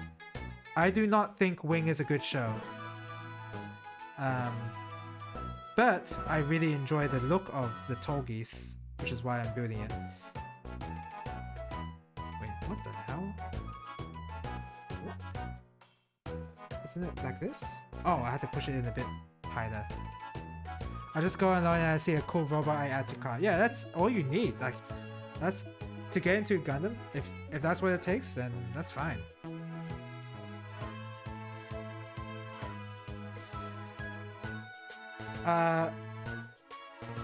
With me, I have to see the show first before I get the kit. That's me. Because I got Barbatos because I watched IBO and I was like, oh, that's cool. I got the RG RX-78 2 and the Zaku 2 because I watched 79. I was like, oh man, that's so cool. I got the Crossbone. I got HG Crossbone because I read the manga and I was like, oh, that's so cool. You see the trend here? But I've never owned... I don't own a kit where I haven't seen the show and I have the kit itself. Zaku 2 is waifu. Yeah, Zaku 2 is a very classic, good-looking design. Wing is alright. Do I disagree?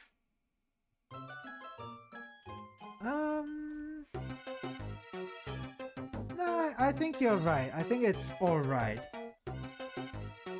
It's definitely,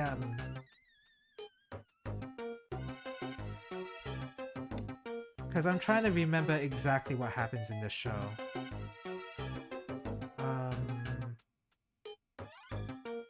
Because I watched it pretty recently too. I did not like the relationship between Hiro and Velina. I thought that was pretty stupid. I think everyone thinks that's stupid because of the way it started. Because Velina falls in love with the boy who says that he'll kill her. Wing is passable, similar to G Gundam being good. Oh, that kind of way. You like Mr. Peacecraft? Zex Marquise?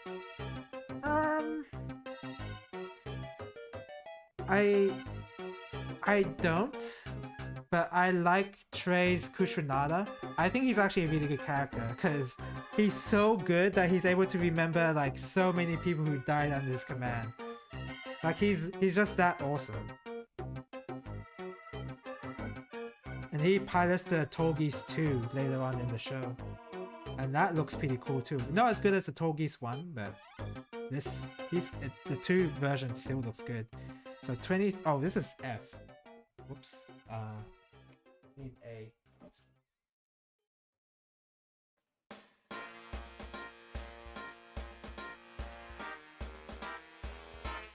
He's just a worse version of Cha, Trace Kuchinada, or Zex Marquis.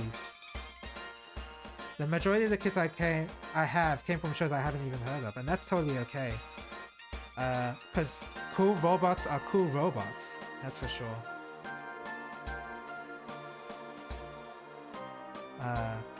Wait.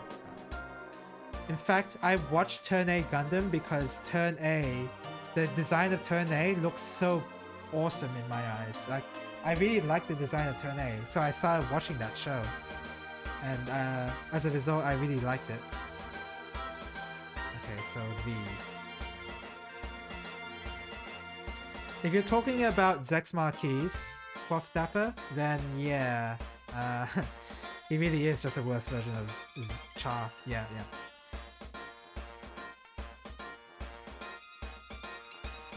He kinda, yeah, he is pretty. I don't know how else to put it.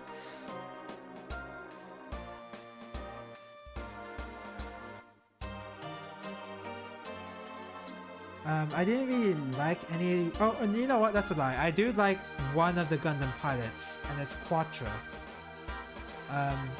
And I've been told that that's a little bit surprising. But if you look at everyone else, Duo is the guy who uses the Hell Scythe, doesn't he? The Death Scythe, I mean, he's kind of like he's a bit more interesting in that he sometimes questions the dumb things that other characters are doing, but he doesn't have much else to him. Quattro is one of the characters that actually goes through a character arc that's more believable. I know that's like, that's not quite true. Okay, so with Hero doesn't even go through a character arc. The only character arc he goes through is in Endless Waltz, where he's like, you get the sense like he's going through his flashbacks of him being like possibly experimented on or something, and then he like comes across a bear in like some ruins, which you see in the opening as well, but this time for real. But yeah, that characterization is what is only in Endless Waltz, is what saves the show. Yeah, I wouldn't say it's like the best show I've seen. Like, it's not the best Gundam show I've seen. It's not even one of the good ones, I'd say. But it's good. It's a good show, but it's not like the best. Wait a second. I'll be sure I put this on.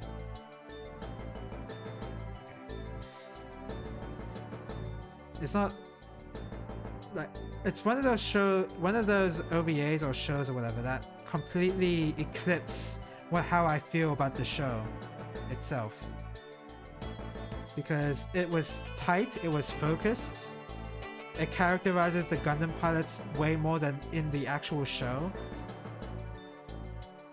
Like, it actually shows you why they started to pilot these Gundams and started, you know, raiding the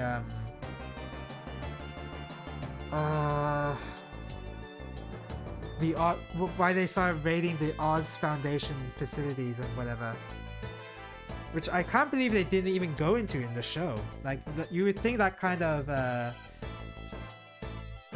character building would be important enough to show in the actual TV show, but I guess not. For the Gundam pilots, Troa was the most interesting for me. Yeah, I was gonna say Troa is like my second favorite out of the Gundam pilots, because he actually facilitates the Quattro character arc as well. And he's like, you know, he's the only guy who's got it together, I guess. Compared to, who's the guy who pilots the...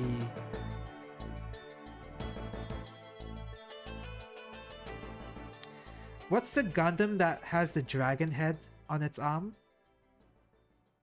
I totally forgot.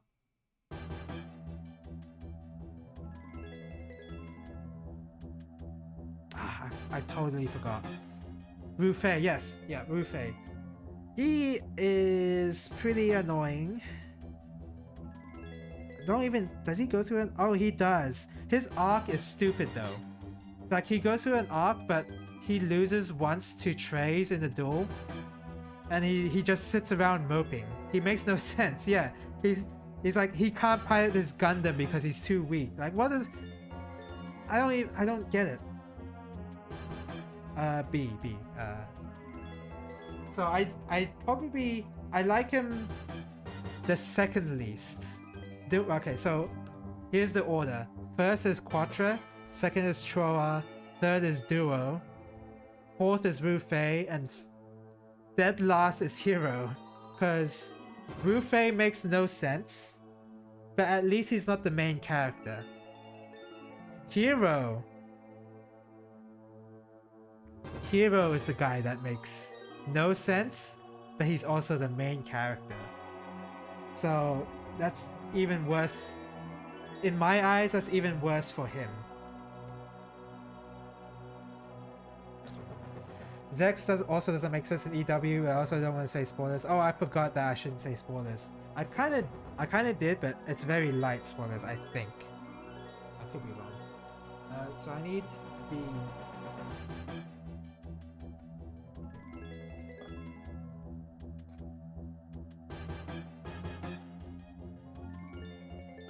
Yeah, I don't know.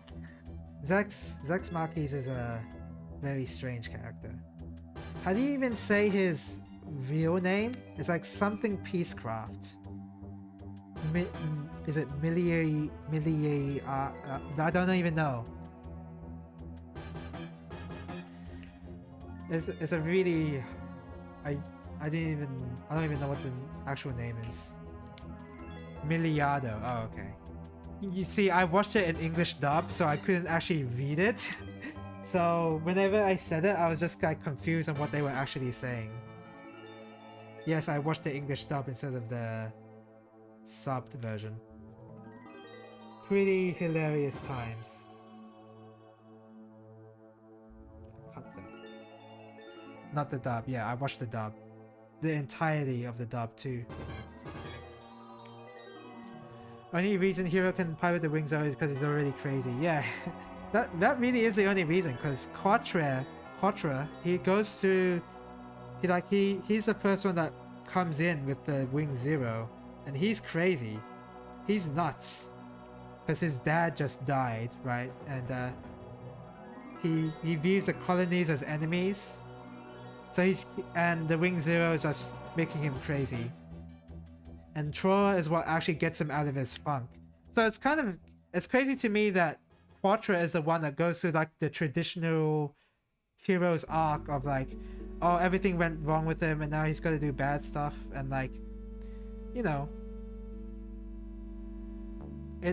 he's going through a traditional main character's arc, unlike Hero where he doesn't. So that's why I like Quattro so much, because they're actually trying stuff with him, at least. And he's the one who has the sword fight, even. He has the sword fight, so it's like, I feel like he was supposed to be the main character. You rewatched it subbed. Oh, yeah, okay. I watched it for the first time in the dub, because I felt like that was the only way to experience Wing. Which, I mean, let me just show this. Let me just show this real quick. This is what you get if you watch this series in dub. Let's see if I can get the right clip though. Oh, it's not playing. Hold on. Why is it not playing? That seems weird. Oh, because... Okay. Fix it. What's this? Gundam? You, you just have to hear that voice, and that's you. The picture just paints itself. What's this? Gundam? You don't even need to think about anything else. Oh, that's the wrong one. Can't be. A Gundam! Yeah. A Gundam! Perfect voice acting. No, it's a Gundam! Oh, and the best one yet. This is the best voice acting I've ever heard. Oh, no, not this one. But although that's a very infamous line. I'll just play it, but this is not the one. I am right over here, so come and kill me!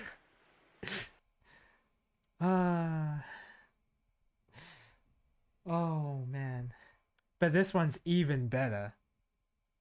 This is gonna take a lot of effort! But I can't falter now with the Sand Kingdom right in front of my eyes. Oh, every time I listen to that, I cringe. Like, I've rewatched this scene multiple times. This is gonna take a lot of effort! And I still cringe. Now with the Sand Kingdom right in front of my eyes. Oh. So that's what I watched. I had a good time watching it, at least. I guess that's a good thing. They say G Gundam is the best experience dub, but Japanese is good as well. That's I've actually heard that too. Yeah. I don't know. I haven't watched G Gundam yet, and I probably will at some point. After See Destiny, that is. I don't know directly after See Destiny, but you know, yeah. I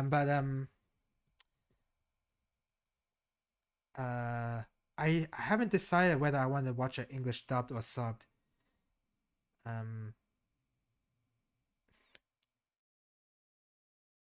Yeah, I don't know.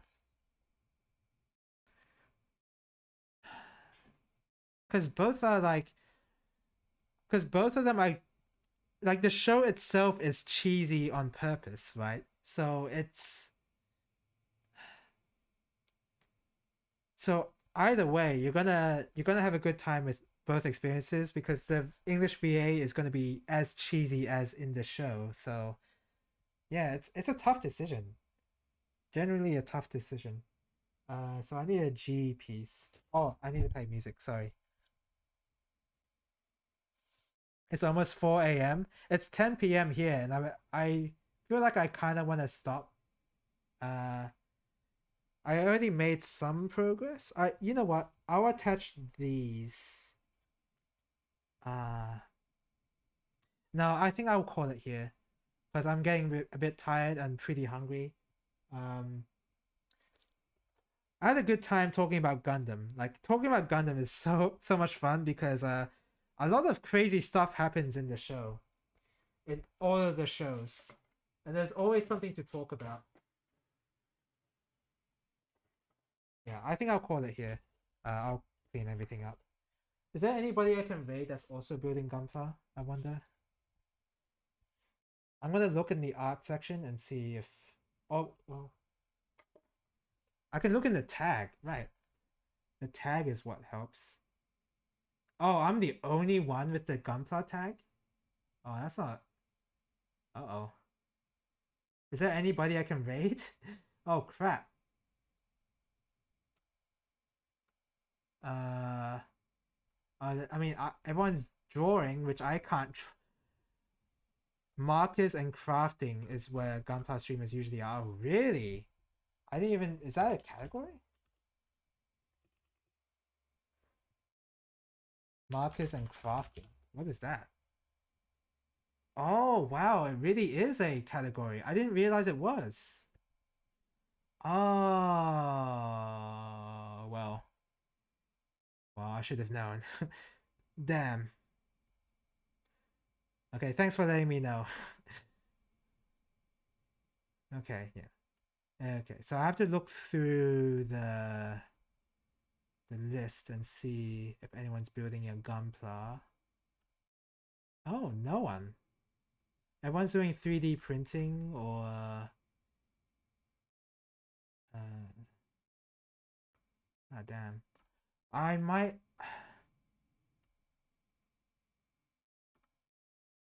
Damn.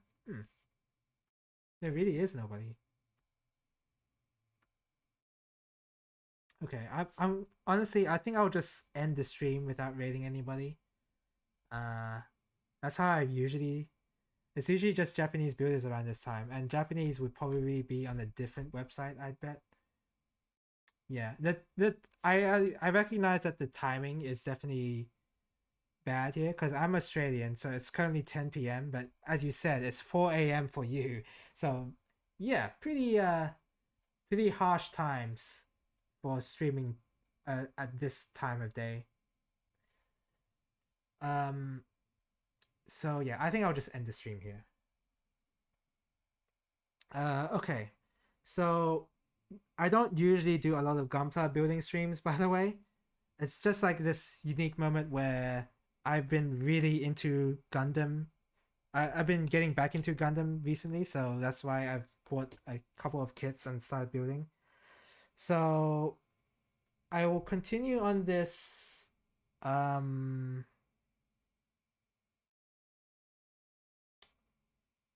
don't know, cause this is kind of like an impromptu Gunpla building stream.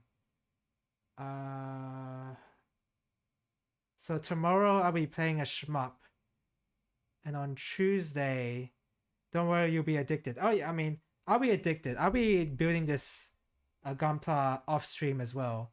So the next time the next time I do start streaming this Gunpla building, I will I'll be like a fair I'll be like I'll already have some progress into the Tolgies. Um but I just don't know when I'll stream it again. Because this week is a very busy week for FF14 raiding. Because I also do that. I play FF14 and I don't stream that because I actually do need to focus. And unfortunately, the last week that we have to raid ever this year is this week. So that's why we're like rushing to do it on every day possible. So that's why my streaming schedule has been really scuffed. I guess what I'll do. Um,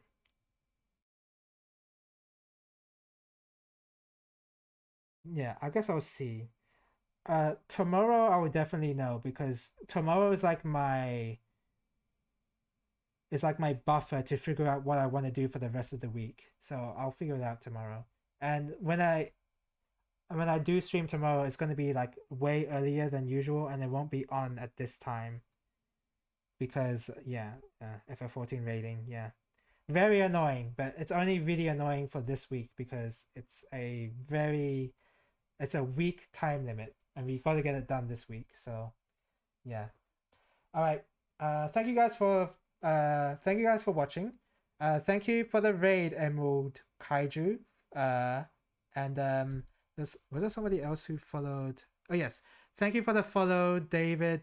126771, Emerald Kaiju, Urban Tech Bro, Old Type 85, and Prof Dapper. Thank you for the follow. I genuinely appreciate it. Thank you for tuning in to this this inexperienced Gunpla building. Oh, it's somewhat inexperienced. Like I know the basics basically. All right, thank you guys for watching, and hopefully I see you later. Bye bye. Wow, I'm super tired. I'm definitely gonna get something to eat.